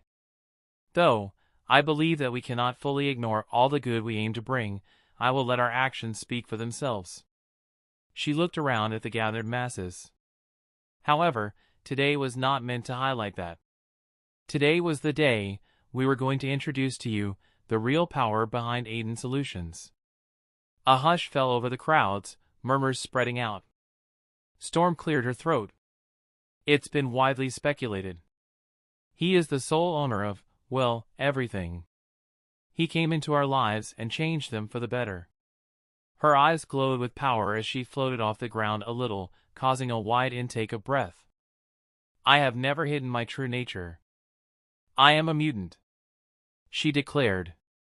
"And Aden created this company as a way to bridge the divide between people. Our powers do not make us dangerous. We are susceptible to the same level of law abidance as any other person. This is not to say that bad people with powers exist. They do. But that's nothing new. What matters is how you use that power. I want to use mine to do good. And the next guest I'm going to introduce taught me not to be afraid of who I am. To embrace our differences. Please, everyone, give it up for Aden Strong." Aden's POV, "I floated from the sky like a god, the cloaking that had hid me from every single detection deactivating." Gasps rang out as people from the crowd pointed. Flashes of cameras immediately assaulted my figure as I landed next to Storm. "You look good," she complimented in a low tone. "Haha, we both know who you're really praising," I told her, biting down on the urge to fix my tie. Storm stepped away from the podium. "Of course. I have a good stylist's eyes. Just one of my many talents," she added cheekily. "I am going to get you for making me look like a self-entitled." "The mic is on," she whispered, and I was forced to concentrate on the crowd. "Hello, everybody." I cleared my throat. "My name is Aden Strong." I pointed at the sign above us. "Yup. That's me on the name." A few scattered laughs sounded out. Aden Solutions, man oh man. I can definitely tell you that we begun as just a way to help the less privileged. We don't fee our pockets from the dozens of projects or patents our scientists have come up with. That has never been the goal. The goal has been you. The people. And I'm glad that we're not losing sight of what's important. I paused, turning a hand to motion to everyone present. This team, with Aurora as the leader, have done wondrous things. And today, we are about to take that to the next level. Murmurs broke out once more, forcing me to raise a hand. Allow me to first of all explain what our next step entails. To reiterate what Aurora said, we are not a force of political power. We do not aim to change or even touch upon that particular landscape. But it's not a lie that bad people exist. Ones who can limit our growth and ability to reach others. To reach those who need our help. And so, effective today, Aden Solutions has acquired permission to build its own private security team. A team that is going to help protect our investments. I present to you, the Avatar Corporation. General POV, the camera panned wide to face the sky. Oh my! The reporter forgot herself and said. From the sky, streams of fire, and a platform of wind descended to reveal a team of about 6 women and 1 man. The man was dressed in blue and white. The women, on the other hand, were of different colors. There was red, yellow, black, white, blue, and silver. At the front of the gathered team, the White Panther was like a storm of raw power, touching down on the platform behind Aden while exuding a mighty aura. The crowd erupted into a cacophony of sound, most taking a step back. Ready for the big stage? Aden asked Chala. I've always felt like my nation was blessed with vibranium to help light the path for the world. Thank you for giving me the opportunity. The prince held out a palm and Aden shook it with a smile. Never took you for someone sappy, Chala. Come, my friend, greet the world. Aden told him. Chapter 309, You're leaving? Aden's POV, I officially hate high-class parties. It was nothing but blatant pandering and kissing ass. Let it be documented that I do not kiss ass. I quickly excused myself from Wilson Fisk of all people. To be fair to the man, I had enjoyed his conversation more than Winston Frost. The man could not stop trying to have his daughter take a peek inside my mind. Now the lovely Miss Emma Frost was not too bad on the eyes, but I wasn't into her at all. I navigated through the throngs of people easily, my natural aura of power pushing aside the crowds. My eyes were set on one figure. She noticed me staring and smiled. Then Storm spun on her heels, showing that backside, framed incredibly well with the low-cut dress as she walked towards the balcony. Yes, I am definitely following after her. Mr. Strong. Quite a party you have here. I'd say it's better than the ones I usually throw. A confident voice stated, the source being a young man who blocked my path towards Storm. I hid my irritation, instead electing to give a smile that did not quite reach my eyes. Tony Stark, billionaire playboy philanthropist. I said. The young Tony blinked, 2 supermodels on either side of him. Can I steal that? I chuckled. Be my guest. And then I was off, not giving him a chance to say anything else. If it's business, Tony, talk to my assistant. I threw over my shoulder. That assistant, of course, turned out to be Black Widow, who had made it to the party wearing a midnight black dress and shadowing me discreetly. Assistant? Tony wondered. I heard Natasha clear her throat beside Tony and laughed a little. I knew what Tony would try, and I really wished I could see his face when she rejected him.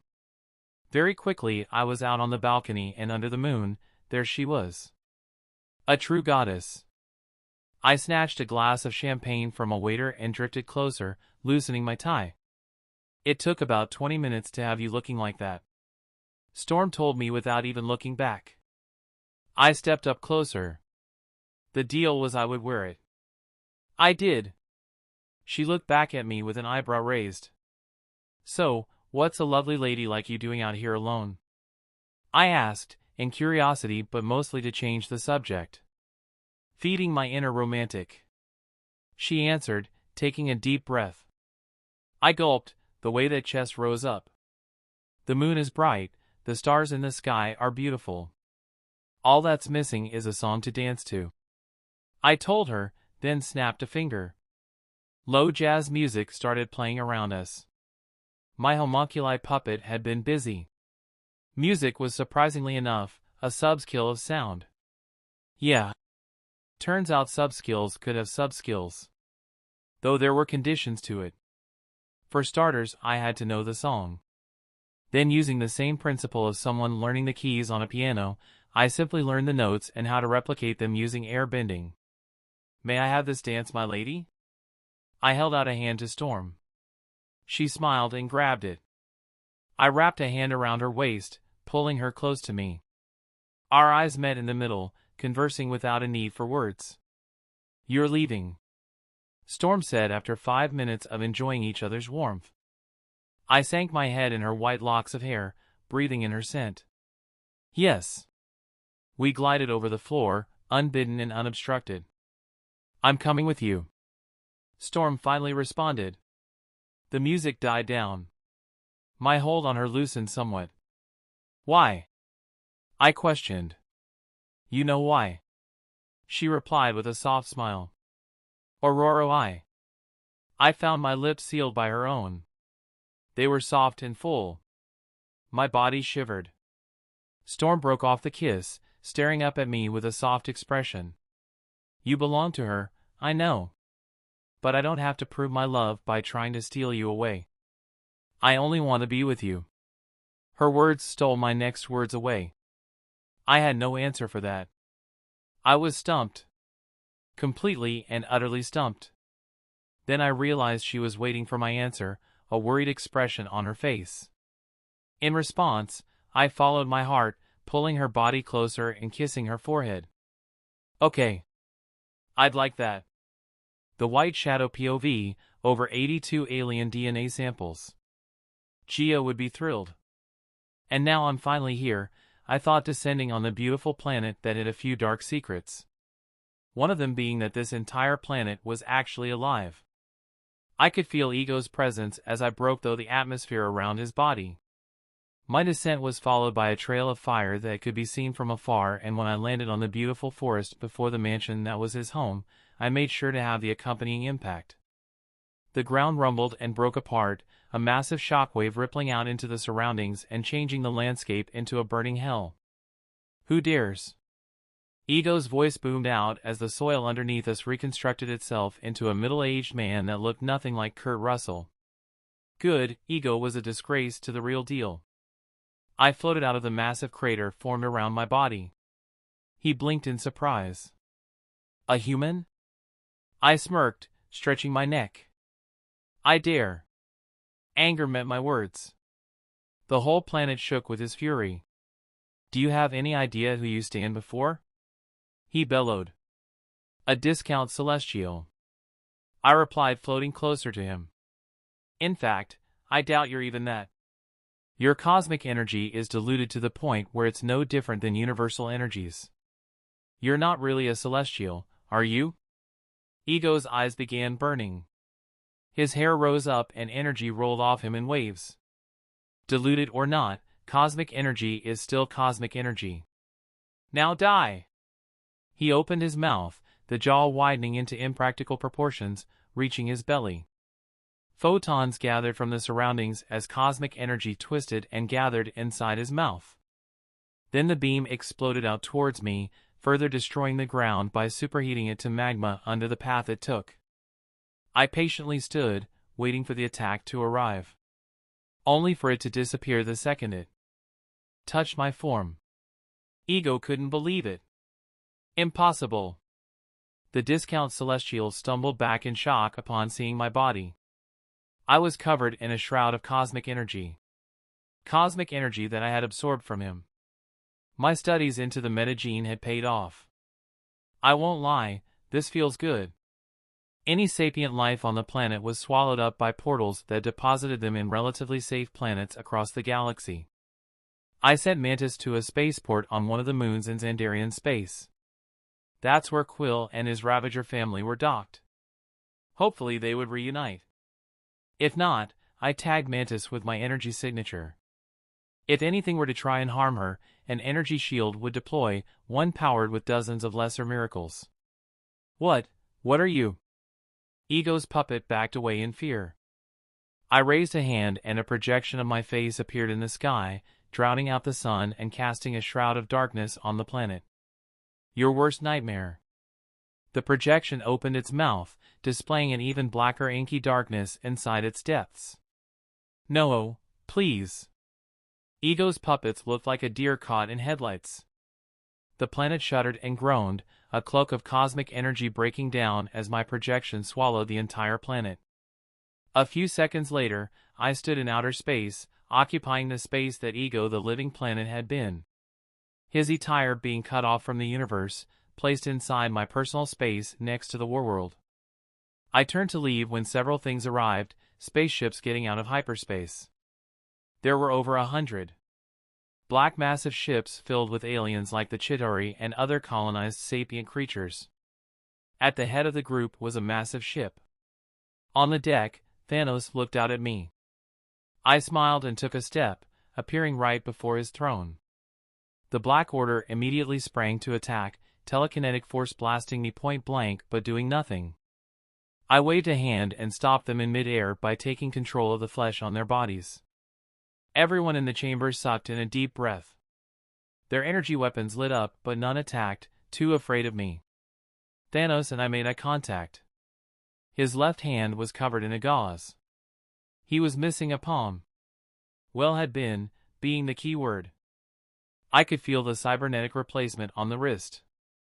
I see that you got yourself a new hand after our last altercation. I spoke up. By last time, I mean 2 years ago when Thanos had thought it wise to attack and destroy a planet in the outer reaches of the Kree sector due to overpopulation. Unfortunately for him, I had been taking a break there. So of course I bested his entire army and took a hand as warning. Now you might wonder why I didn't kill him and be done with it. Thanos literally had millions under him. Millions of thugs and criminals. The whole galaxy would be in a state of panic if there was no one to keep them in line. This will not be like last time. Thanos rumbled, getting off his throne, unworried about the suspended Black Order around us. He took measured steps down, grabbing the gauze of his left hand and ripping it off. A bright glow washed out to cover the surroundings. The light came from 2 different sources. Purple from the Power Stone, which occupied the back of his palm, just below the knuckles, and the other light was yellow, from the Mind Stone. It was placed in the center of the cybernetic palm. 2 Infinity Stones. I whistled. So that's where you get your arrogance from. Mock me. Thanos stated, stopping before me and stretching his left hand to the side. His double-bladed sword cut through the air, a cloak of yellow surrounding it as it landed in his open palm.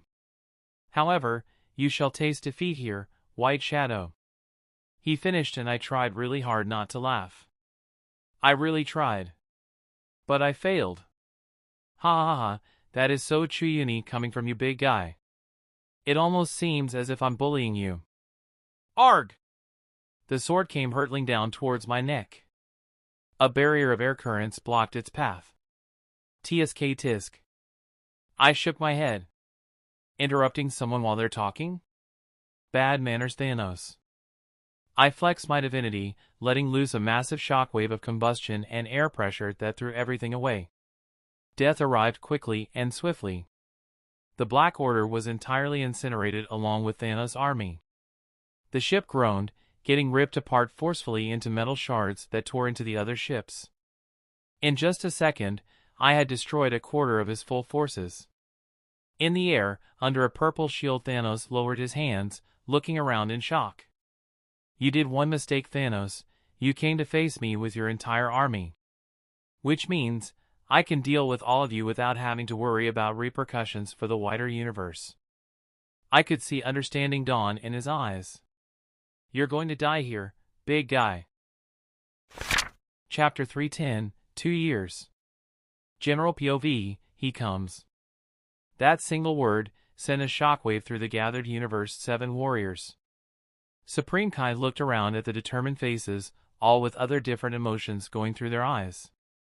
Tien, Kaiotsu, Yamcha, Master Roshi and Krillin stood behind Goku and Vegeta. Off to the side, Gohan and Piccolo were having a discussion. The 2 premier Saions, Vegeta and Goku, were draped in their battle gear. Goku was in his signature orange turtle hermit outfit while Vegeta was in a blue bodysuit, arms crossed over his chest as he stared at the Supreme Kai. He better than anyone knew who this person was. Different from the rest of his kind, the Supreme Kai was the only Kai that could match his God of Destruction counterpart. Whis, the light from the sun bothers me. Make it stop. A purple-furred humanoid cat sat on a beach chair with black sunglasses on his face.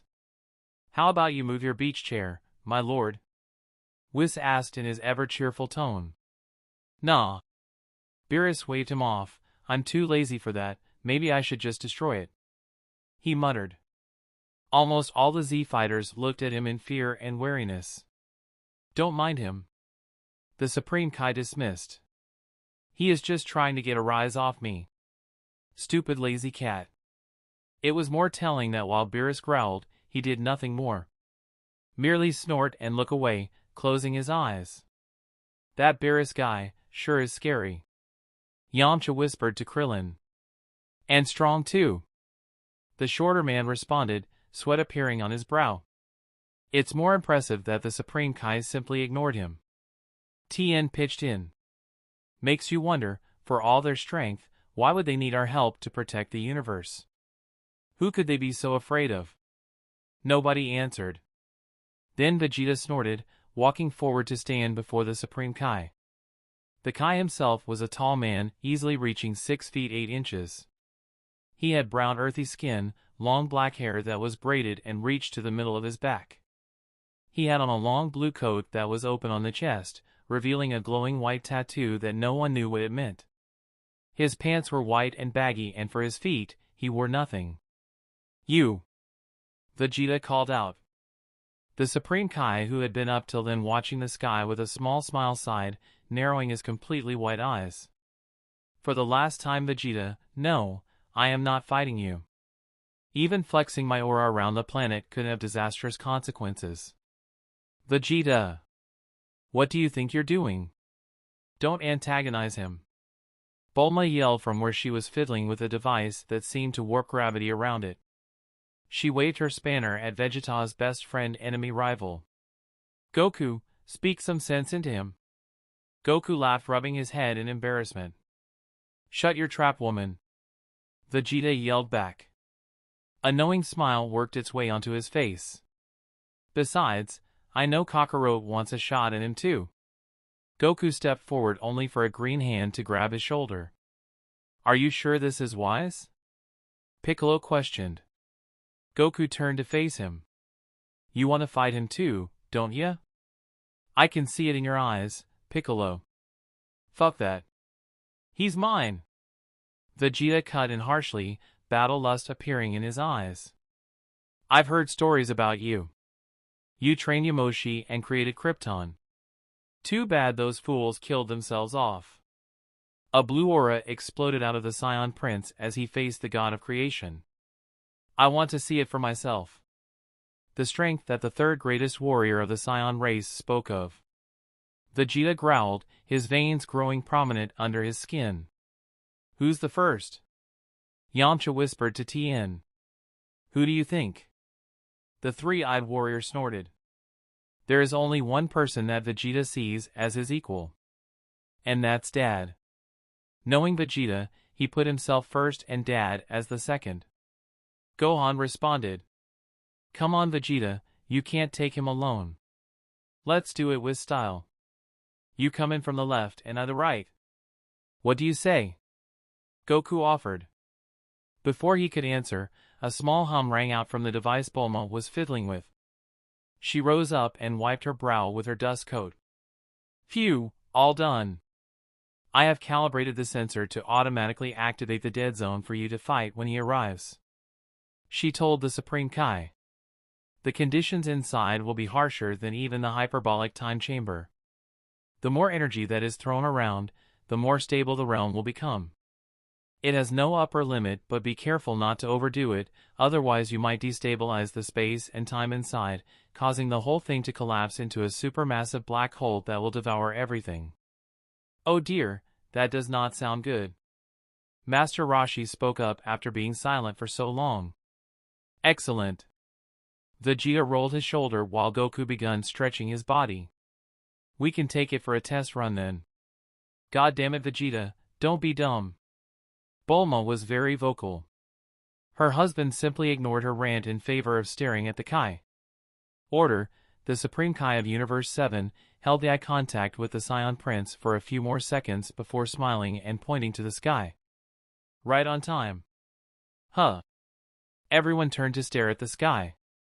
The air grew thick as a yellow swirling portal manifested above them.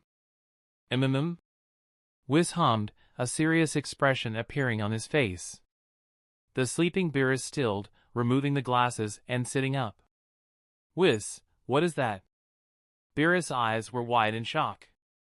He looked down and found his hands trembling. I've not felt like this in billions of years. Fear. Simple-minded fear.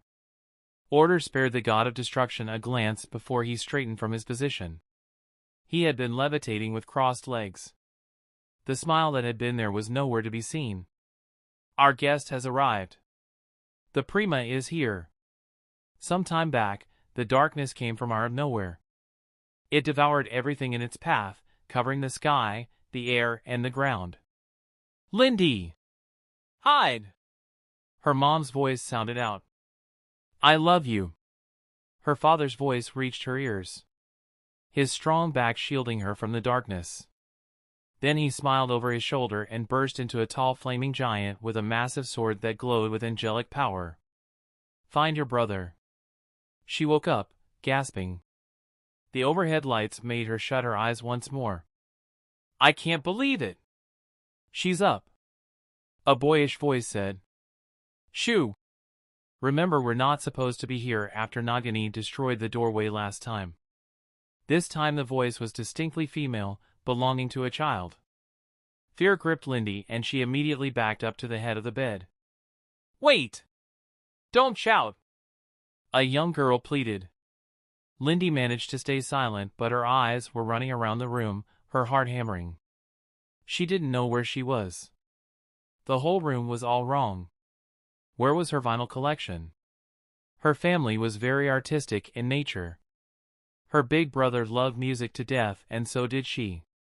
Which is why she freaked out even more when she found her Prince poster missing. It had been signed by Prince himself. Sorry for scaring you. Lindy looked towards the source and saw a brown-skinned boy about 9 years old. He had poofy hair in the style of a messy afro and a long-sleeved jacket. A minute later she came to know the jacket's function. The boy stepped up, pointing to himself and then the girl behind him. I'm Geb and that's Shuri. He introduced himself. And you're Lindy, my aunt. He added in a cheerful tone. Wonder could be seen in his eyes. Aunt. Where's my mom and dad? Her face changed. She grabbed Geb's shoulder, noticing she was only a bit taller than the young boy who was already 5 feet 1 inch. Wait, you called me aunt. Do you know where my brother is? Geb nodded dumbly. Dad said he'll be busy doing the dirtiest thing in the world. Politicking. Politicking. Both of them said at the same time. Huh? Geb looked at her in confusion while an uncertain smile worked its way onto her face. It's just something our dad used to say. Then a brown slim snake came out of the boy's sleeve. Eh! A scream tore out of Lindy and she passed out again. Shuri slapped her forehead. You dummy. She shook her head. What? Nagini only wanted to say hi. Geb defended his pet. A few minutes later, after Lindy was up again, Geb and Shuri managed to sneak her out of the high-tech hospital room. They used a back door to the facility and got out. The minute Lindy stepped through, a gasp escaped her mouth. Everything was so vibrant. The colors of most of the plants she saw made rainbows. There were butterflies fluttering about, green grass that seemed to glimmer. A creek bubbling softly with clear water. It was like she was in a fairy tale land. Except of course for the hover cars riding along the freeway. And with cars came people. Pedestrians, workers constructing buildings, noise, and then she began to see the weirdness of it all. A pedestrian jumped and flew off while complaining about her job. Then a man with bone spurs along his face and joints passed by. He was fairly young. In fact, there weren't a lot of people, and yet, it seemed like a diverse community of superpowered people from different parts of the world. Welcome to Mars, Auntie. This is Saint Star. The first meta city. Gib gestured at the city around them. Lindy turned to face him. You keep calling me Auntie. Are you really Aiden's kid? And can I please get something else to wear? She said, reminding the two kids that she was still in her patient uniform. The two kids looked at each other. A silent conversation began happening between them. Maybe we should call my dad and tell him that Auntie is awake. And then they figure out that we escaped Watch's lesson and came to check on her without adult supervision? What a great idea. Shuri rolled her eyes sarcastically. Fine. What do you think we should do? What's the one person that your dad and my brother are afraid of? Shuri smiled deviously. Gib's eyes widened in realization. Auntie Storm. The young boy shouted exuberantly. Davian's POV, within the blink of an eye, 2 more years had passed by. Hours had changed to days and days to months. It had seemed so fast. Separating a species by way of distancing them. That's what this Mars initiative has always been. It's not enough that you're taking away children from their parents, breaking up strong family bonds, you also want to take the parents away? Japan spoke up. Aden Solutions had really taken things to the next level. We had reached a partnership with Stark Industries and other companies, outsourcing and collaborating on projects and prolific contracts. So you see, members, this is not a question of if but a question of when. Earth is not just a planet, it's the collective history of our entire species. The cradle. Our roots. To combat anti-mutant. Correction. Scott cut in from his seat. The word you're looking for is metahuman, he said with glaring eyes. The representative wiped sweat from his rotund face. Ah, yes. I'm sorry, metahuman. He cleared his throat. To combat anti-meta groups and discrimination, we should be dealing with the problem, not trying to escape it. Okay, I've heard and had enough. For 2 straight years, it's been nothing but this. The cloak of notice me not I had placed around my body and the throne unraveled. Boo-hoo, almost a quarter of the population might leave Earth, who cares? I announced, revealing myself to them. Murmurs began to spread out across the whole U.N chamber. Delegates, diplomats, and just about everyone present, springing to their feet. I raised a hand and the entire room calmed. I threw a glance Scott and Beast's way, nodding slightly. You don't want them to live and you don't want them to leave. I chuckled. Really, it's shocking if you think about it. An animal can understand to protect its turf from outside invasion, but you don't want the competition to live, but you also hate the thought of them escaping their leash. The control you have on them. I looked around at the hushed crowd. And it's true, down the line, there will be a war. But it will be you who will instigate it. I straightened up. The Mars Initiative is voluntary. We are not forcing anyone to go if they don't want. It was at first meant to be only metahumans, but then we considered their families. And then we had to consider anyone with a dormant X gene. It's a new lease on life. I don't understand why anyone would deny someone else such a gift. It's not at your expense. People just want to live. The room was silent. Then the roof of the building was torn apart by a huge golden palm. Oh, come on, man. I sighed. This would set back the discussion. Screams sounded out as I waved a hand and made the debris falling get swallowed up into portals. Then more portals manifested around the room to provide a way for the civilians to escape. Get them out of here, I informed Scott through a mental link. The roof of the large building was being lifted up by a very familiar individual. Cosmic power pulsed off him in a way that made the very air shake. The figure was dressed in an Eternal's bodysuit, with glowing yellow symbols shrouding him in a pattern, like a war armor. The arms holding onto the large chunk of stone came from his hands, similar to how the Green Lanterns create constructs. Aden Strong! Ikari's voice boomed out, golden, furious eyes staring down at me. Come face your death.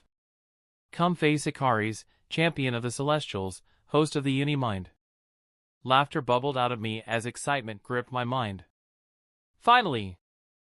I was afraid I would get to leave this dimension without a proper fight. Speed was now a mortal limitation. I simply manifested before him, his attention still stuck on my previous position. I pulled back a fist, the world lost color. Ikari's eye twitched, terror falling upon him to the point his body locked up, stiffening. I could hear his artificial heartbeat, my presence slipping through at the second in between the beats. My mind broke through any mental shields Ikari's had. Then I saw all of them, the Eternals pooling their power together at one of the Earth's nexus point, the Bermuda Triangle.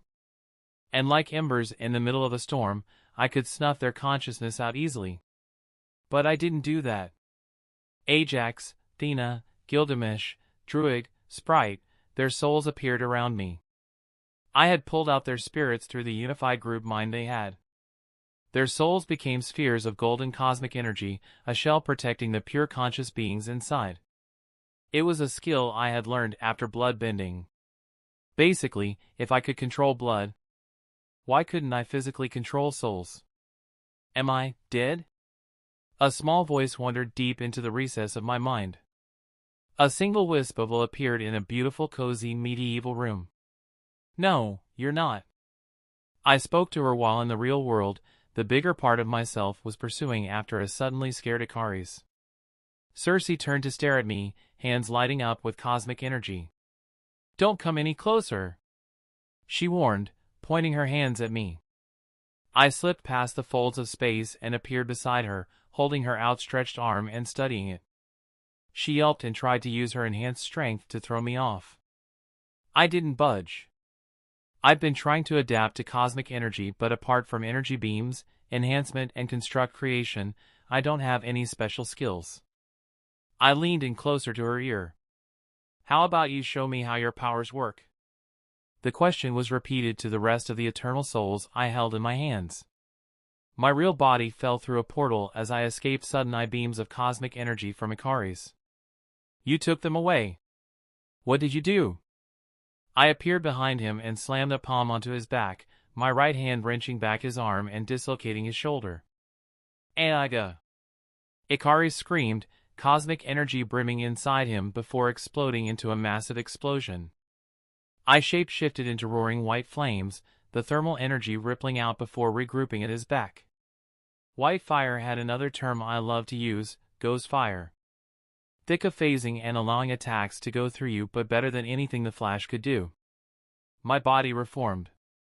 I swiped an arm, a sheath of air appearing along my palm before slicing off an arm. Ikari screamed, falling back by using his flight to break the sonic barrier. He disappeared into the clouds. I had anticipated an attack from the Celestials or some other party for a few months now, so once I arrived at the U.N., I made sure to cast spatial load. The destroyed buildings repaired themselves and everyone injured was healed. I turned my eyes to the sky, bursting through the clouds at speeds that defied every physical law. A millisecond after I arrived outside the atmosphere of the planet, my vision changed. The Earth faded away, disappearing into nothing as space broke down around me. I could have stopped it if I wanted, but this was much better. This way I could finish up this whole thing. The sky and the ground became a canvas of stellar constellation, stars shining from billions of light years away. Surviving in outer space was no longer an issue for me. My body could endure the void of a black hole, this was nothing. Huge amounts of energy signatures surrounded me. Huge robots, draped in magnificent power. The Celestials, prime users of cosmic energy. They were the universe's attendees. The Cedars of Life. A black sword appeared in my hand. So, this has been long overdue. Time to slay the Celestials. Chapter 311, Change and Resolution. General POV, 5 months before the celestial attack, Belvedere jumped off the Snowtrotter, a large bear-like creature that possessed an instinctual tactile control over ice. Its large bulky form would huddle down and simply move by gliding through the snow like a wet soap on the floor. They scaled the large ice dunes that made up the Adenia mountain ranges easily. Belvedere's breath fogged in the air as he rubbed his hands together. The cold breeze this time of the year was especially bad. Temperatures could go close to absolute zero, causing any other creature, beast or sapient not close to the great essence to suffer a fate worse than burning, a cold so freezing it locked their souls in their bodies, never to rejoin the great essence. Belvedere heard the scrunching of snow from behind him, his father's own massive snowtrotter looming over Kalu, Belvedere's snowtrotter. His father walked up to the younger man as they stood at the edge of the cliff, the family's ceremonial altar at the very edge. Past that was a sheer drop to the bottom. The sleet and ice buffeting the rocky structure hid most of the ground below from view. The sound of rushing water was however very evident, even this high up. The stream of life coiled around the ranges, splitting off into a web of tributaries, stretching from the south to the north to the south again, across the whole world. The river was very important. Apart from the shores and banks being the only place that plants could grow, it was also the most convenient way to travel. Different from it was the Stream of Souls, an icy blue stellar river that flowed through the skies, protecting Adenia from the scorch of the unknown. It also housed the souls of Adenians, Belvedere's ancestors, forever watching over Adenia. On a normal day, below the mountains all anyone could have seen when looking up at the sky was a shroud of mist, covering everything. Then at night, the mist would open up, revealing a river of blue starlight, flowing gently above. This was Belvedere's first time in the Adenia Mountains. He had reached his majority. 18. It was time for him to commune with the great essence, lest his soul be lost in the great unknown upon his death. The Adenians had worshipped the great essence from time immemorial. The great essence was the life-giving source. It was the mouth and the source of both the stream of life and the stream of souls. Bell. He heard his father call out, already moving to set up camp. The teen blinked. He had gotten distracted by the altar. "Yes, father?" he answered. "Come here, boy. There will be enough time for stream-gazing later." His dad was a tall man, with a great white beard. His pale white skin and cold blue eyes was a feature that was shared by Belvedere. Despite his intimidating nature, however, his father was a soft-spoken person. Belvedere turned and walked towards him. They needed to get the tent pitched up before the cold became too unbearable. Adenian he might have been, but he wasn't covered by warm fur like Kalu. Belvedere woke up with a frown. Something wasn't right. Was the roar of rushing water from the stream of life supposed to be this loud? Apart from that, why was everything else so quiet? A cold dread washed down his spine. Kalu's breathing was always loud. At night, when little else was going on, the sound was supposed to be very notable. So what was with the silence? He put on his heavy coat and snow boots, before unzipping the flap of his tent. A cold breeze immediately hit him. He closed his eyes, going back inside the tent to put on his hat. Then he was out of the tent, and gasping. "The sky, it's crying." The teen muttered to himself in surprise. The stream of souls had patches of it missing, the holes revealing pinpricks of tiny stars past the river. Belvedere blinked as he bore witness to the souls, blue spheres of light descending onto the mountain ranges. It was beautiful and terrifying. The soft crunch of feet on snow made him look towards the altar. In the light provided by the stream of souls, Belvedere watched as his father walked towards the ceremonial altar. "Dad?" The teen called out, surprised as his father removed the warm top layer of clothes he was dressed in, dropping them to the snow-covered ground. Do not be afraid, son. His father assured him in a warm tone that was different to what Belvedere was used to from him. He finished stepping out of his snow boots and pants. The stream of souls, it calls out to me. To us. The older man advanced, the only item of clothing on him being what covered his private parts. Father! Belvedere ran forward, feet sinking into the layers of snow, slowing him down. Stop! His hand reached out just as his father arrived at the altar and looked back. His blue eyes seemed to see deep into Belvedere's soul, radiating a sacred light that told of purpose and fulfillment. The teen stopped suddenly, both of them maintaining the eye contact across the distance separating father and son. Dad! Belvedere called out, unsure. That same familiar dread washed down his spine. Come, boy. His father offered a hand. Join me. Let us fulfill the communion with the great essence. Let us fulfill our destiny. Behind the older man, the blue spheres of light descending, changed into phantoms of past Adenians, Belvedere's own familial ancestors, levitating, offering. Come. The word made Belvedere's mind shake. He didn't want to take that step forward. He didn't want to take any step forward. There was no end. That's how it begun. Because he wanted to be special. Because his life had been empty after breaking up with his girlfriend. Because he had lied to himself. No!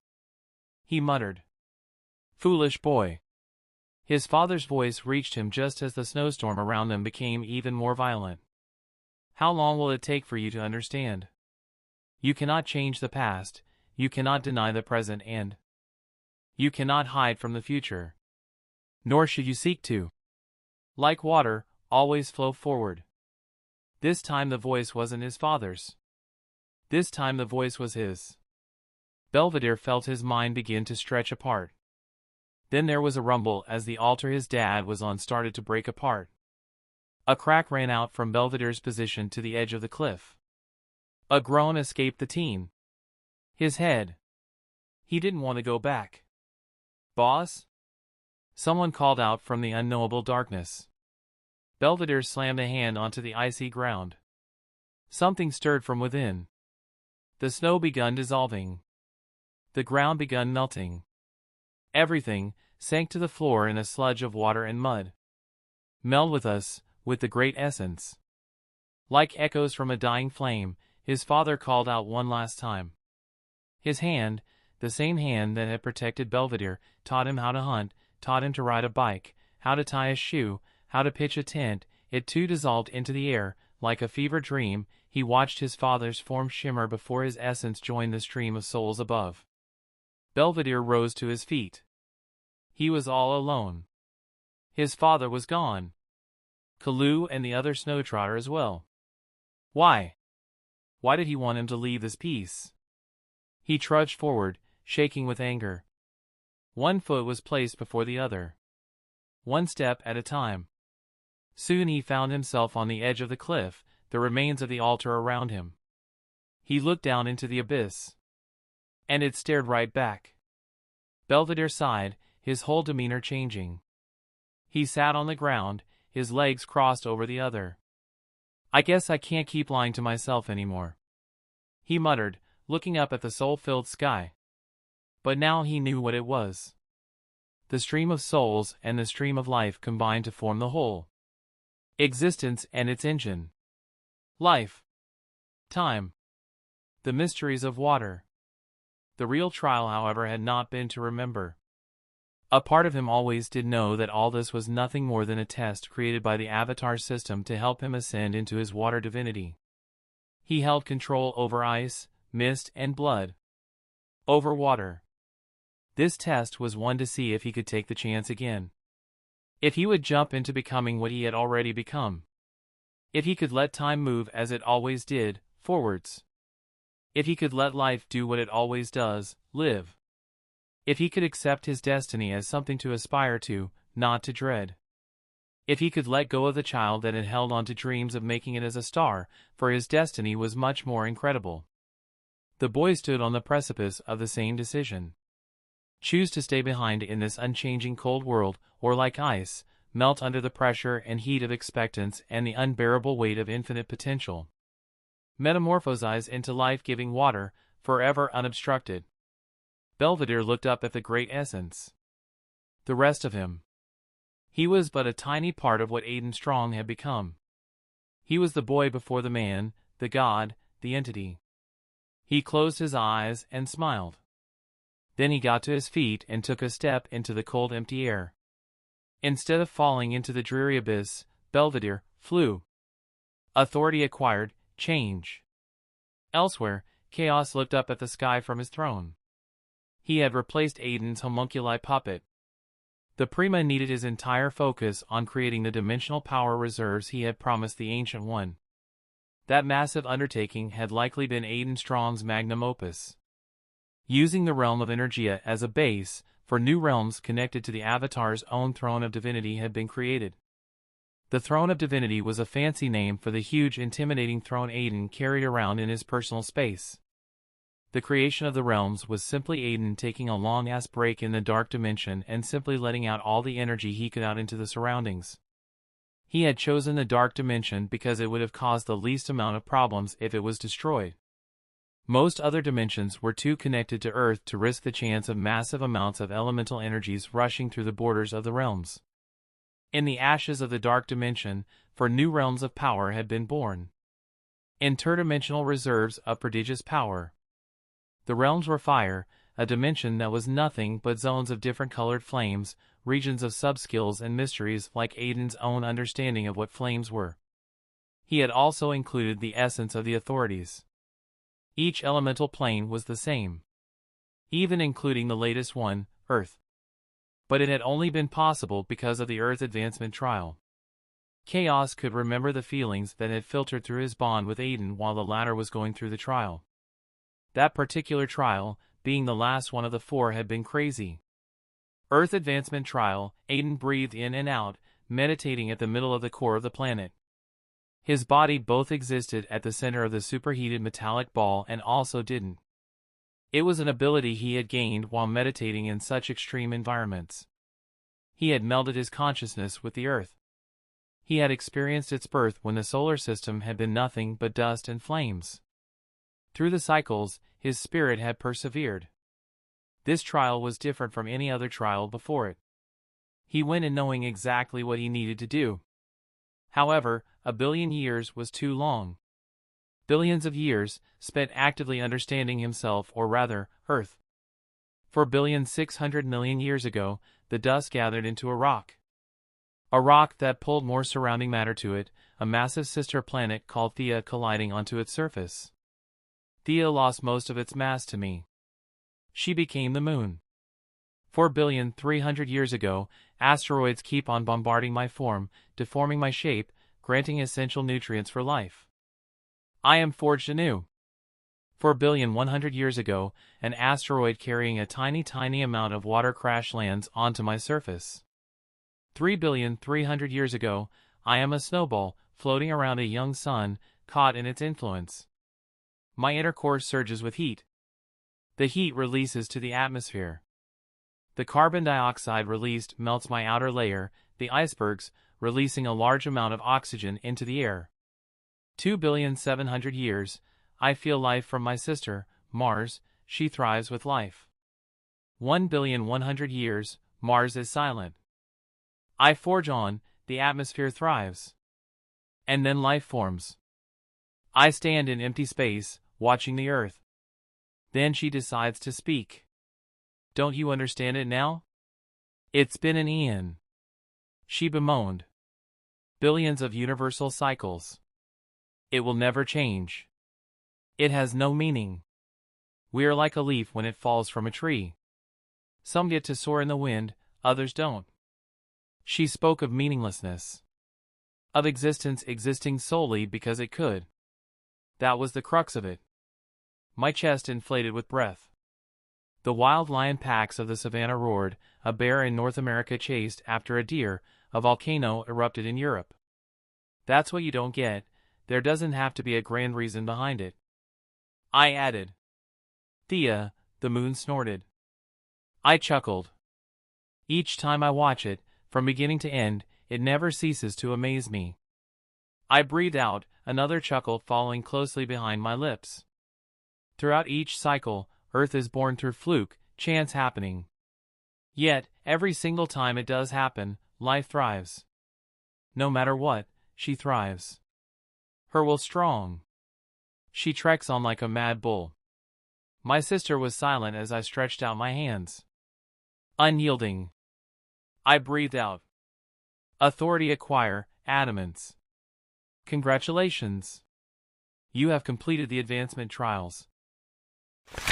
Chapter 312, God of Reality Part 1. Aden's POV, it used to be gray. Nothing but a gray world. Devoid of any sort of energy. I have created 2 existences during my time. I would create even more in the future. Time was no longer relevant. I stood alone in a vast, open field. A field of lush green grass, swaying despite the lack of any wind. This place was not in a space above the overvoid like Gaia. Nor was it contained in the core of Mars like Energia. I rubbed at my chest. At the symbol of the avatar, surrounded by other symbols that represented each of the 4 elements, lines linking them all to the one at the middle of my chest. Then each of the elements broke off into small icons representing subskills. Then those subskills broke off into branches of lesser elemental skills. For fire I had the myriad flames, combustion, lava, and lightning. Then the myriad flames split off into white flames, golden flames, green flames, and so on. Lightning broke off into plasma that was connected to blue flames as well. Combustion broke off into heat wave and impact. Impact connected to air through shock waves that were connected to sound. Air had flight. Air was also connected to space through blink. Water had ice, mist, blood bending in time. Time was different. Moving on, time was connected to air through space. Their icons had a certain quality to them. They felt light yet boundless. You couldn't interact with them in a physical sense, duh. It was hard to explain. They weren't solid or liquid or gas or plasma. They were just what they were. Earth had gravity, crystal, metal, and lava which was connected to fire. Gravity was linked to water and air through spacetime. The whole chart formed a network. A web of interconnected subskills that let me know regardless of what I had begun with, the road led to the same destination. I opened my eyes to the single text box in front of my vision. Congratulations. Hidden quest completed. Ascend to Godhood in all the 4 elements, 2 new perks gained, precedence whenever you face an enemy with the same divinity or control of the elements as you, the elements themselves will obey you, denying them the use of any element without your permission. Well, who can deny you? Just as you command the elements, any creature that recognizes you as a god will automatically obey you whenever you command them. With a single word, you can command the world itself. Congratulations. Your authorities have been unlocked. Freedom nothing and no one can chain, restrict, or keep you captive. Your mind is completely impenetrable to outside influence and your soul is incorruptible. Hope as long as you exist, hope shall as well. As long as hope exists, you shall. You are unbowed. Things don't get bleak for you. You always find a way. You always know. Change you constantly evolve in all facets of your life. Your past cannot be altered. Even when the past you dies, you shall forever exist outside that influence. Time is irrelevant to you. Be careful though, this authority is so potent, you can affect the past just by thinking about it. Adamant's immovable, immutable.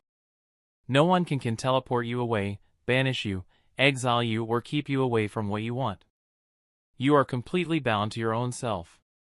No one tells you what to do. New form gained, elemental god, the combination of all the elements, this form puts at the peak of godhood. All abilities are enhanced to times 100. You can now create an entire world of Pathians. Congratulations. New divinity acquired. God of Energy, congratulations. Requirements met for apotheosis. Apotheosis failed, soul piece missing. I blink away the notifications.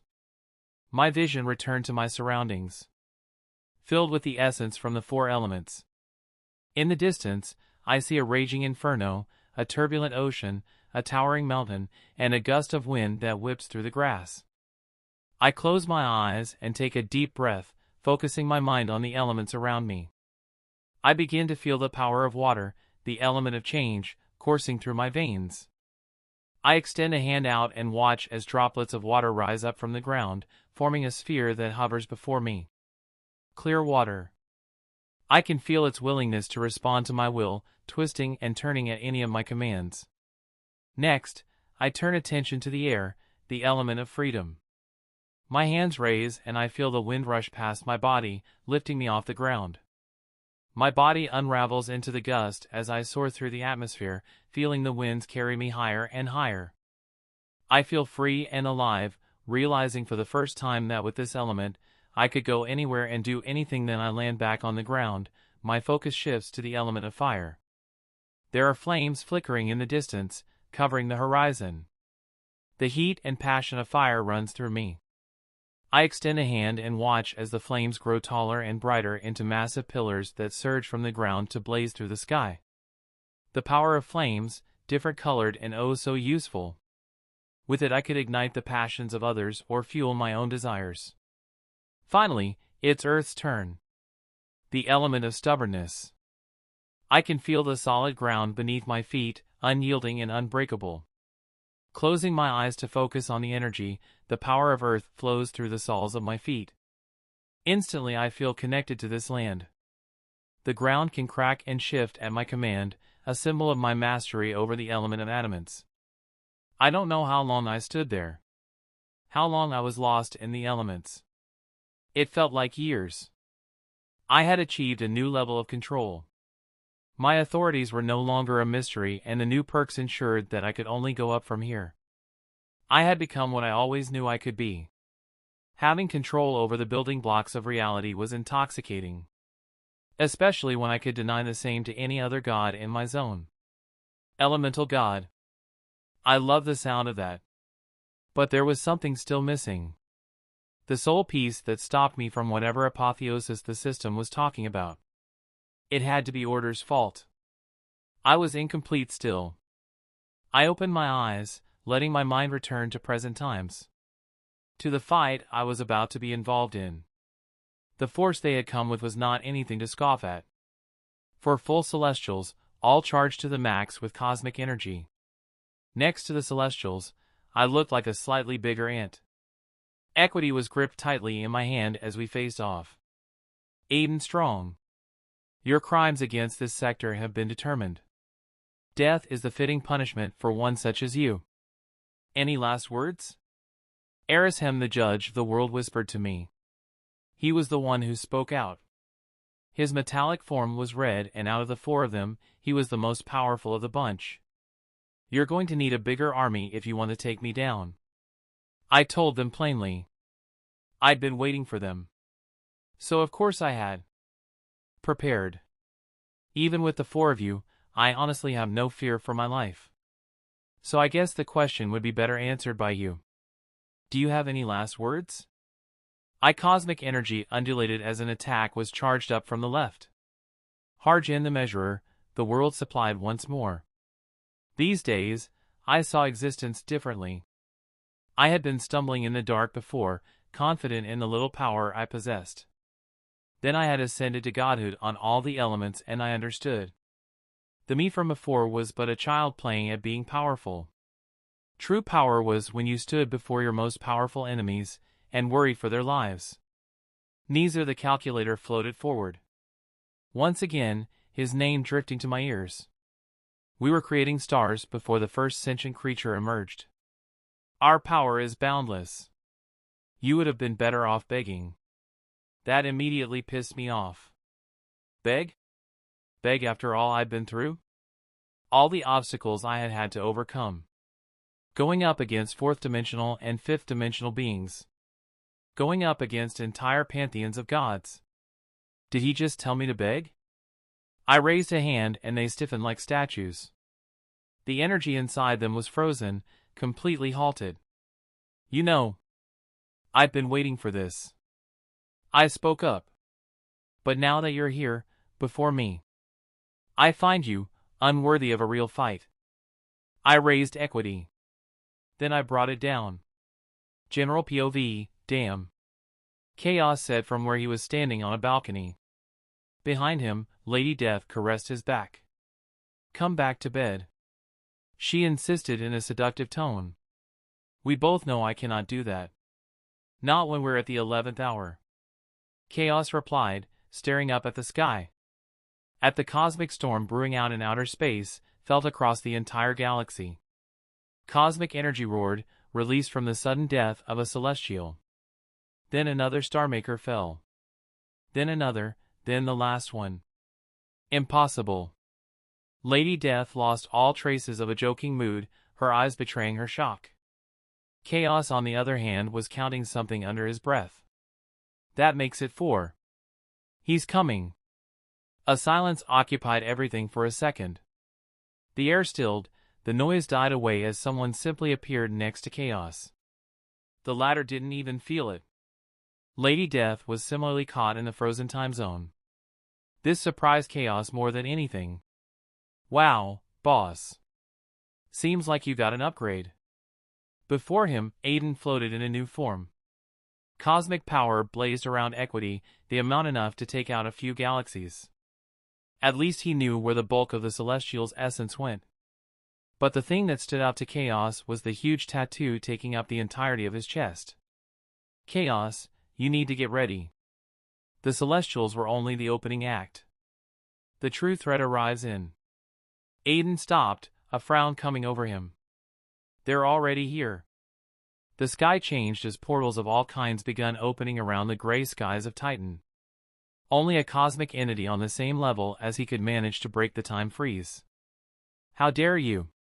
Lady Death muttered in disbelief and anger, eyes as black as night as she straightened up, chest moving up and down in harsh breaths. Why was it so hard to breathe, she wondered. Aden ignored her, only for a black necrotic sword to be immediately aimed at his neck. Then Chaos' hand came out of her chest, spearing through her back with a spray of dark blood. The shock hit her first. She tried to warp away. You can't kill Death. She muttered, a trail of black blood falling from her chin. I am necessary. Shoo. Chaos whispered at her. We always knew you would be a problem. Out of every other cosmic entity, you like to meddle in things that don't concern you the most. It's true I can't kill you, but I can supplant you. Death felt something get ripped out of her. She was forcefully getting refined. Her power stripped from her forcefully. It was jarring and terrifying. How does it feel to be the one used like a plaything? Aden asked, walking past her to stare at the portals in the sky of the walls of the city. How many? Chaos inquired, Death's body flaking off into dark energy that he absorbed. All of them. Upon Aden's answer, a green dragon shot out of one of the portals, a bald woman following closely behind it with another woman in tow. Aden recognized them from his memories. Moondragon and Philavelle. Another portal deposited a ghost rider on top of a speeding bike, firearms covering his body. Then another with Spider-Man. He could recognize Miles Morales, Spider-Gwen, and OG Spider-Man. On and on it went. Outside the city, the forces of good were gathering to deal with him. Numerous Avengers, the Fantastic Four, X-Men, Midnight Suns, Guardians of the Galaxy, X-Force, and many other unaffiliated heroes and villains flew out of the portals with seemingly no end. Fuckers knew they wouldn't stand a chance against me in a straight fight. So they brought in heroes from parallel Earths. Aden shook his head with a smile. They believe I will hesitate to kill them. This is something we have been preparing for, Chaos stated, joining Aden at the balcony, his body thrumming with a new power. Earth and Mars are tucked away someplace they can't find. So fortunately they can't use that to threaten me. Aden added. His homunculi puppet had seen to that before he came to Titan. Boss, why is the OAA even allowing this to happen? Chaos wondered. Aden gave no reply for a few seconds. The rush through the portal died down. A man draped in robes and carrying a medallion around his neck stepped forward.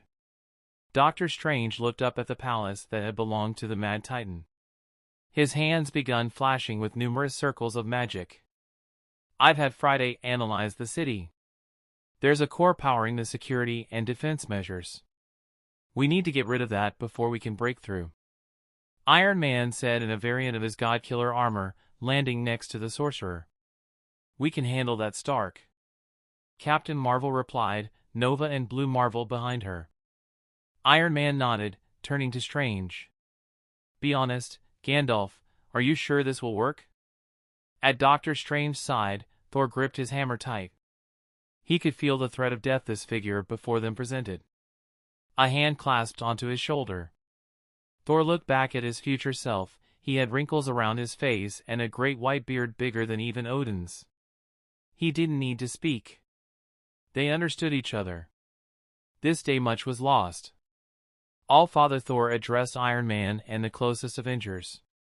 If the Seedra is confident we can do this differently, I advise you all to listen. Nobody refused. Doctor Strange finished his spell. The spell helping project his voice through the large distance.